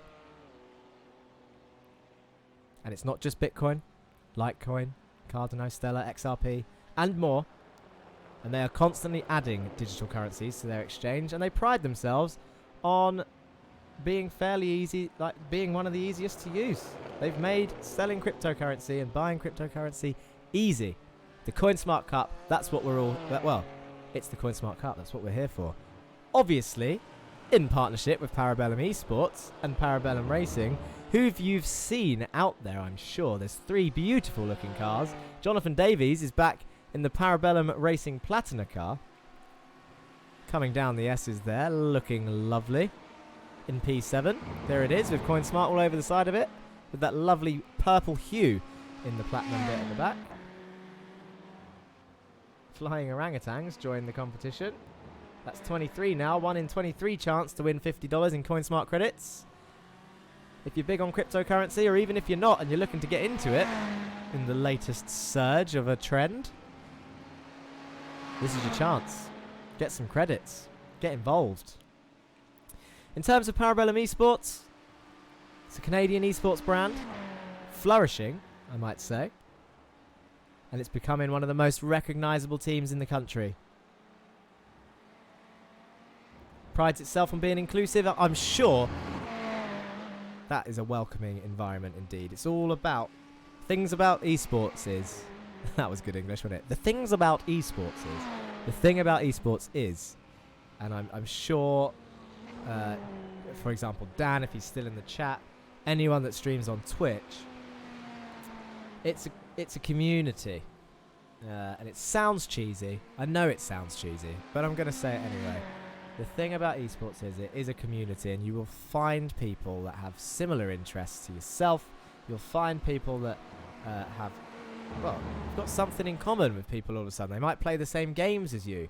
They don't just stream iRacing, for example. You've got Rainbow Six, Rocket League, Valorant, Apex Legends, CSGO, and Parabellum Racing, which was founded 18 months ago, is obviously currently on the iRacing scene. And if you feel like you want to join a friendly team, then I am sure, exclamation mark Discord, you know, get in there, join the Discord and see what you can do. And of course, as you can see in chat, don't forget to donate to the prize pool by using the code at no cost to yourselves, using the Matcherino page to add 50 cents for free to the prize pool for this event. And keep an eye out. You might as well follow him on Twitter, Twitch, Discord, because if there's another event like this, it could be you winning all these prizes. You never know. You never know these things. In terms of Parabellum Racing, I said earlier they won multiple special endurance events, including Le Mans 24 in 2020 in the LMP1 class. And who can remember what I said earlier? There was one other 24. It was the Daytona 24 in the GT class. Well done. For those of you that remembered. I didn't get you a chance to type it in. Of course I didn't. Pit stop phase 3. Is it completed yet? 4 even. 4 stops for most of them. I've forgotten the maths now. What did we do? We did 44, 88, 132, 176. So we are well in pit window phase. By the way, see how quick I worked out that 4th stop lap? 176. I'm waking up, people. There we go. Now I've got to work out the next one. So the next pit window 5. Oh, that's fairly easy. 220. 220 we're looking at, I reckon.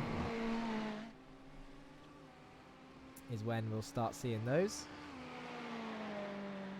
Nate Shark. I haven't seen you for a while, Nate Shark 422. Daytona, they say. Correct.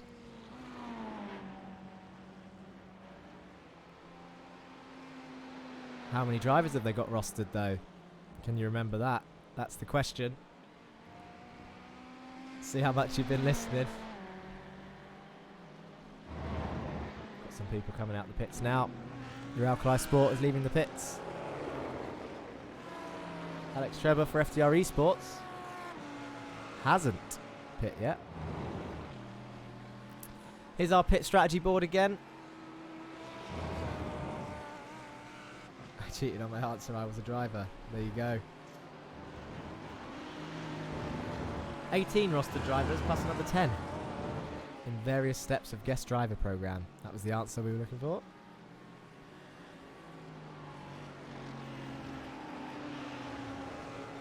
I must say, it's a hell of a prize pool for this event, by the way, guys.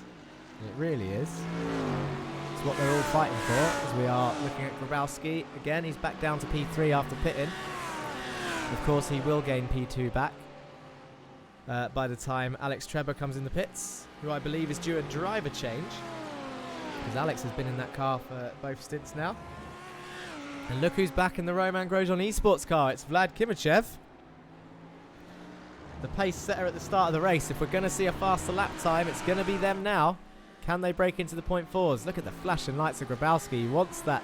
That's another Core Motorsports car in the way for them. He's going to be sick of seeing that lime green and blue. But look at that. Moves right out of the way. Fair play. Didn't have to do it that aggressively, but made it nice and clear, and through they go. If you look at the pit stop strategy stint length. Stuttering a bit now. Pitting wastes time. Just don't pit. Follow me for more strats. Don't listen to this person. Who is this? Can't see that dark blue writing from here. Sir Noobsy. Now that makes sense. Never mind. Follow Noobsy's strats. Don't pit. It's a waste of time. Grabowski, I was about to say, look, he stopped 5 times. You can see where they had the hardware failure and crash. It's that little blue square. So they came in and went straight back out again. Obviously used their fast repair. Their rear wing was extremely bent. One more team to pit. It's Alex Trebor and FTR Esports White. They have not pit yet. There they are in the Mercedes up ahead. And in fairness, your Alkali Sports, the pit lane time here, the full pit lane time, is about 1 minute, between 1 minute 10 and 1 minute 36, including driving in the pit lane. So they aren't currently racing for position, because you can see the Alkali Sports car right behind. The lap is around 1:19 though, so you've got to say Grabowski's going to come. I mean, if he can pass him, even more so. But he's going to come out quite strongly in P2 once Alex Trebor pits. Vlad Kimachev's last lap was a 1:18.6, so straight back in on the pace. No warm-up needed for Kimachev in the lead. Florian von Minkwitz for Raceline Sim Sports, though, P4 currently.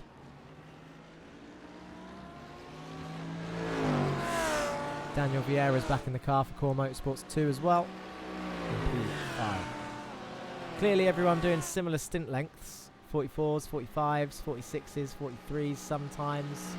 Kirkepar's team, we've mentioned them a couple of times, being slightly out of sync with the 10-lap stop. And I think Epidemic Racing also said that they had an interesting strategy, but we can't see them on the board because they are currently down in 12th place. It's only showing the top 10. As Alex Trebor comes into the pits for FTR Esports and releases Grabowski now. What is the gap to these boys, though? Vlad Kimachev.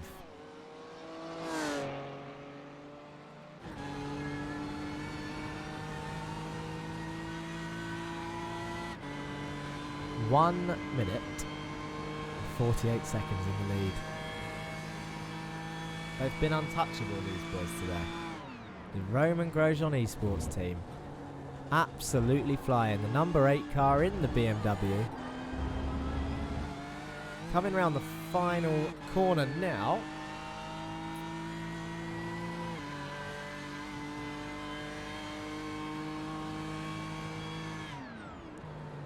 Look at that. Late on the brakes. They've just done a 0.7 into turn 1. Very nicely hooking it up on the apex curve there on the inside. Over to the left. Braking really early there. That's an interesting thing I haven't seen before. But it's obviously working for them. There's no point in me questioning it because they're absolutely flying. It's like they're coasting a little bit before they put the brakes on. Uses all the track. Look how many people have been cutting that little bit of grass. You saw all the tyre marks digging that out. Love that noise. Can you hear the engine cut out sometimes on the brakes? Sounds like a little spaceship. The BMW M4, the pig-nosed BMW M4, remember Laura? You can hear them saving that fuel as well, crazy, you can. Although, are they really saving fuel with lap times like that? Like, you can hear them lifting slightly, but it's amazing to have that sort of pace and be fuel saving. And they don't need to fuel save, because they're currently 1 minute 50 in the lead. That is a pit stop with tyres. Like, they could pit right now again for no reason. They've just done a 1:18.8. Take tyres and fuel and still come out in the lead. Although it would put Grabowski within grasp, who you've got a bit to say has been matching pace recently. Really interested in how they take that right kink there. It sounds like they brake early. But remember I said slow in, fast out earlier. Maybe that's what they're doing.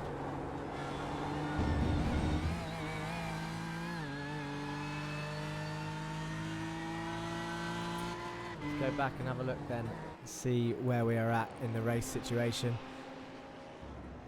As the sun is getting lower here at Road Atlanta. Passes the back marker. Marco Mendes is in the pits.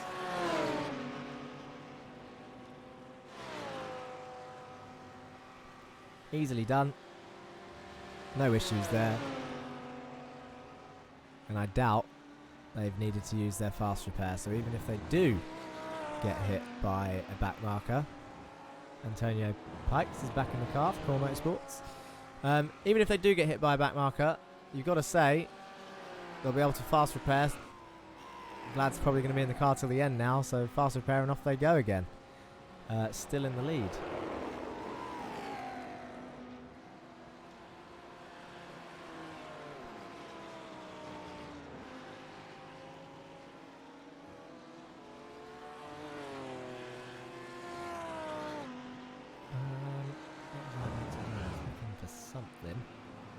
I was looking for something. 4 hours and 10 minutes into the race now. Lap 185.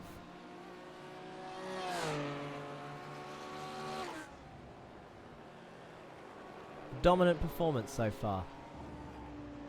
by the Roman Grosjean Esports team. A hard charging performance so far by Dariusz Grabowski and the Uralkali Sport team. Jackson Lowry is in the car for FTR Esports. White in P3. And that is for position on the same lap.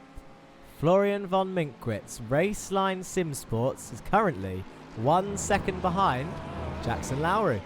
So, we said they were up there earlier, and now they find themselves back fighting for P3. Dan Suzuki's back in the car in P10. Got a few people swapping over because of the pit lanes, pit times. Someone mentioned about the fastest lap award. Obviously the fastest lap award is going to someone who doesn't finish in the top 3. Let's have a look. Who currently has the fastest lap outside the top 3? Well, currently, actually, it's who we're watching. Florian von Minkwitz with a 1:18.9, but he's about to pass for P3 at some point. He's chasing down Lowry in the beautiful chrome orange and dark blue Lamborghini. Is chasing down the FTR Esports white car.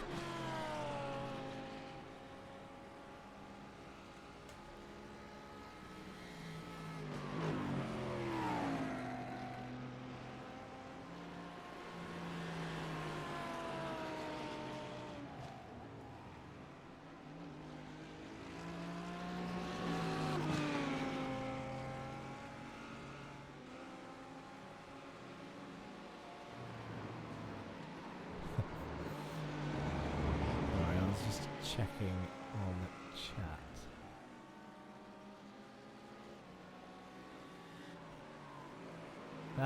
What was I saying? Yes, Minkwitz, P4, chasing down P3, Lowry.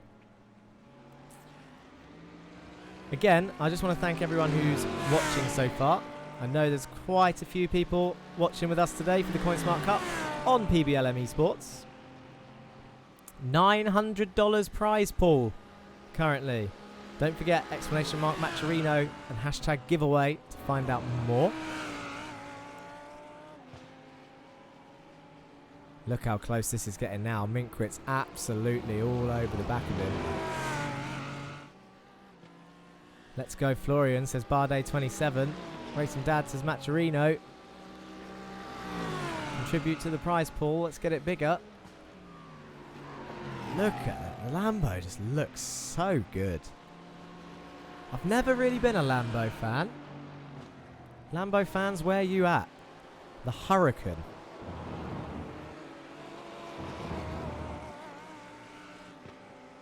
Sounds amazing. He is all over the back of that Mercedes. The Mercedes of Lowry is struggling. Let's have a look at pit stops. See if anyone did a non-tyre stop. It looks like, do you know what's interesting here? Minkwitz has not taken tyres. It's a 42-second stop for him last time round. On lap 172, Jackson Lowry pitting on lap 181 and did take tyres. And the clear pace advantage is currently to Florian von Minkwitz. That's very impressive stuff.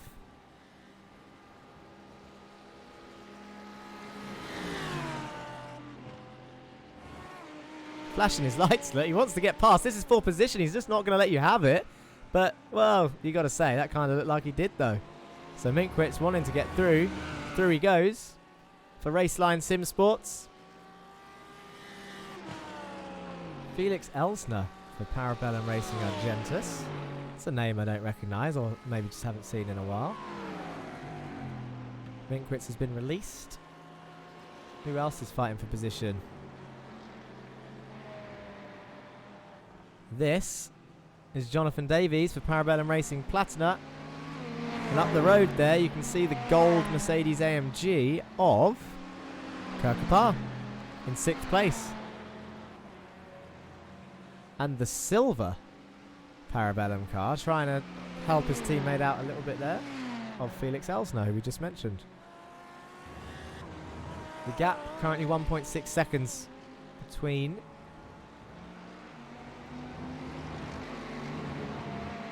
Unfortunately, I can't show it on here because that's what it looks like when people are a lap down. 104 laps down is Matthews Logistics Team Blue. Had a right mare at the start, and I think pulled over and gave up in the end.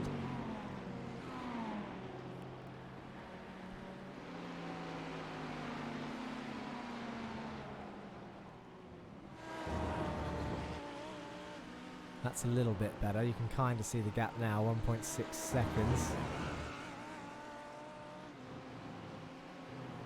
between Kirkapart and John Davis. On the 72 car, Parabellum Racing Platina.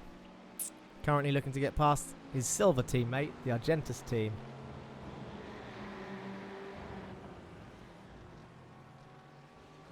Just up the road in the same car, both Ferrari 488 GT3 cars. Beautiful looking. You're about to see the difference between the silver and the platinum car. You can see there's a slight purpley hue to the platinum one on the left hand side, who's currently in P7. Easily passes. Got Garrett D. Alessandro's back in the car for FTR Esports. There he is in the Audi R8. Flying down through the S's. Beautiful shot of him coming down there as the sun's starting to set. Look at the speed he's carrying through.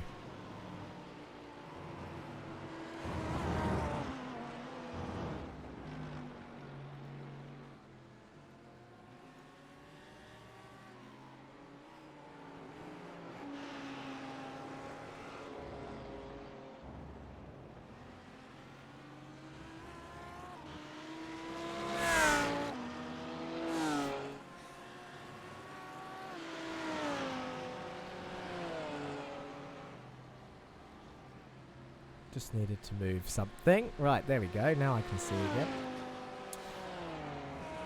again. Where was we? We're looking at Alessandro. D. Alessandro. Dan Suzuki. Here he is in the Alpine Stars Geodesic Racing car.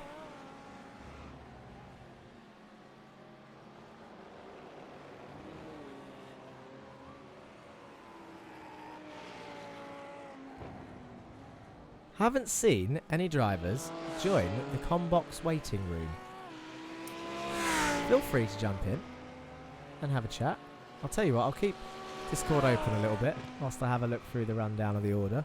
If anyone jumps in, we can have a chat and see how your race has been going so far, how you think it's been going as we approach the 4.5 hour mark. 191 laps. We're approaching our second century. 9 laps to go. And the closest cars on track for position are Kirkapart and Jonathan Davies, with a 2.8 second gap between them. And Florian von Minkwitz and Jackson Lowry for FTR Esports White, who we've seen. But Minkwitz is the one that actually passed recently and is now pulling away. So these are the closest battles so far. Grabowski's looking out of touch, out of sight, out of mind. 18 seconds up the road for P2. Unless they have another hardware issue, which we have seen already, where they veered off into the wall. Very strangely. Very randomly.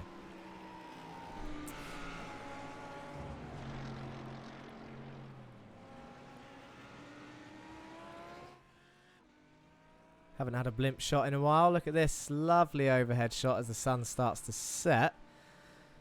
In fact, anyone that's in the session, any admins in the session, will be able to tell you the time in chat. What is... We could potentially actually be going into... The way the sun's setting at the moment, is this race going to finish at night time? Are we setting... in this race at this time, because it's looking like it's getting slightly oranger by the minute. We've got just over an hour and a half left. How much is that sun going to set in that time? It's a lovely shot of them coming down through the S's. Look, the Lambo and the Merc. Beautiful camera work by the blimp. Let's go have a look at Roman Grosjean Esports team. Here he is. Vlad Kimachev coming around the final corner, heading towards turn 1.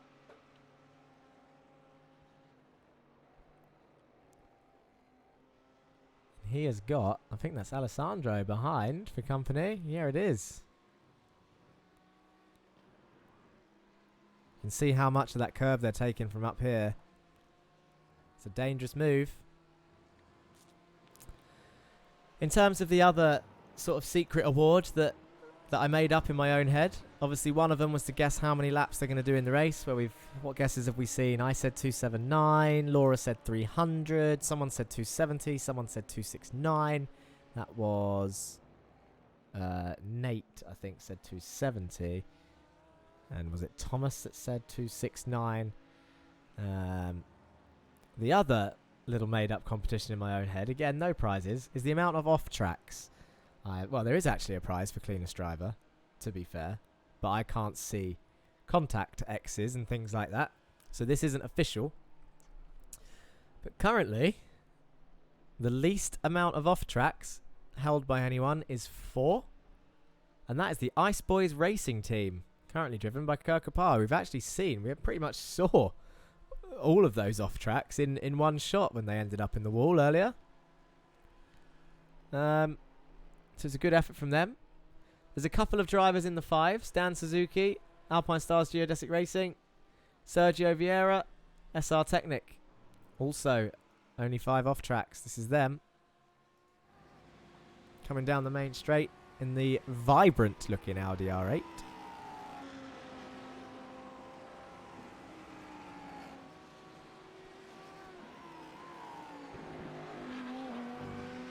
I think we should have a nose cam of someone all the way around.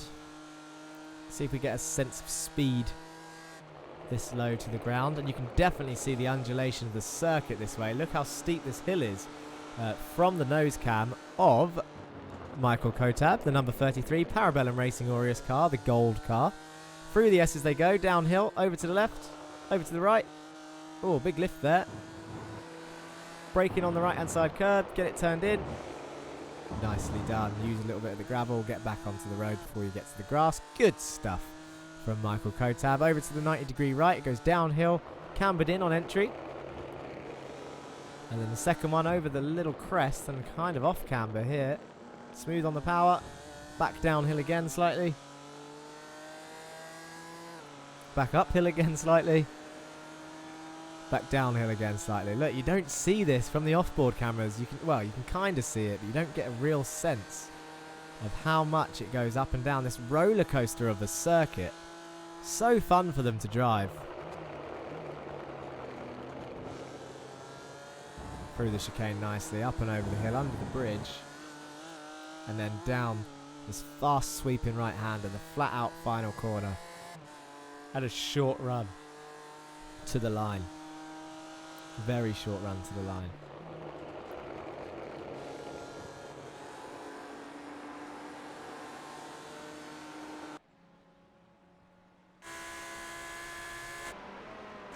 Oh, it's just flicking through random people. Didn't want to do that. This is Antonio Pikes in 64. Core Motorsports car number 1. Looks like he's got a bit of damage on the side there. Very bright, can't miss. And behind him, he's got Kirkapar for company.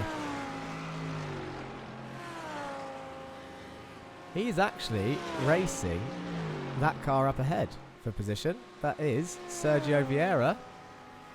These two are fighting on the same lap for P12 and 13. So there are battles happening throughout the field. And we've got pit stop phases aren't over yet. I did work it out in my head. What was it? 220 for the next pit stop phase.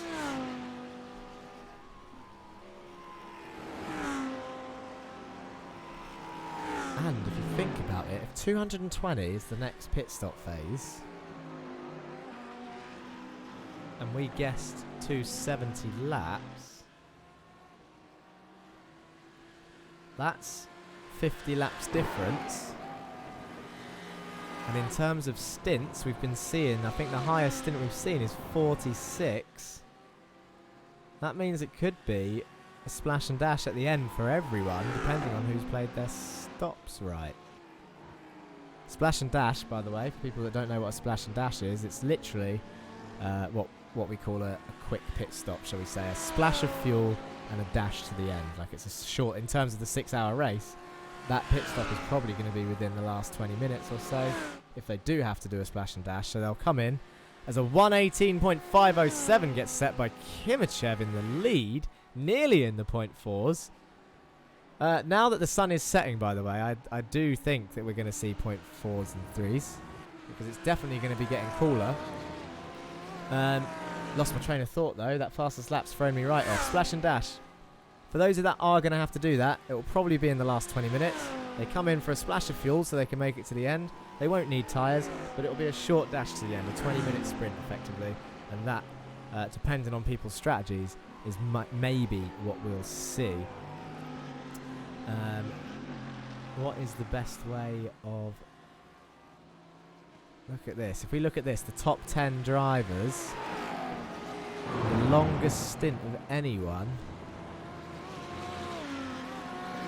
that I can see is 46 by the FTR Esports White team.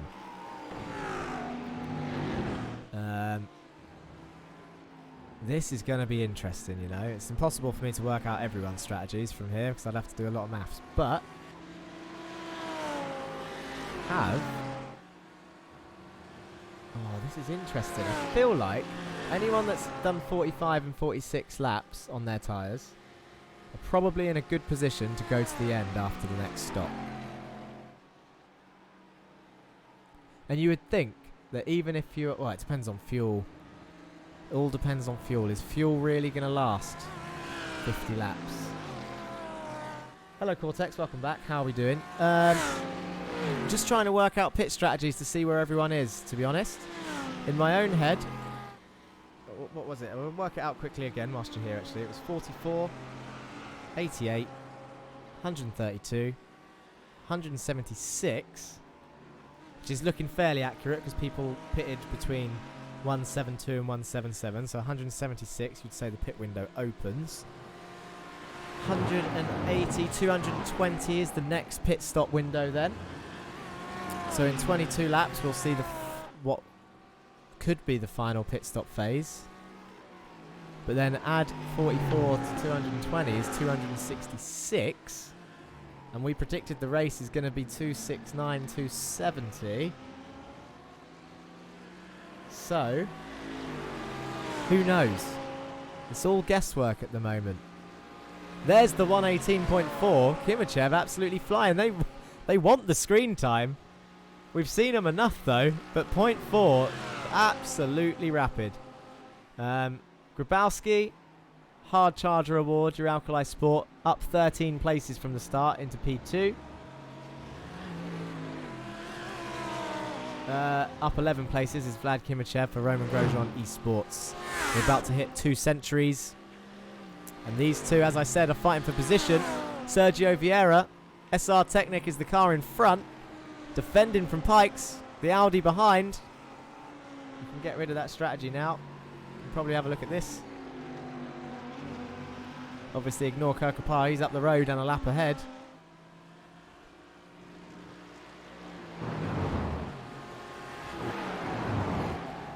So it looks like Pikes has the pace advantage at the moment, so where's this move going to get done?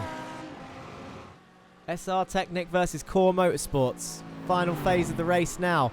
Entering the final quarter. 1 hour and a half left of the 6-hour Coinsmart Cup. You can see Coinsmart written on the side of that lovely, vibrant Audi R8.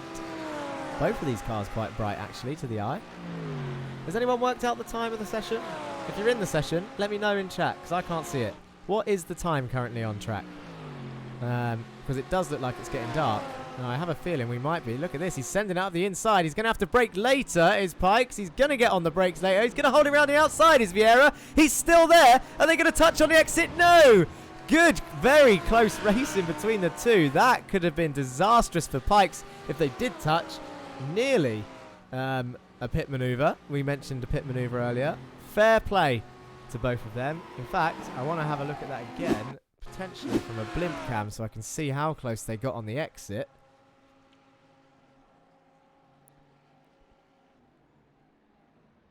So look, he's still there. Oh, okay. In fairness, Antonio Pikes absolutely left enough room, and they were not going to come together. I can see someone in the commentary waiting box looking to come in.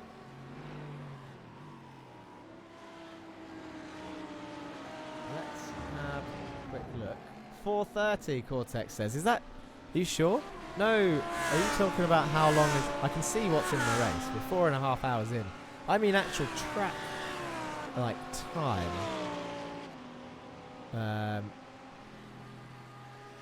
Yeah, track time is in... Because it looks like it's in the evening right now. The sun is setting, and I want to try and work out if we're potentially going to finish this race in the dark if the sun is setting already.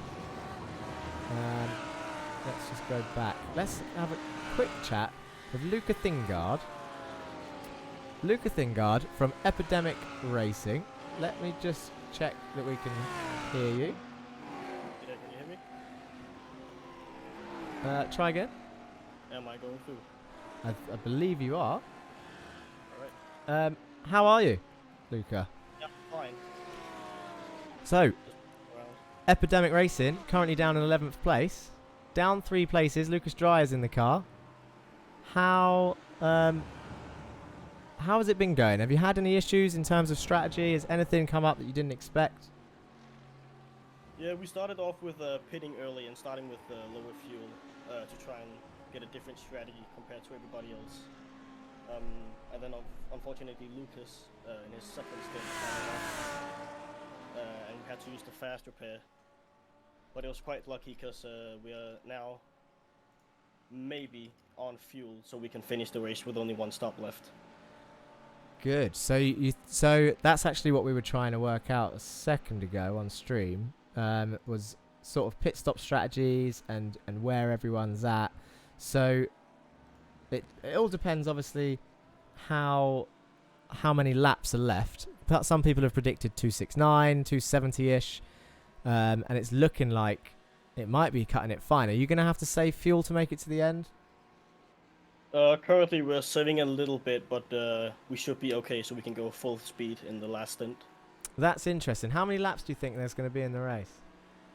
Oh, I've got no clue. You got no We're clue. doing it on time. What do you know? No laps. Are you able to, obviously I don't want you to give away your strategy to the other drivers, but are you able to tell us when you're planning on stopping next? Or are you going to keep that in your pocket? In about half an hour's time. Half an hour, so around the 5-hour mark, and then you should make it to the end. Yeah, hopefully. That's going to be interesting. Have you had any decent battles? Is there anyone that sticks out in your mind that you've had good racing with? Or has it all been a time trial for you? Mostly a time trial because we were on that different strategy. Yeah. But yeah, we were trying to catch up Core Motorsports, and we actually caught up about 20 seconds on my stint. Yeah. And then they obviously had those crashes, which was quite unfortunate. They did, yes. But other than that, we've just been trying to chase time. Of course. We're currently in 11th. Dan Suzuki is the next car up the road. Do you reckon this is it? Or are there going to be... Do you reckon there are going to be people that run out of fuel? I personally think there might be some miscalculations. Not on yours, but it's bound to happen with someone. Do you reckon you can gain a place if someone does mess up their strategy at this point? Yeah, we could maybe gain a place, but we're kind of hoping for someone to have a slight off so we can gain some time there. Of course, and it can always happen. Other than that, we're just going around.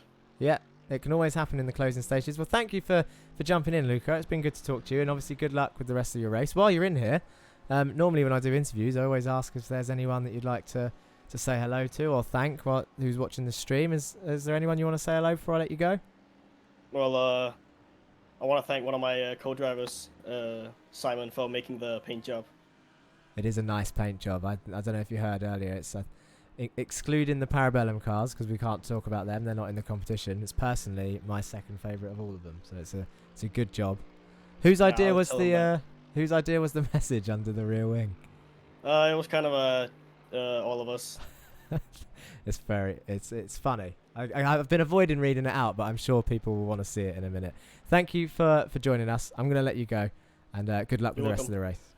Great commentating. Thank Bye. you. Bye. What a nice guy. What a nice guy. I've put him back in the box. Hopefully you could hear him more towards... I tried fixing that. The engines were... You were right. I could hear the engines were loud. Nice guy. And this is their car at the moment, Epidemic Racing. Lucas Dreyer is driving it, the number 98 car. So they think, or they believe, or they have worked out, their strategy is they've got one more stop around the 5-hour mark, and they will make it to the end. Flat out as well, no fuel saving. So, that's quite a good time actually to have that interview, because we were just talking about pit stops and fuel saving. As the Mercedes comes out from behind the trees, that was a nice shot. And I'm thinking, someone has said, Simon has said 7:45 at the moment. Do you know what? It's going to be, I have a feeling it's going to be night time by the end of this race. And that's quite decent actually. Fits in line with the UK time. Quite nicely, if it does get dark by then. Obviously though, not everyone's watching from the UK. We had a few people... If you didn't mention it earlier, I know some people did reply. I know there's a couple of viewers in Canada. Also Washington in America. See, I remember, I listen, I read. Where else are people watching from? Is there any other ones that I did not mention? Are you watching from anywhere else in the world? Czech Republic was another one. I remember. Finland. Kirkapart says Finland. Denmark, flying orangutan. Where am I from, says Tyrone Schwartz. Take a wild guess. I don't know what to say. Germany. Let's go for Germany. I don't know why I said Germany. I've just said Germany. But now you're going to tell me whether I'm extremely wrong or luckily right. On track. We need to watch these two, I think. These two. Close to where my ancestors are from, but no. Oh dear. You going to make me take another guess at this? I think first of all, though, we need to mention these two. The Parabellum boys are racing for position. Kotab gets let past in the Aureus car. Platina, Jonathan Davies, lets him through. So not much of a battle in the end. Give it a go. German ancestors. Schwartz. I feel like anything I say from here on out will just be will just be offensive to anyone, because I'll get it extremely wrong. Let's just say, because the flag is extremely similar, Belgium. I don't think I'll get it either, to be honest. Unless you said it earlier, I'm not going to get it. I'll have one more guess after Belgium if that's not right. Saudi... I was nowhere near! Saudi Arabia? Well, there you have it. Saudi Arabia. I was actually planning on moving. Not to Saudi Arabia, but to the Middle East. Earlier this year. And then COVID put a stop to that. As I'm sure it has many other people's plans. But in fairness, if it didn't happen, I wouldn't be here right now. In terms of commentating, in terms of iRacing, because lockdown 1, I mentioned it earlier, was what prompted me to move away from console and get a PC and finally get iRacing. And now look, started a YouTube channel in June, ! Caster in the chat if you want to know, but started a YouTube channel in June, and yeah, kept that going, and here we are. Now I'm commentating on big events like the Coinsmart Cup, 6-hour endurance event. I think the channel is now actually this week 2,100 subscribers. So if you're not subscribed to the YouTube channel, then go for it. Don't leave the stream. Got to stay and watch the PBLM esports stream and follow them on Twitch, of course. But if you're smart enough to open up another window, then go and subscribe to the YouTube channel as well. Or if you don't know how to do that, then wait until after the stream and do that, and you can have a flick through some videos. Anyone who plays iRacing as well would be well, there's track guides on there to potentially help you find some time if you're struggling. And to be fair, this next season, because we're approaching week 13, for those that don't know what week 13 is, it's like a break week on iRacing before the next season starts. Next season, I'm probably going to be doing more random commentary. Like, I will literally pick out a random official race event and I'll commentate on it. So there'll be more races to watch on that channel if you can't get enough of my Essex. Do you know what? It's not even an Essex accent anymore. It's disappeared. I've spoken so much that it's just become a normal English accent. It's the fastest lap time at the moment. Still a .41, but the Grosjean Esports team, Roman 8 I keep going to say, Rate G Esports. Rate G, R8G, Rated Esports. Moobot has popped up again. Don't forget to contribute to the prize pool at no cost to yourself. All you need to do is click the link and contribute with that code CSCPB. Copy and paste that, it'll make it easier. And it'll add 50 cents to the prize pool. Matcherino tournaments. Racing Dad says hi to Tyrone. All the way watching in Saudi Arabia. Let's catch back up with this race. Let's get rid of that battles box. And see where's everyone at. Roman Grosjean Esports. Oh, just caught him cutting a corner there. Look at the hefty amount of grass they just took with them. What a shot. 4 hours and 40 minutes. Lap 209. And these guys are nearly 2 minutes ahead. And that is a pit stop in hand. They've had a pretty flawless race so far.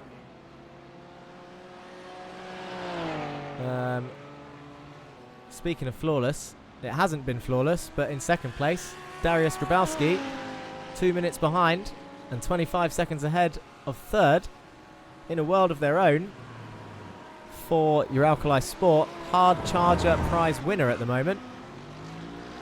13 places up from when they started and a decent stint of having the fastest lap. As that Epidemic car in the background looks like it's had a bit of an issue. Is that Lucas Dreyer in that car? It is. We've seen this a couple of times. Oh, it's the swapper. The old swapper. It's really weird to see the cars react like that, but that's the second time we've seen that today. Let's have another quick slow-mo so I can see if I can explain what I mean by a swapper. It's where the car's going left, but then all of a sudden it spits them right. And this is a really weird direction to go. Spinning left is common, but more uncommon is the spin right into the wall. It means they've overcorrected. And there he goes. Drive fast and eat wall. That should say on the back. The tank slapper. I'm not sure if they've used... I can't remember if they've used their fast repair already. But they should be okay to carry on. Felix Elsner's also gone off track somewhere. In the silver Parabellum Ferrari. The Argentis team. Ooh, again, that curb. Take too much of that inside curb. We've seen so many people do that. That's probably the fourth person we've seen do that.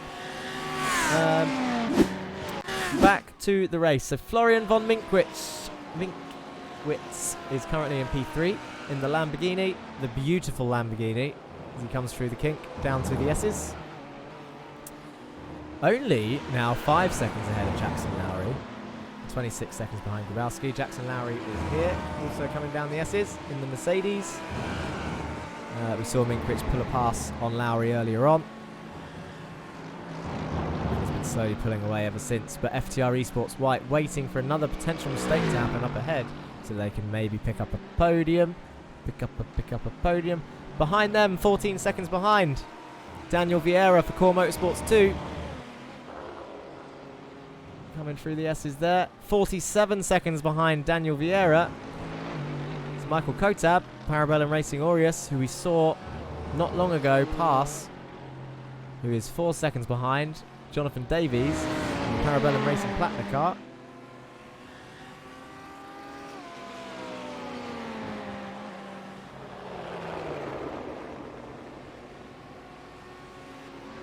Garrett Alessandro, 32 seconds back in the Audi R8, FTR Esports, number 11. Garrett D. Alessandro, let's not forget. And Pekka Seppänen, a name I haven't mentioned in a while for Ice Boys Racing Team, is now back up into P9 in the Mercedes. 36 seconds behind and 14 seconds ahead of Dan Suzuki. Their pace is looking fairly similar though, so you've got to say, oh, as I say that though, he's gone off. He's gone on the grass. Camera pressure. Commentator's curse. Don't do it, Pekka Seppänen. Don't do it. He looks like he's held it together though. He hasn't lost too much time. 13 seconds the gap now to Dan Suzuki. Chasing down that P9. Could still happen. There's an hour and 15 minutes to go. But I think it's going to need a mistake from Pekka. Another one, shall we say. I should mention as well that Garrett... hang on a second. What's the easiest way to do this? Vlad Kimachev is obviously a lap ahead of everyone. Darius, Florian, Jackson and Daniel are all on the same lap, even though they're 46 seconds apart. And then there's a little bit of an overlap here, but Michael, Jonathan, Garrett and Pekka are on the same lap. Dan Suzuki should be... Where is Pekka Seppänen on the track? So these guys are on the same lap, Dan and Pekka. Pekka's going through the first of the right, so Dan not too far behind in terms of physical distance. Lucas Dreyer a further lap down. In the Epidemic Racing team, we saw them have an issue. They're going to have to carry on by the looks of it. And that is Antonio Pikes for Core Motorsports behind. But I believe, even if he passes, which it looks like he's going to because of the damage on that Mercedes, I believe that... Oh, 118.5 for Darius Kowalski. Good effort. What was I going to say? Come on, get your words out. Lucas Dreyer is a lap ahead, so even if he passes, the position will stay the same. Sergio Vieira, SR Technic, further down the road in P13. And then a further lap behind is Felix Elsner in the Parabellum Racing Argentus team. The last car on the grids, because 84 laps in, Matthews Logistics Team Blue quit out of the race. Dang, what's the best lap now? Well, the 118.5 is fairly close to the best lap. Simon says we have used our fast repair. Yes. So the pit stop. I'm hoping, Simon, then. Well, just for everyone else. So let's have a quick look at Lucas Dreyer in Epidemic Racing. They can't get that repaired in a split second anymore because they've already used that fast repair. Now, what they've got to hope is that it is an optional repair, meaning that when they do their final stop, they can simply drive off in a normal amount of time. If it's a required repair, that could ruin their whole strategy, unfortunately. Just spoke to Luca for the Epidemic Racing team, but if it's a required repair, it literally will hold the car there for that amount of time, and that could be anyone. Could be any amount of time. I think I've just seen Pikes have a crash.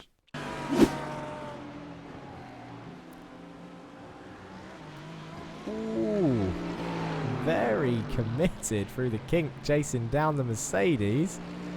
Lucas Dreyer, just as we were watching him, did go off track there. Turn one, carried too much speed in.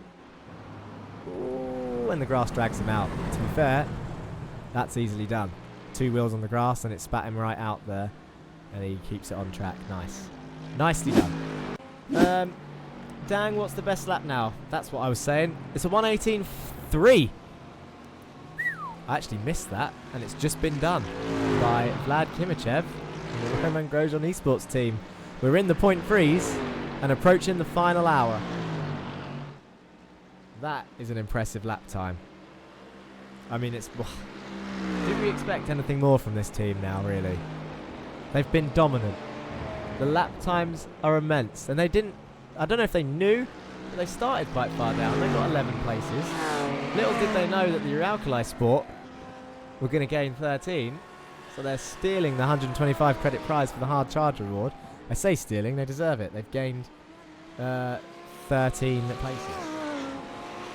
Timberwolf 24 says there's still a chance for my 117.9. Do you know what? Maybe. I'm thinking. And, well, I can't discount it now, can you? You can't discount it. The time has moved on. The sun is setting. We are probably approaching 8 o'clock track time. If it does get dark, you've got to say that the track temperature and the air temperature will be dropping rapidly. The track is well rubbered in. We're approaching the 5-hour mark. Can Roman Grosjean Esports team find 0.3 of a second? Do you know what, Timberwolf? I'm going to say, yeah, they can. I'm going to go with you. I'm going to say you are today's pundit of the day, Timberwolf24, if you've got this right. But 1:17.9, I still think it's a big ask, but I'm not going to say it's impossible with the temperature dropping as it is. And I'm just thinking about that pit stop that they've got in hand. They can pit whenever they want to put fresh tyres on and have low fuel. And if they can come out in a decent place to get some slipstream and not get held up, there is no reason they can't get a 17.9. There we go.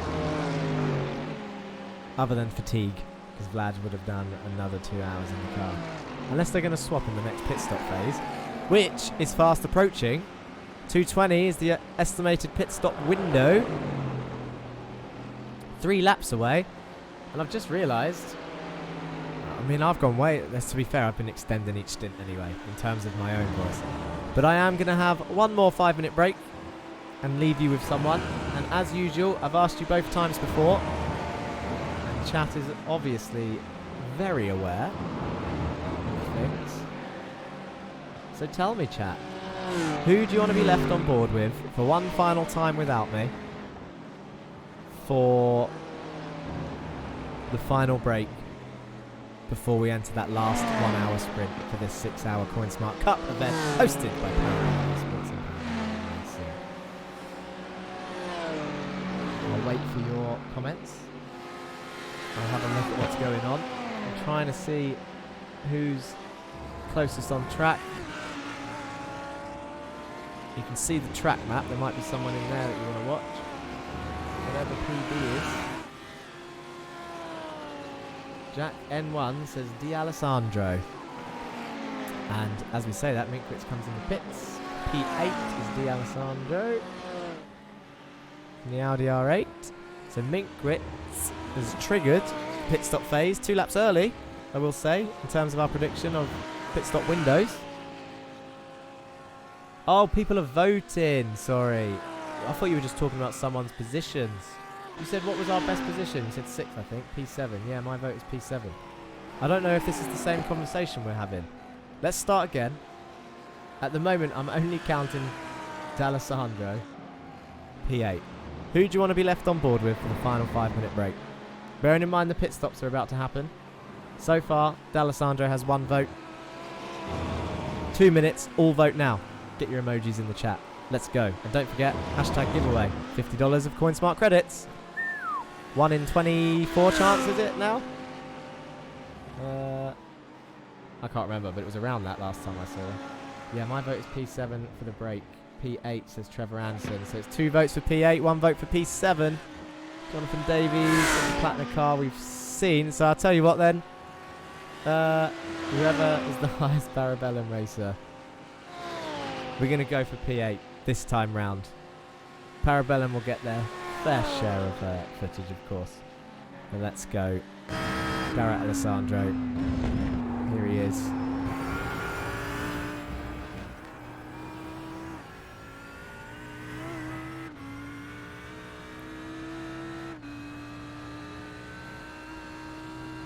And he crosses the line. Right. So that is my cue. 4 hours and 54 minutes in. I'll be back in 5 minutes, people. For the last time, I'm disappearing, and then I'll be back with you until the end, of course. Don't miss me too much. And, of course, keep the chat going on Twitch. Very much so for when I come back. Keep an eye on those times to let me know what I miss.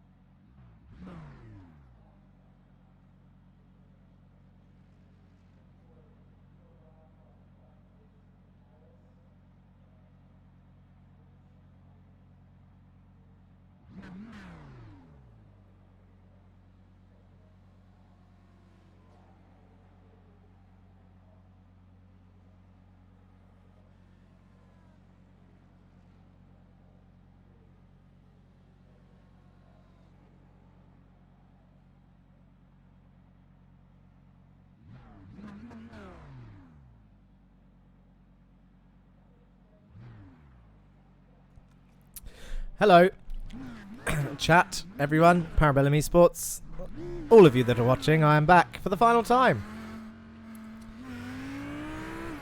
Apologies, I was nearly late, would you believe? Actually, before I say that, that was kind of cool. Pardon me. That's the first time that we've seen an onboard of a pit stop. For those of you that don't know what it's like, that's what it's like from their point of view. Nice and slow into the pits, and then they sit there for ages. Can you imagine being in a race situation and sitting there for that long? They're all racing still as the sun is setting and making the track look nice and shiny. 1 minute 32 seconds to be exact. Well, is it exact? Who did we just see pit? It was D'Alessandro. 1 minute 36 seconds, 0.37 to be exact. Cortex says hello. Trevor Anderson says taking tyres, question mark. Timber says brilliant.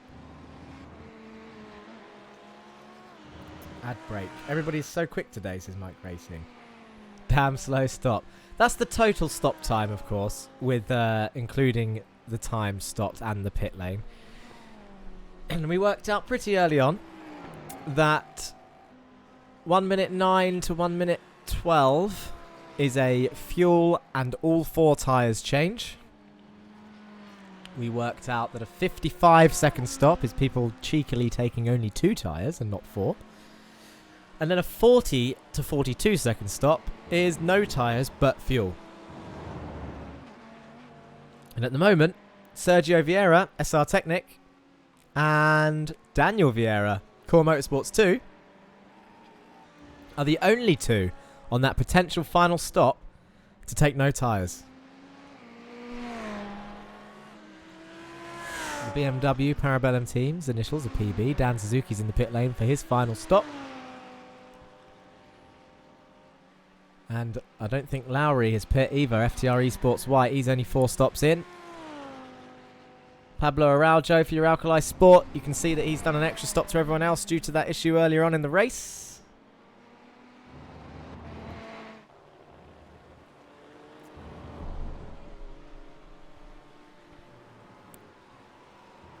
And it looks like Suzuki's swapping with Mark Noske for the final stint. Alessandro's just passed. That's a lovely shine on the circuit there. So it is getting dark. 57 minutes left, 56 minutes left of this race.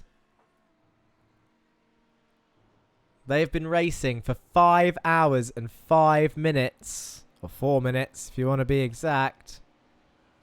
And 9 seconds. And the sun is setting on the first Coinsmart Cup, hosted by Parabellum Esports and in partnership with Parabellum Racing. I've been Jack Johns, the racing line. It's not over yet. You got me for 55 more minutes. And then we'll do some interviews with the top 3. Not really, though, says Mike Racing. Well, you've not really been racing for 5 hours because you've been swapping over. But at the same time, in terms of your attention and your attention span, you've been... Well, actually, do you know what? I don't know. I could be lying. People might be in there when they're not on stint. They might go for a walk or something. But at the same time, other teammates might be sat there watching and waiting for their turn to get back in the car as Vieira has had an off. I saw the red number. Oh, it's a big spin for Daniel Vieira, the number 9 car of Core Motorsports 2. He's going to try and come back on. It's going to be in the way of Mark Noske, who avoids it. That is a hell of a crash. And I can't remember. I feel like, I could be wrong, but I feel like they've used their fast repair. We need to have another look. Needs to have another look. Oh, 2 wheels on the grass, round it goes and in the wall. It's a big crash for Daniel Vieira for Core Motorsports 2. You've got to assume they're coming into the pits. The only positive is that it's not a front-engined car. There's got to be a lot of damage on that thing. They are coming into the pits. This will tell if they've got a fast repair in their pocket. But Daniel Muth for Raceline Sim Sports, he's loving life because he's just passed him for P4 as a result of that crash. And they had already done their stop. And it's not... Is it going to be a quick stop? Let's have a look. How long is he going to be stationary for? Oh, he's missed his pit box. Reverses a bit. It is a fast repair, so they did have a fast repair, and away he goes. Out through the pit exit. That was a good... look at that for camera work. Look, off he goes. Up the hill. Comes out in P5. Pekka Sappinen for Ice Boys Racing Team in P6. He's 43 seconds behind. 40. It's climbing down the order. You can see on the track map, Pekka Sappinen's going around turn 1. And this is Daniel Vieira coming down towards. So he's got a hefty gap. Nice and safe. Yes, indeed. Well executed fast repair. We spoke to Luca Thingard. He's back in the car for Epidemic Racing after 7 stops. Let's have a look at their pit stop, actually. 142. So they didn't have required repairs, but they didn't take the optional either. So that's why they've still got damage.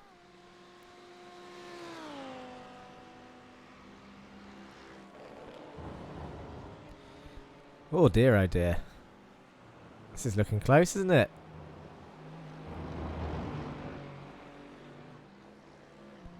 It says that Mercedes is in P2 on the window, but is really in P3.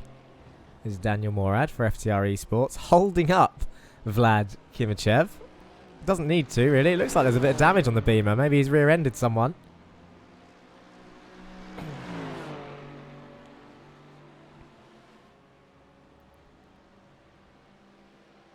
And there goes Kimichev making the move, lapping P3 once again.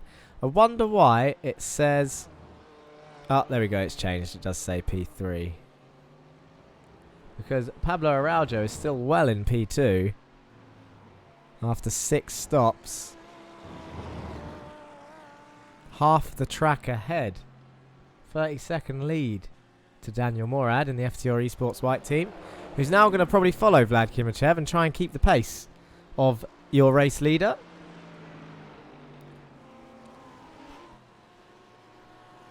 Daniel Muth is only that distance behind. 5 seconds is the gap between Daniel Muth and Daniel Morad, and then 30 seconds back to Daniel Vieira. 3 Dans in a row. Daniel, and Daniel currently in 3rd, 4th and 5th. What an interesting finish. But the podium, not out of reach for Raceline Sim Sports. Let's keep an eye on that gap. We need to keep an eye on that gap. It's currently 4.9 seconds, 5 seconds. It's hovering around that zone. Their lap times. Daniel Morad did a 125.6, so he had a bit of an issue. Daniel Muth doing 119.6s.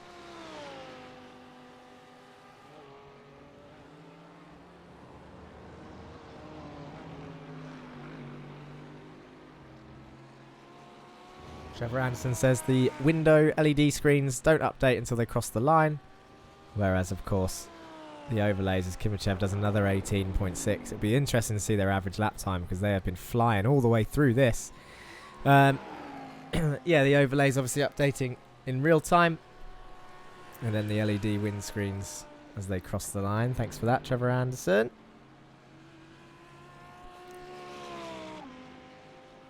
Vieira past Pikes. They're having a little battle back here. Down into the chicane. Goes Pikes on Vieira up the inside. Does the battle continue? It does. Oh, we've seen that before. Those two have had that fight before. That exact fight. But then shortly after, one of them, I believe, crashes. How does that happen?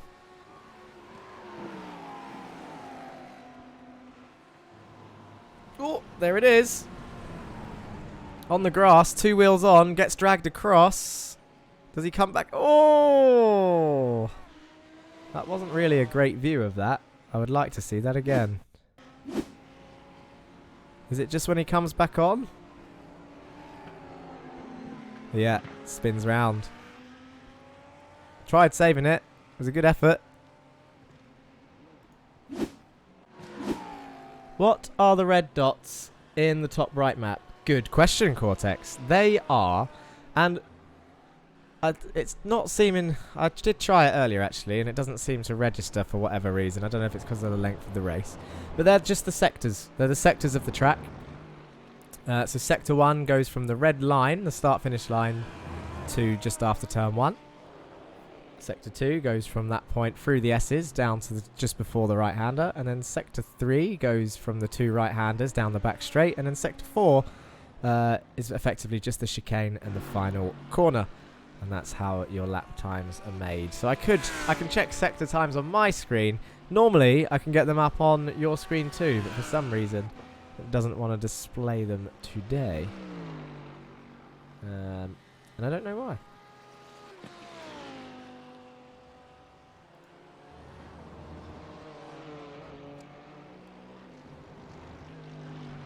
Let's have a look at pit lane strategies then, now that everyone's made their stops. I feel like it's a big ask for the Pekka Seppänen Ice Boys Racing team to get to the end. That early stop. Stint 2 for them. Potentially really going to ruin their race. Well, it might not ruin it, but could affect their race. They're currently in P6 as Ice Boys Racing team. I'll tell you who will be glad to see it is Parabellum Racing Aureus and Parabellum Racing Platner. Because currently Seppänen ahead of both of them. And looking to be in a better place strategically, the Parabellum pair. Gap now down to 4.5 seconds. So slowly but surely, Daniel Muth is closing Daniel Morad for FTR Esports.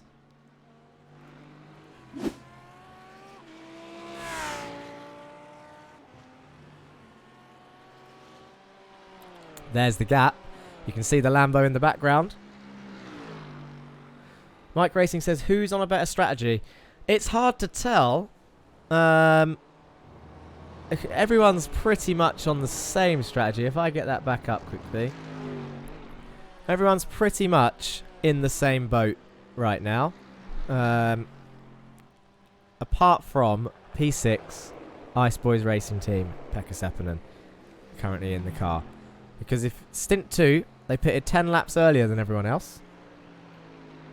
And in my own head, and this is all theoretical because I don't know the exact amount of laps that they're going to do today. We're currently on lap 233. But if there was going to be a actual 6th stop, the maths would suggest that the pit window for that stop opens on lap 266, which is in 33 laps time. But the Seppänen crew are effectively 10 laps ahead of everyone, so it would be lap 256 for them. And I think the race is definitely going to be longer than 256, so I feel like the Mercedes is going to have to do a splash and dash and potentially... Well, I don't know, Mike. I don't know these things. This is all guesswork. And unless I knew the exact amount of laps, in my own head, I feel like Ice Boys Racing Team potentially are on the wrong strategy to keep that P6. However, if they can make it work, I'll eat my words, and they've pulled a blinder of a strategy to keep P6. It's as simple as that. 118.9 is the lap time to beat for the fastest lap outside the top 3. And that is currently held by Daniel Muth, Raceline Sim Sports. And let's not forget, that might change to a 119.01.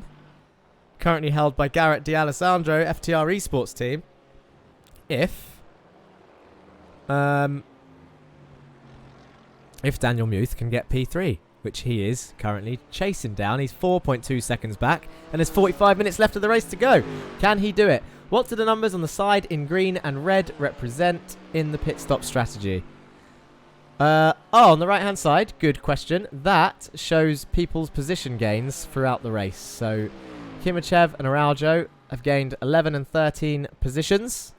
Araujo currently in line for the hardest charger award. Morad and Muth are currently in the same place that they started. Vieira is down 3 places. Sepinen and Bugelsdick is also gained no positions. Davies and D'Alessandro have lost 7 and 4 positions. And Noske has gained 3 positions.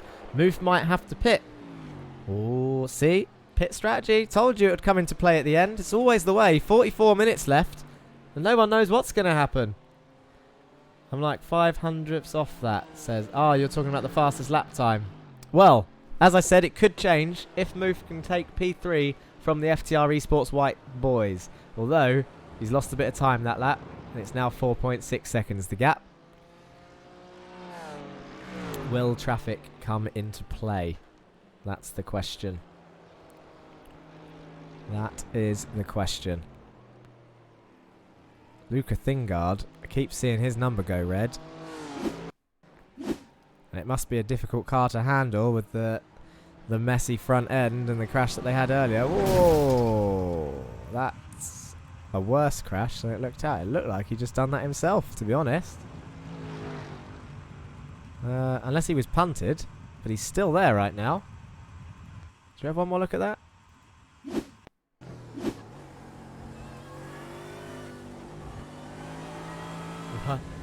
Right at the cameraman.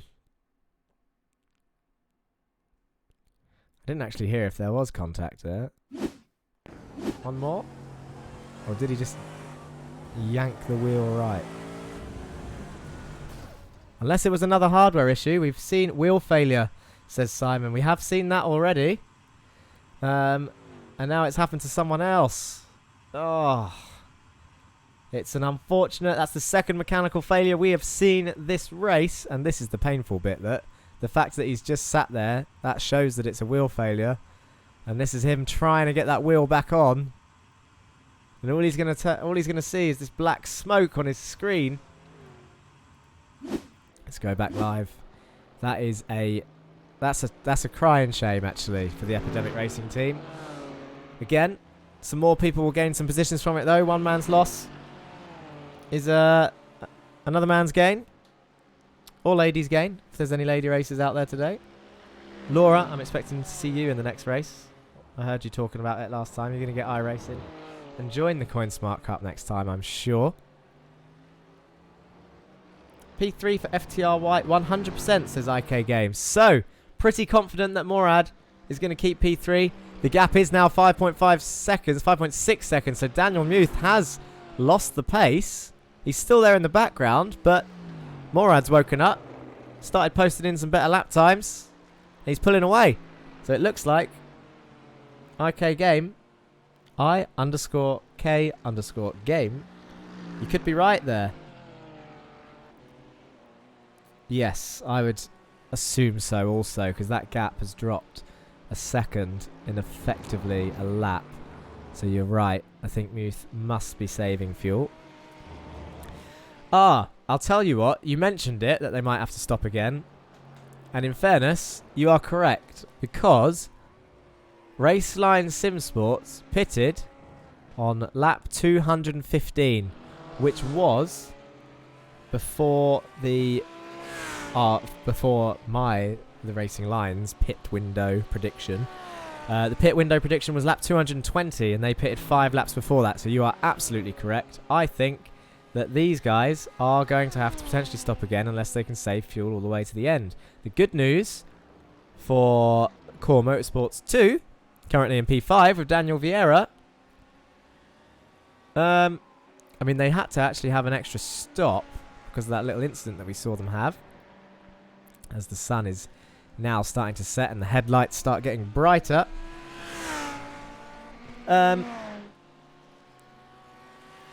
It has to be said that these guys might actually catch them up. 35 seconds the gap in 4... it's going to be a second a lap, so it depends on how much they save. But if Raceline Sim Sports have to pit again, Core Motorsports 2 are looking likely to move up into P4.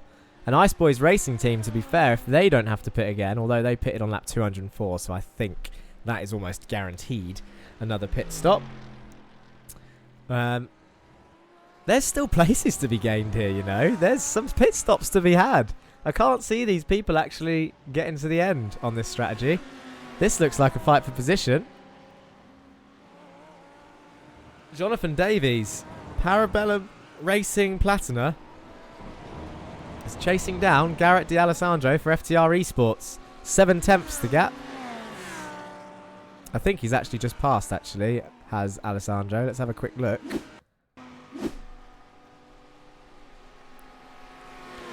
Yeah, he has. Alessandro down towards the chicane, as far left as he could go on the inside. So Alessandro likely to be pulling away then if he's just made the move. Up into P8.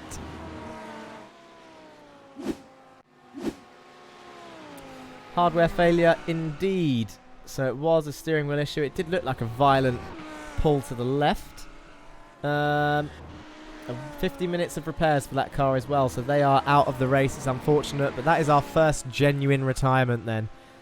Simon Christensen, Epidemic Racing, or Luca Thingard, I think, was in the car at the time.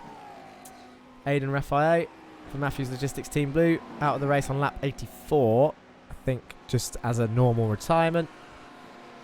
What else have I missed over here? I wonder if anyone will pit for new tyres and go for fastest lap. I think they might do. And it would be worth it, actually, for some of those that have to stop again. I mean, I'm thinking Ice Boys Racing Team and Raceline Sim Sports.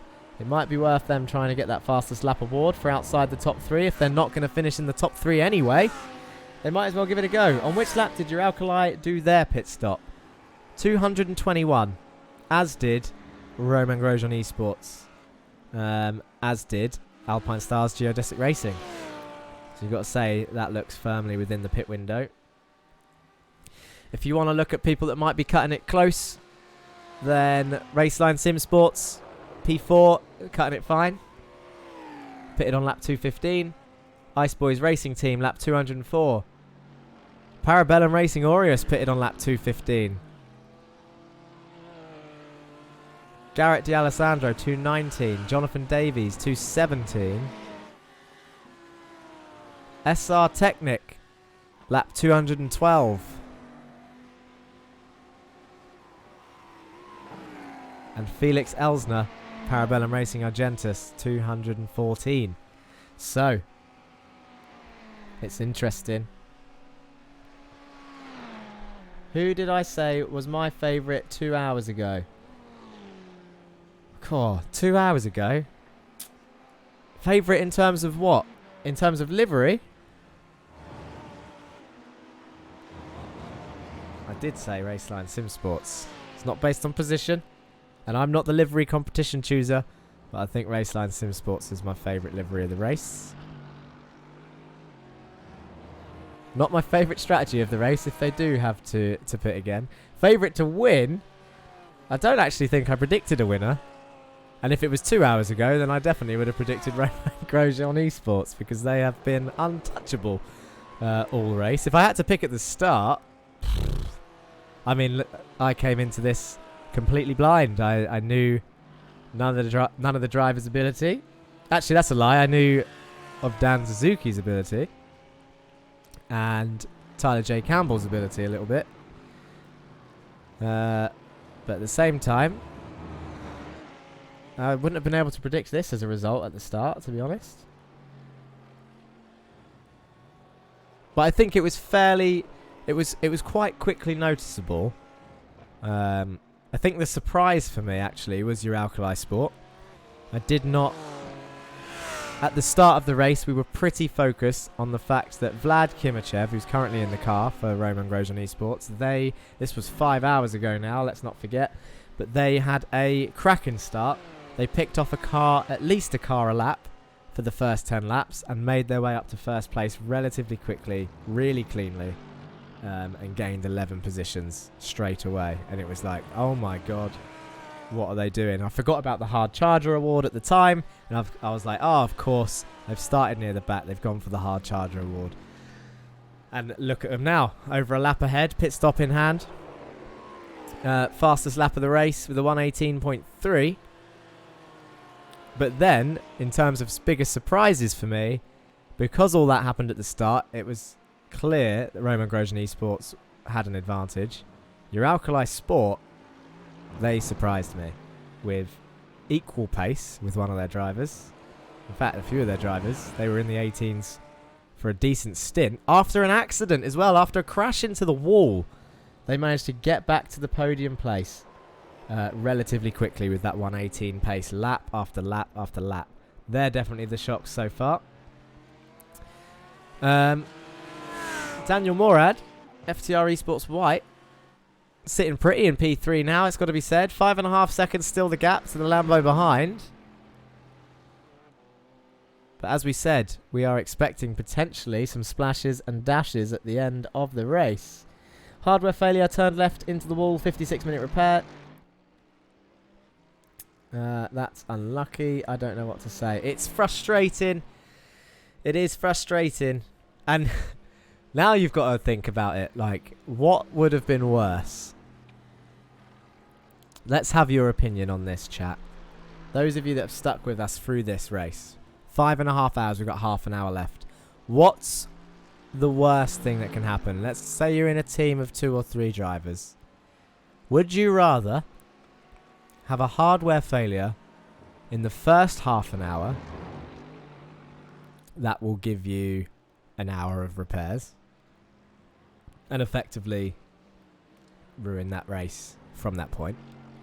Or would you have it in the last half an hour where you've raced for 5.5 hours but then you're out of the race? And this isn't me trying to rub it in. This is a genuine question. First half hour, people are saying. But then you've signed up to the event and you've only done half an hour and you're out. Like, surely there's a bit of disappointment in that as well. But then I suppose I can see where you're coming from.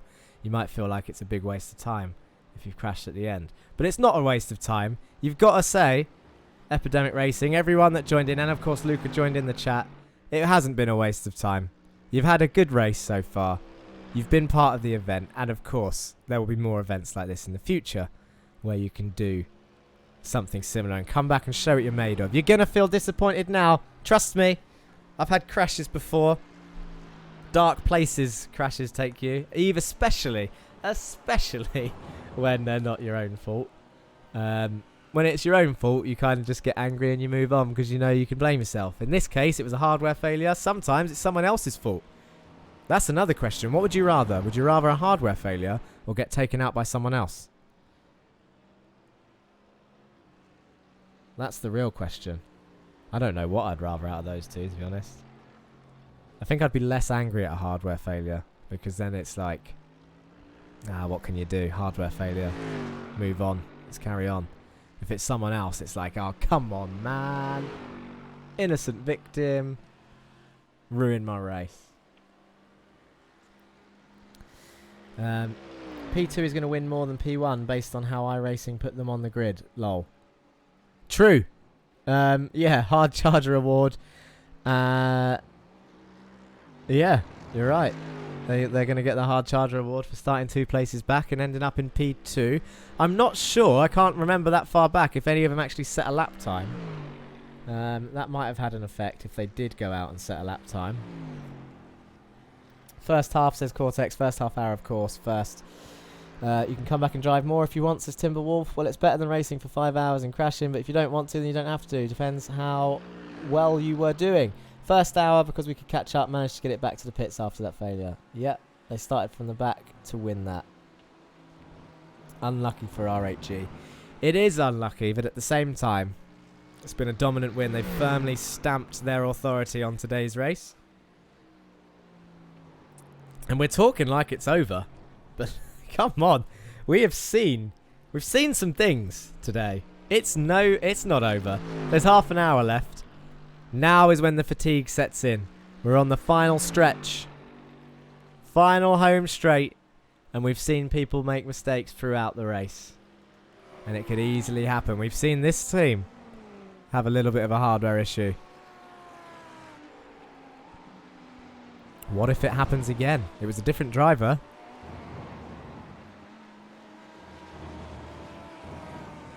We haven't seen this team have any issues at all. Which in terms of Karma's rules, or Sod's Law as we call it, you got to be say they're due some bad luck in the final 29 minutes. If I don't see a car-on-car wreck, I'll be disappointed, says Timberwolf. I'll be extremely impressed, to be honest. 6 hours with no contact? Where have you found these people, Coinsmart and Parabellum? Clearly a skillful bunch of drivers.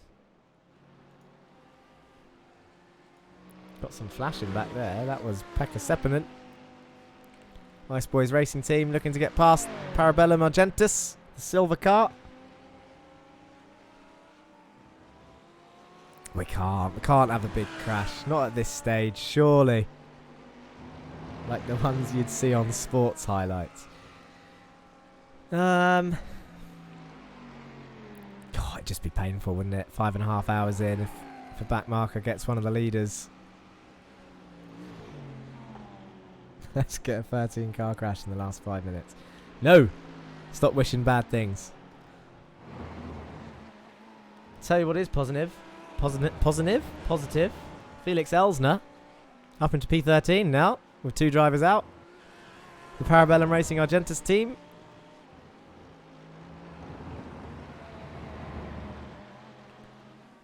Quietly working their way through other people's issues.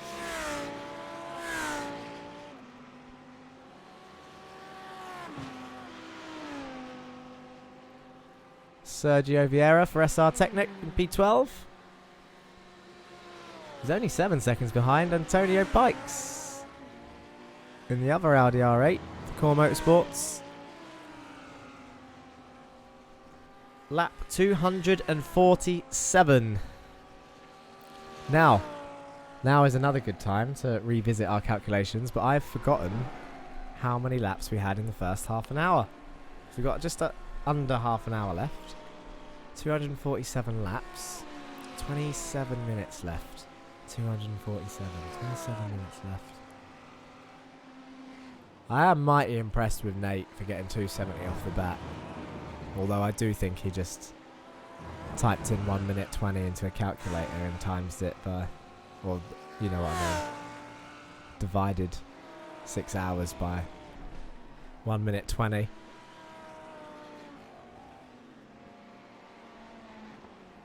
And then Timberwolf comes swooping in with the 269 guess. Someone needs to say 268 and steal that award from him. Because I've got a feeling it might... Well, no, I don't know. Do you know what? I don't know. I'm done guessing. I've lost too many guesses today. My pundit skills deserve to be thrown out the window.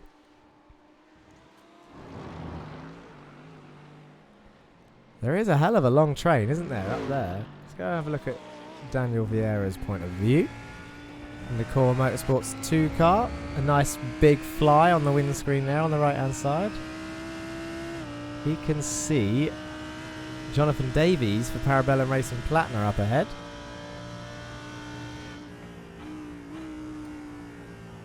Cortex says 268.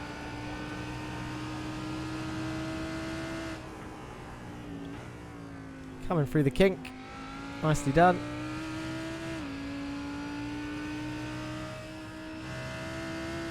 I wonder if any of the noobs to the motorsport world can now talk us through a lap of this track. We've seen it enough times. We've gone through a number of laps. Look at the speed they're reaching. Let's be honest, there's not going to be any fatigue in the last 15 minutes. That's when they get hyperfocus. But hyperfocus has a downside. And that is... Well, I don't know actually. It depends. Like you said, some drivers will just fight through it.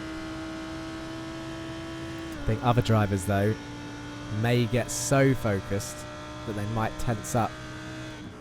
And tensing up in the last 15 minutes of the race is the worst thing you can do.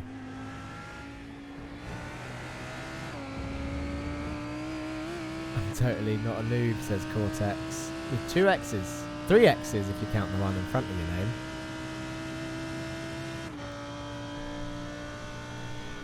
Who'd have thought it, though? Here we are. And look who's coming into the pits. It's Pekka Seppänen. As I said,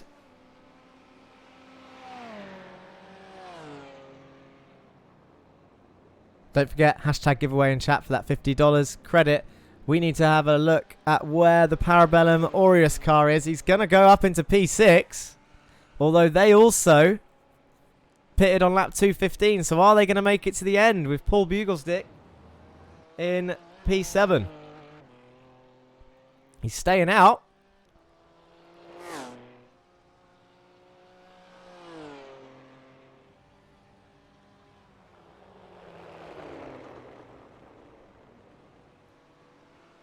And up into P6 he goes. Alessandro, where's he?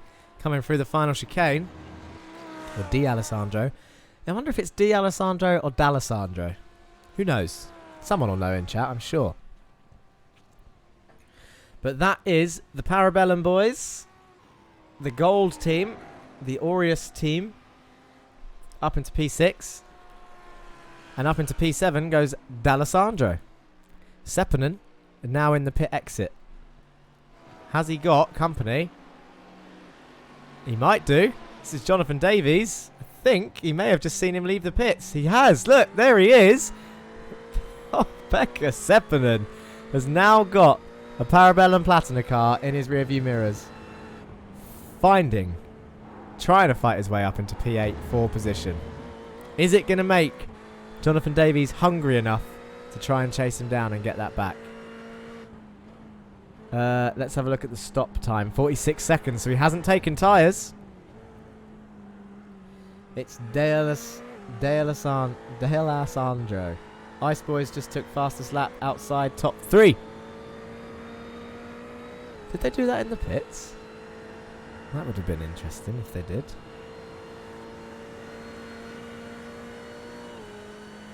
.118.91.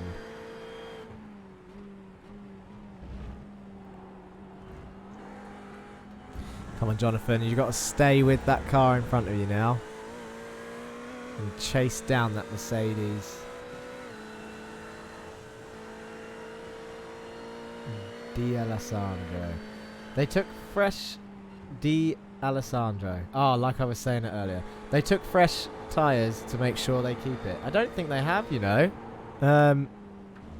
42 seconds stop. No, 46 seconds stop. I don't think that's a tyre stop.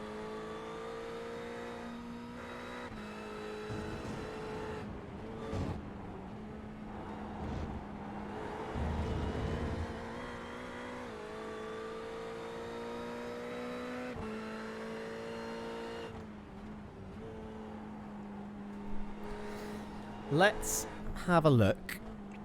Then I can just see.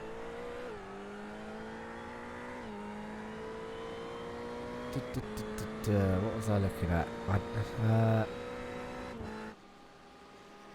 Oh, look at the flashing lights. People getting feisty, and we can see flashing lights very keenly now that it's getting to night time. We have another joiner.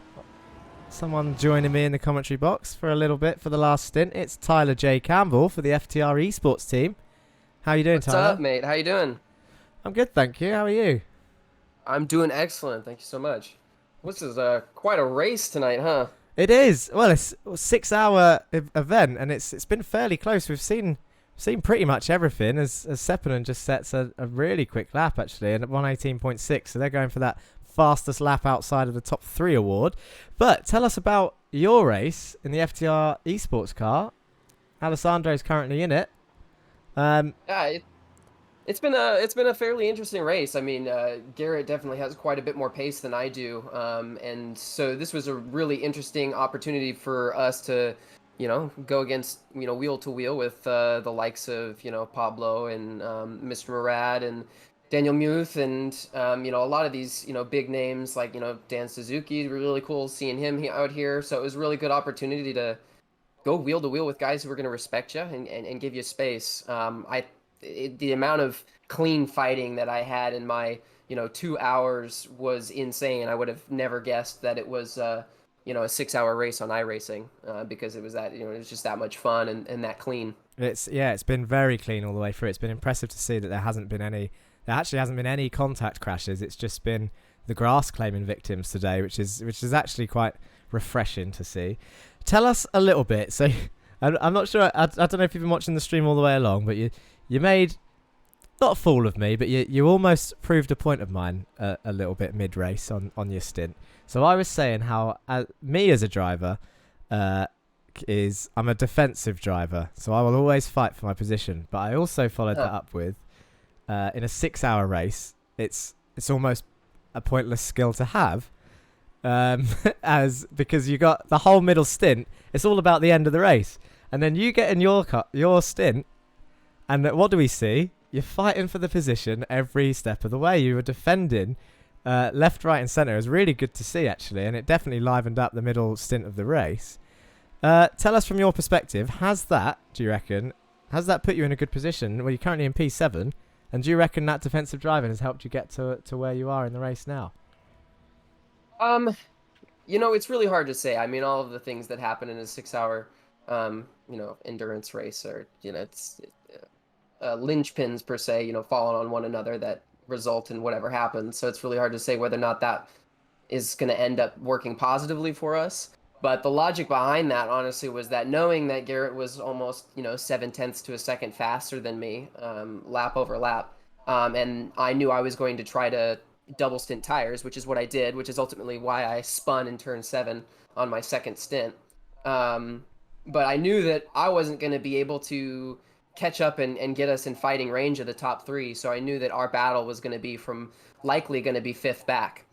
So that's what I was thinking about, especially with, I think it was Via Era. Sorry, I can't pronounce his last name, but 5th place. They were, I think they were a lap ahead of us or something like that, and we were just on different strategies, and it made sense for me to fight with him because, as you said, I don't know where we're going to be in the following 3 hours. But what I did know for sure is I did not have the pace to beat him outright, lap over lap over lap in free air. So the only thing I could do is to hold him up, so that way when Garrett has free air, then maybe we can make up some time. And so now, kind of in our position, we missed out on 5th, I think, but with the possibility of 6th place, possibly still pitting here in the next 15 minutes or so, we might be able to snag 6th. But at least, we're kind of within swinging range of the top 5, and that was really our goal today. Perfect then. So you pretty much you're in your range of what you were targeting. You mentioned the spin that you had earlier in the race. Was that a little bit to do? I'm sure you were aware. You're a capable driver of knowing what's around you, and your teammate, who's currently in P3, Daniel Morad, FTR Esports White team, was behind another car fighting for position. Was you helping him out in a little way, or was it just unlucky timing? And then, do you know, it was weird because in the spin you actually ended up nearly hitting him when you came back on, obviously through no fault of your own. But was you trying to help out, or was it just a case of getting out the way with the least resistance? Yeah, it was definitely internal team strategy. I mean, there's no point in wasting the car. By no means am I going to ride the brakes, brake check, or do dirty moves to hold him up. Of course. But at the same time, iRacing's first rules allow a driver that has a blue flag to hold his position and just basically has to make a reasonable effort to let the driver behind by. And in my mind, I thought it was arguable that he never had like a really truly great opportunity, and even then, like, I was making sure I was laying claim to my land, going down a lane and entering a corner. I wasn't moving under braking. I was trying to be very predictable, so if he was truly the faster driver, he would have been able to get around me. Now, I definitely think he's got better pace on me, but in that situation, I was just focused on like trying to do my thing. But you're right, with that pressure on me, knowing that I had Alex 2 cars behind me, I'd actually, at that time, I was communicating with him. I was like, hey, if you're going to make a dive, like, let me know where you're going so I can make sure I open up a lane and don't impede you. But basically, maybe 3 seconds after I said that, my left front just washed out completely entering 7. I think I entered too fast. And inevitably the rears overtook the grip potential of the fronts, and that's why the rear went out on me. And then when I came back in the pits after my stint, my left front was down to 21% wear remaining. So I was playing with fire. That was for sure. Of course, yeah, and but it was exciting to watch. And as you said, the argument would stand about getting out the way in a decent place. Because let's face it, you can hold that argument really for everywhere on the circuit apart from the main street. And then, like you said, you'd washed out on the corner before that bit, so it didn't really matter anyway. But yeah, good. It was good to see. You've had a few battles, like we said, load of defense, a little bit of a spin. Currently in P7, and like you said, there's some potential stops on the way. Looking well, Raceline Sim Sports in P4 might have a stop as well. We're not sure just yet. 15 or 14 minutes to go. We spoke to someone earlier, just before I let you go, Tyler. Obviously, thank you for joining and coming in and speaking to me and speaking to us. But is there anyone you want to say hello or thank you to before I let you go and close off this last 10 minutes of the race? Yeah, I want to thank Coinsmart for sponsoring the event, Parabellum Esports for putting it on. Thanks to you, Jack, for commentating. You always do a wonderful job. I love watching all of your broadcasts. And then thanks to FTR Esports race director and KM Cargo, who are our sponsors. And then also shout out to everybody out there who are using race pace setups. So it's a real blast being able to share that with all y'all, and it's pretty cool to see a number of cars out here running them today. Thank you very much for your kind words, Tyler. Hopefully we'll speak to you soon. Sounds good, man. You too. Have a great one. You too. Bye. Another lovely person joining the chat, filled with compliments, filled with good stuff. People, positive environment. We mentioned it earlier about sort of esports. Oh, sorry, just been distracted because look who's in the pits. It's Daniel Vieira for Core Motorsports 2, having another stop. It's going to be a quick one. It looks like a tyre change. People now starting to get that fastest... Oh, nearly choked. Fastest lap award. With a 7th stop. But who do we really want to see? Parabellum Racing Aureus coming round the final corner. Is this going to be a position gain for them? Up into P5, Parabellum Racing Aureus this is going to be, surely. Oh, Vieira's in the pit exit. It's going to be close. You just heard the revving of the Lambo. He's going to keep it at P5. There's the Beamer in the background. He comes round the first turn, and Vieira comes out ahead of the Parabellum Racing Aureus team. A good stop and well timed. Only 28 seconds in the pits. So I wonder, they did not think they needed as much fuel. They definitely saw the car get lifted off the ground, so they must have taken tyres. I saw someone say actually about how the car earlier, I think it was Sepinen, did take tyres even though it was a 46-second stop. But they didn't have to take as much fuel this time round because obviously we're at the end of the race. 10 minutes left. It's the final sprint. We're in the splash and dash zone. This is what we were waiting for. Remember, we said about Raceline Sim Sports potentially needing another stop. Their pit stop was on lap 215. As was Parabellum Racing Aureus. But they might make it to the end. Fastest lap currently outside of the top 3 is definitely the Ice Boys Racing team with an 18.6. I saw them put that in there whilst I was speaking to Tyler Campbell. Both Vieiras pitted. Yet the other one down the bottom end, P12. Sergio Vieira.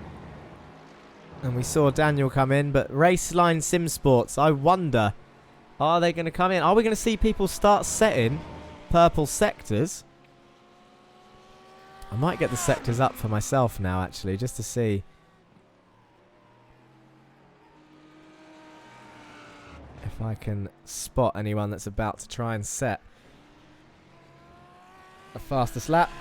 Going for fastest lap, says Racing Dad. Love to see it. People are. And look at the nighttime feel of it now.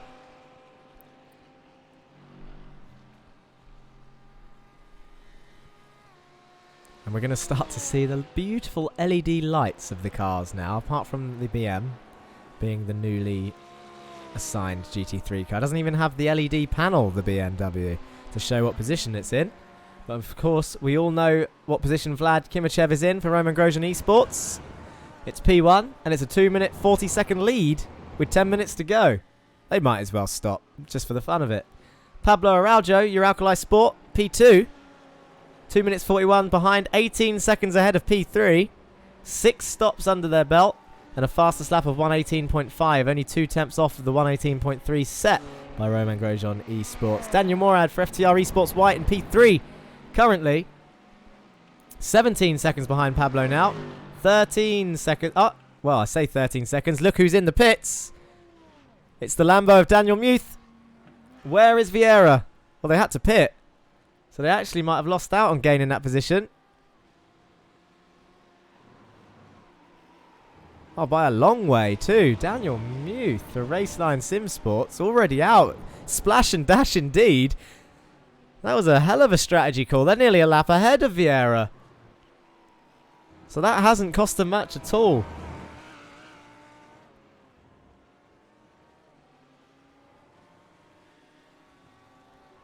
Beautifully done.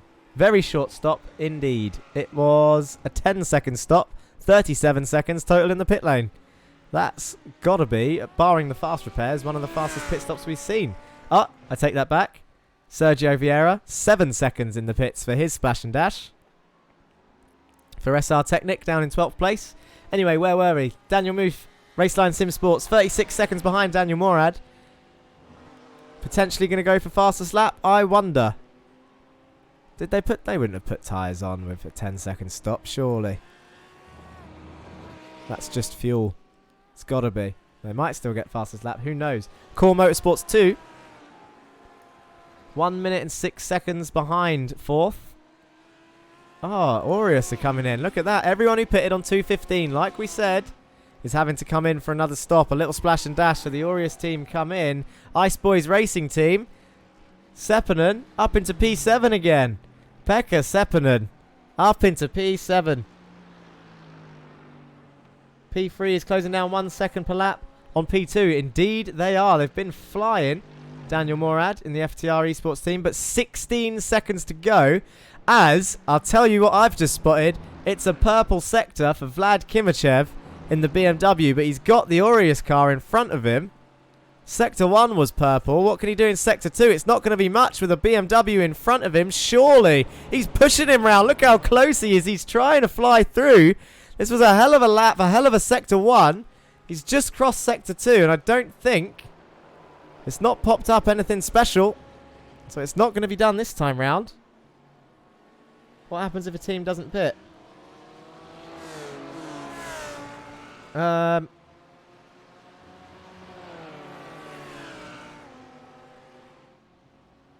team... Well, they could try to get to the end. The teams that are pitting now are the teams that pitted too early before.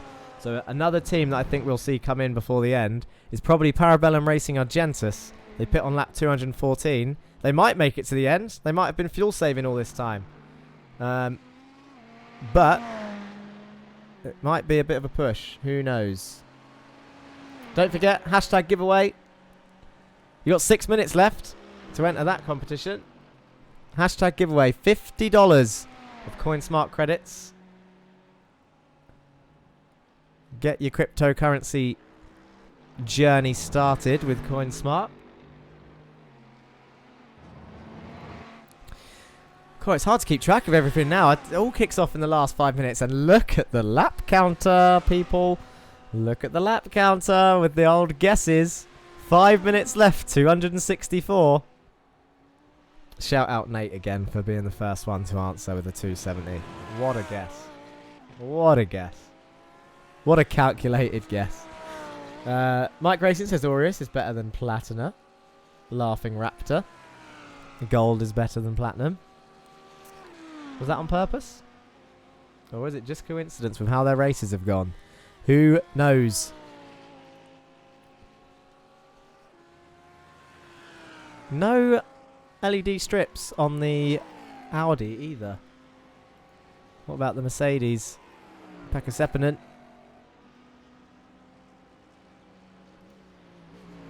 Nope. No LED strips on them. the BM. We said no. Ferrari over the roof. Beautiful. On the windows. And the Lambo over the roof.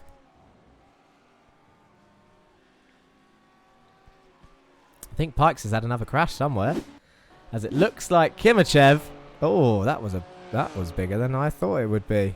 There's a lot of smoke there. Let's have another look at that. So he's lost it on the exit of the S's. Coming over that right kink, I think. Ah, that rhymes. Big old smoke cloud. But as I say that, Roman Grosjean Esports have come in for a splash and dash and some new tyres, I guess. Definitely saw them say that they pitted. 5 second stop. That wasn't new tyres. I wonder what they stopped for. Maybe they weren't going to make it to the end. Says they stopped on lap 264.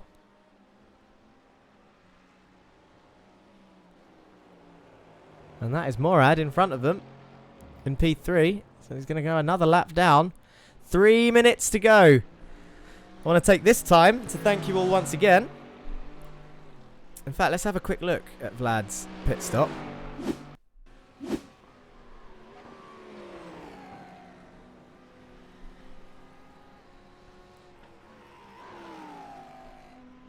Yeah, no tyres. Look, just a bit of fuel and off they go.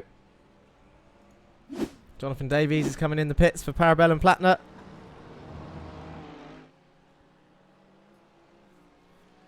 But what I was going to say was I want to take this opportunity to thank you all once again for joining us for the very first Coinsmart Cup hosted by Parabellum Esports and Parabellum Racing. A lot of you have stayed with us throughout this whole time as we approach the 6-hour mark. 6 hours and 15 minutes we've been live for. And here we go. It all boils down to this as the BMW sets a purple Sector 3. They're flying as Vlad Kimachev in the Roman Grosjean Esports car.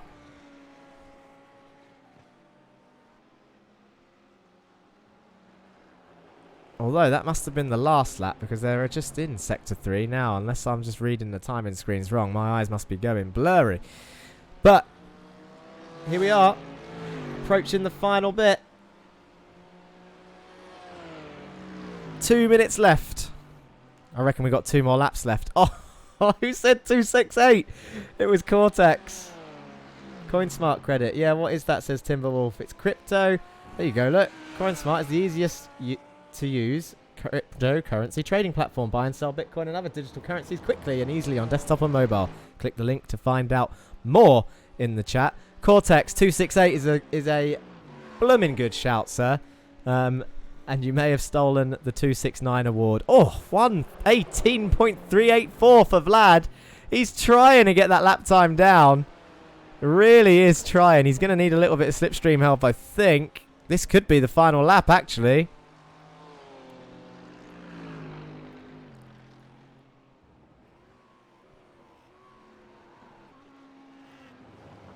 As he sets a purple Sector 1, does Vlad Kimachev. An 11.5 second Sector 1. Is he going to try and set the fastest lap on the last lap? It will be impressive. Technically, I got it. Yeah, no, well, I made the stupid mistake of guessing in the first half hour, didn't I? I should have just waited.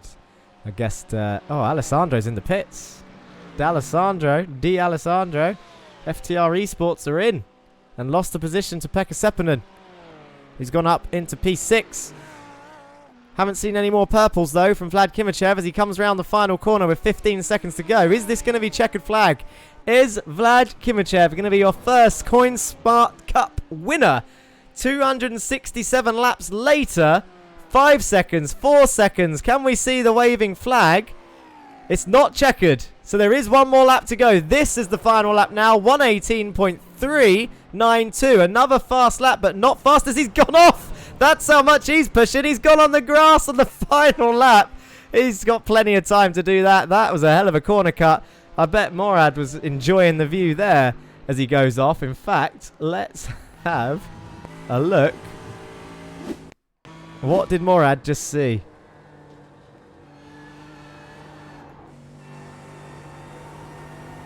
He sees the leader all the way over there on the left-hand side. joined back in front of him. Probably a bit of a smile on his face after he saw that. That's the one time we've seen a mistake from Vlad Kimachev and the Roman Grosjean esports team. The one time we've seen that mistake. He's flashing his lights already.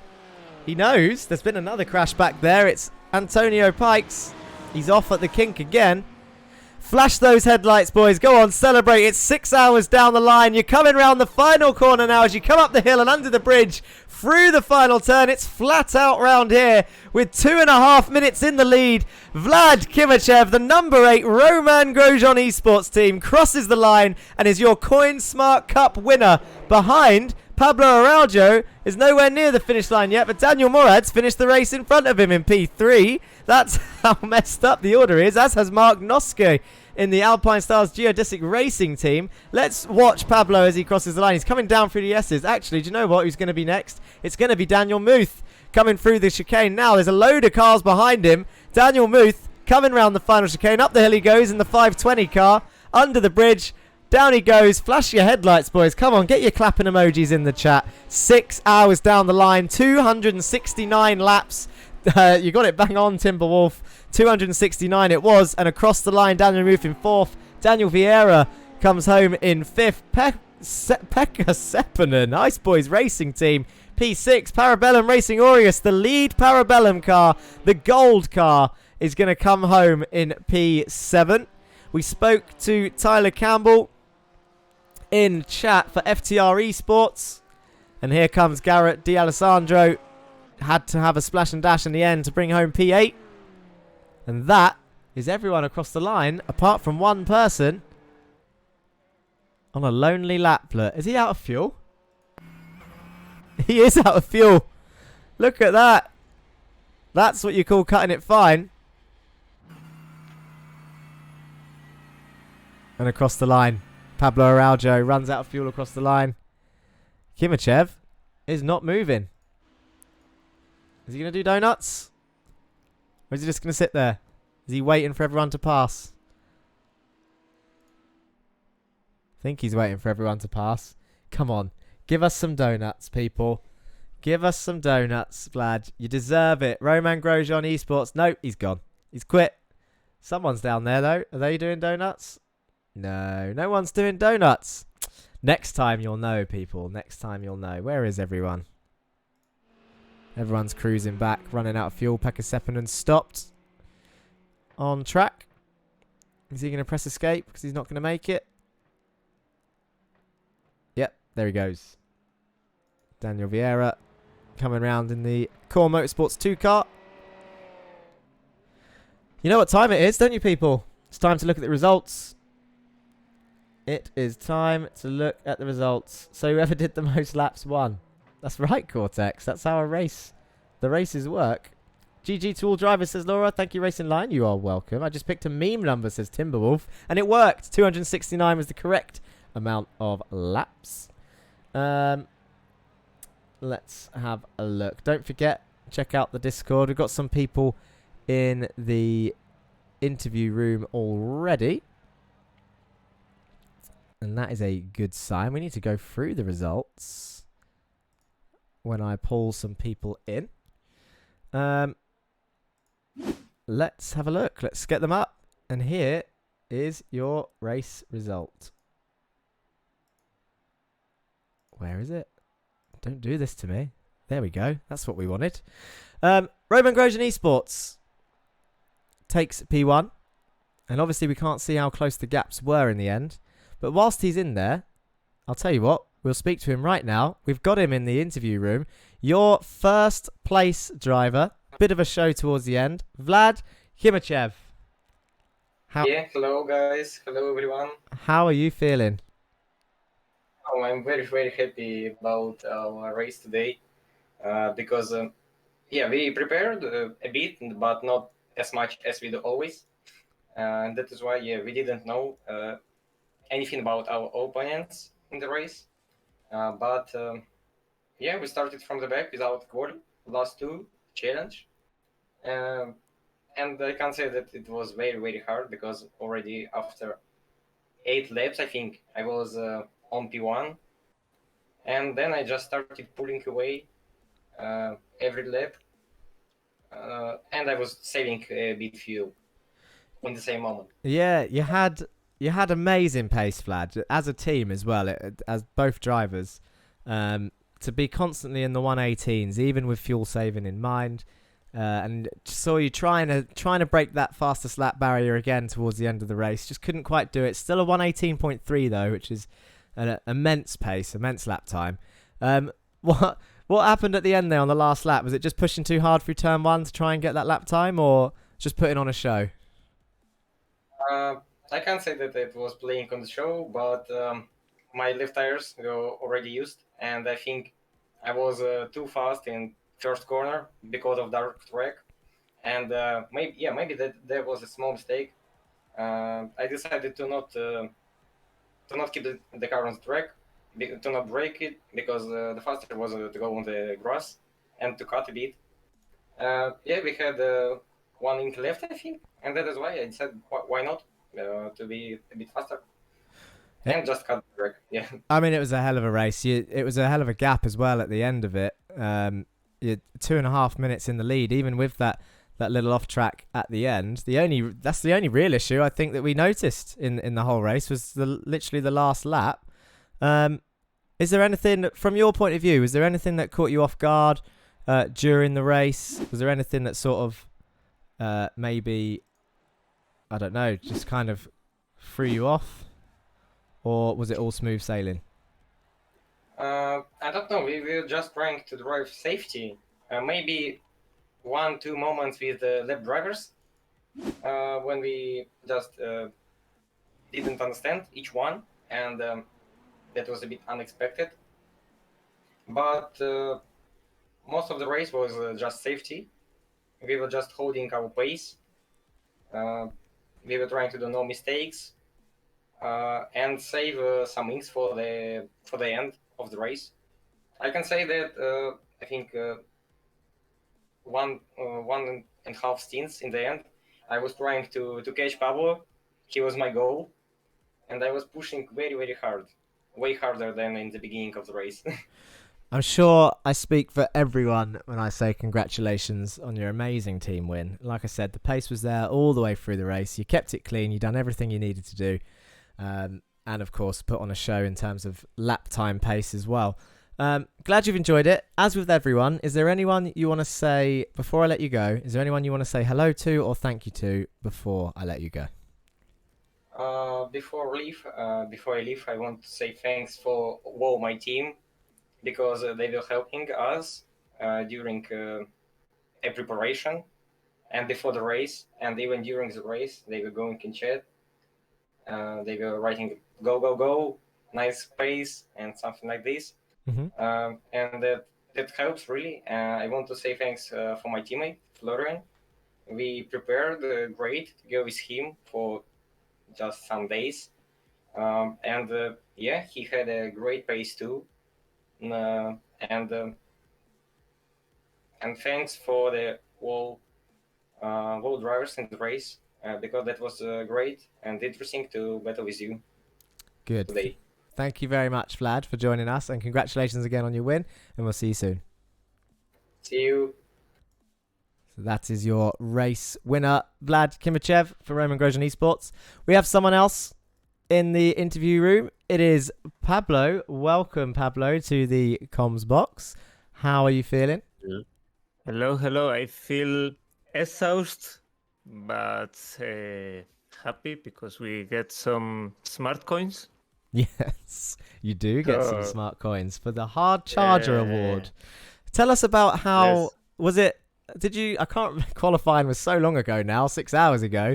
What did you set a lap in qualifying, or was it just luck of the draw that you started a slightly further back than the Roman Grosjean Esports team, because they got to the front pretty quickly, but it didn't matter because you had that extra couple of places to gain, and therefore you've won the extra money. So was that a fluke or was it planned? No, we planned it with our engineer Ahmed Harabek. We planned this because we can do anything versus Romain Grosjean. We are a small team so we can do anything versus BMW. So we decided to just try to get P2. We thought we could be possible. Was harder than expected, but I think it's the best we could do on the race was P2 from the beginning. So yeah, we just planned to go for both things. Well, it was a hell of a race, and well, it wasn't without its issues either for your team. You had a moment, and we've got to talk about it, down the back straight. Well, it wasn't yourself; it was your teammate. He went down the back straight, and his car just went left into the wall. Talk us through that. Did you see that happen, or did he explain what happened to him? Yeah, my teammate. I think he have some problems. So I don't know. We were watching the IndyCar on the Discord, and he decides on the middle of the straight to try to open a IndyCar stream. So he went through the wall. So yeah. So it wasn't. From him, so it wasn't a hardware issue. What you're saying is he crashed. Because... it was a driver issue. Yeah. It was hardware issue because obviously the game got frozen when he tried to open the stream. Yeah. Yeah, it's because my teammate is it's a bit special, but anyway, we could do P2.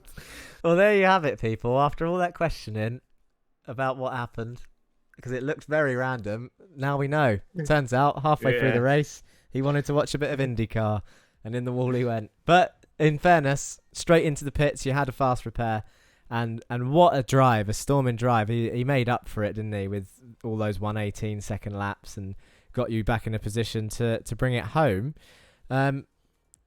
Both of you, I mean, you were both, in the end, from the middle stint onwards, it looked like you were matching pace with the Romain Grosjean boys. Do you think, did it just take you both a little bit of time to warm up to the Road Atlanta circuit, or do you think you could have got that pace straight away and challenged him? My teammate, he's really fast, but still Romain Grosjean faster, I think, was no chance for us. I was really slow. Is what it is. I didn't expect to do this race. I get a late call because the teammate of Darius got dumped in the last minute from the team. So yeah, I'm his replacement. So yeah, really sad pace for me. I struggle a lot during the race with this car. I hate it. So, well, main goal was P2 from the beginning. For me as well, I just tried to keep the car on track. I had a few moments. My teammate had a lot of few moments as well. So just so glad we finished P2, but really was no chance versus Romain. Of course. Well, congrats again on finishing second place and on the Hard Charger Award. 13 places gained in the end. Just before I let you go, as with everyone, is there anyone you want to say hello or thank you to before we say goodbye? Yes, thank you to Acaro Motorsport to provide us the setup is Mount Panorama setup for this race, and thank you to Ahmed Karabekh for the strategy planning. I don't know if I think I forgot. So sorry for Pato, he couldn't make this race, Nick Pato. So this victory is for you, Pato. No, this P2 is for you, Pato. Hope you get well soon. Oh, very nice. And thank you very much, guys, for making this event. No worries, Pablo. Thank you for joining us. We'll speak to you soon. Bye-bye. Bye. That's Pablo, your P2 driver when they cross the line. Just one final look at the results and then a quick mention for I believe I've got some prizes to read out for those of you that have stayed tuned for the prizes. But obviously, Romain Grosjean Esports came home with the win, one lap ahead of your Alkali Sport in P2. We just spoke to Pablo who brought that car home. FTR Esports White did bring it home in P3 in the end. And on the same lap, Raceline Sim Sports 520 and the Lamborghini bring it home in P4. Core Motorsports 2 finished P5 in the end with the Ice Boys racing team finishing P6 with Pakkanen at the wheel. Seppänen Pekka Seppänen, Ice Boys Racing Team. Parabellum Racing Aureus finish home in P7 in the end. The gold team of the three. FTR Esports bring it home in P8. Parabellum Racing Platina down in P9 in the end. Alpine Stars Geodesic Racing bring it home in P10. So they did gain those positions and kept them up 3 from the start. Was Dan Suzuki and Mark Noski. Core Motorsports P12. Sorry, SR Technic. Nearly forgot them. P11. Core Motorsports down in P12. Parabellum Racing Argentus end up bringing it home in P13 in the end after Epidemic Racing had a big hardware issue and into the wall, 40 laps down. And obviously Matthews Logistics Team Blue rounding off the field, number 92, 184 laps down in the end after 269 laps of racing. So, prizes. Points mean prizes. Let's have a look. What do I get to announce? We already announced that all participants will be entered into a draw for $50 in Coinsmart credits, and the winner was Alpine Stars Geodesic Racing. Congrats to them. The livery winner, this is what you've all been waiting for. As I said, I had no mention of this. Livery winner. It's on the tip of my tongue. In fact, there's actually 2 teams with this name, but I'm going to assume that it's the one that's written without the number 2. Clues. Core Motorsports are going to take home the livery prize. I believe that'll be Core Motorsports that are in P12. And I'm sure if I've got that wrong, that Laura and that will pop up in chat and correct that. But Core Motorsports, number 1 team, P12, take home the livery winner. We said about Geodesic Hard Charger. We spoke to Pablo, the Uralkali Sport team. 13 places gained in the end.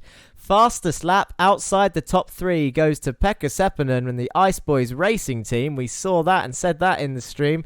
And the highest finisher outside the top 3 with the least incidents. And this is the one that we couldn't keep an eye on.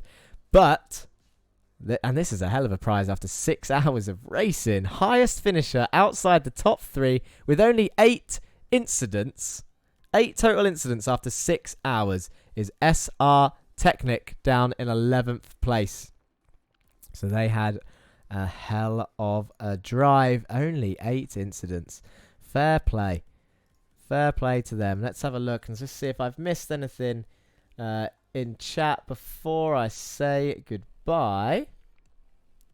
We have some people saying Parabellum won in my eyes. Well, they did host the event, of course, said Timberwolf. Great race, great casting. Congrats to the podium finishers, says Mike Racing. If you want to get more dollars to the top 3 for free, that'll be about the Maturino ! Great race, super fun. Excellent race, excellent casting. Thanks, Cortex. Great entertainment. SR Technic, good race. Thanks to all. Nice race. Great race, everyone. Filled with positivity in the chat. And like I said, it's all about positive community. Great fun, lads. Thanks for this. What a guy, Pablo. Congratulations to all the winners. Has successfully claimed for more than one. Has successfully claimed for more. For one or more of the giveaways. Excellent racing, excellent casting. Cortex said it again. And thanks for watching, says Laura. That is pretty much all we've got time for. So I am going to have to love you and leave you. Thank you for watching the first Coinsmart Cup hosted by Parabellum Esports. I've been your host, Jack Johns, otherwise known as The Racing Line. You can check me out on YouTube or Twitch, either way. And of course, don't forget to follow the I've forgotten the initials, but the Parabellum, the channel that you are watching this on, the Parabellum Esports Twitch channel. It's well worth it. You'll see more games, more racing on the way. Make sure to give them a follow and like this video if you haven't already. That's pretty much it from me. And for those of you that do already know who I am, I sign this off in the usual way. This is how I end my videos. Thank you, says the Racing Dad, and thank you, says Laura. You are most welcome. It's been a pleasure to host this 6-hour event alone as well. I made it. I survived an endurance race all by myself. Anyway, what am I looking for? What am I looking for? The results are on your screen. That's pretty much all I can say really now. So, now for the outro. Thanks for all watching. I've been your host. That's pretty much it from me. And if I don't see you on track this week, then I'll see you next week for the next video. Whenever. If you go and follow me on the Racing Line or on the Parabellum channel. Peace out. It's been a pleasure. Goodbye, everyone.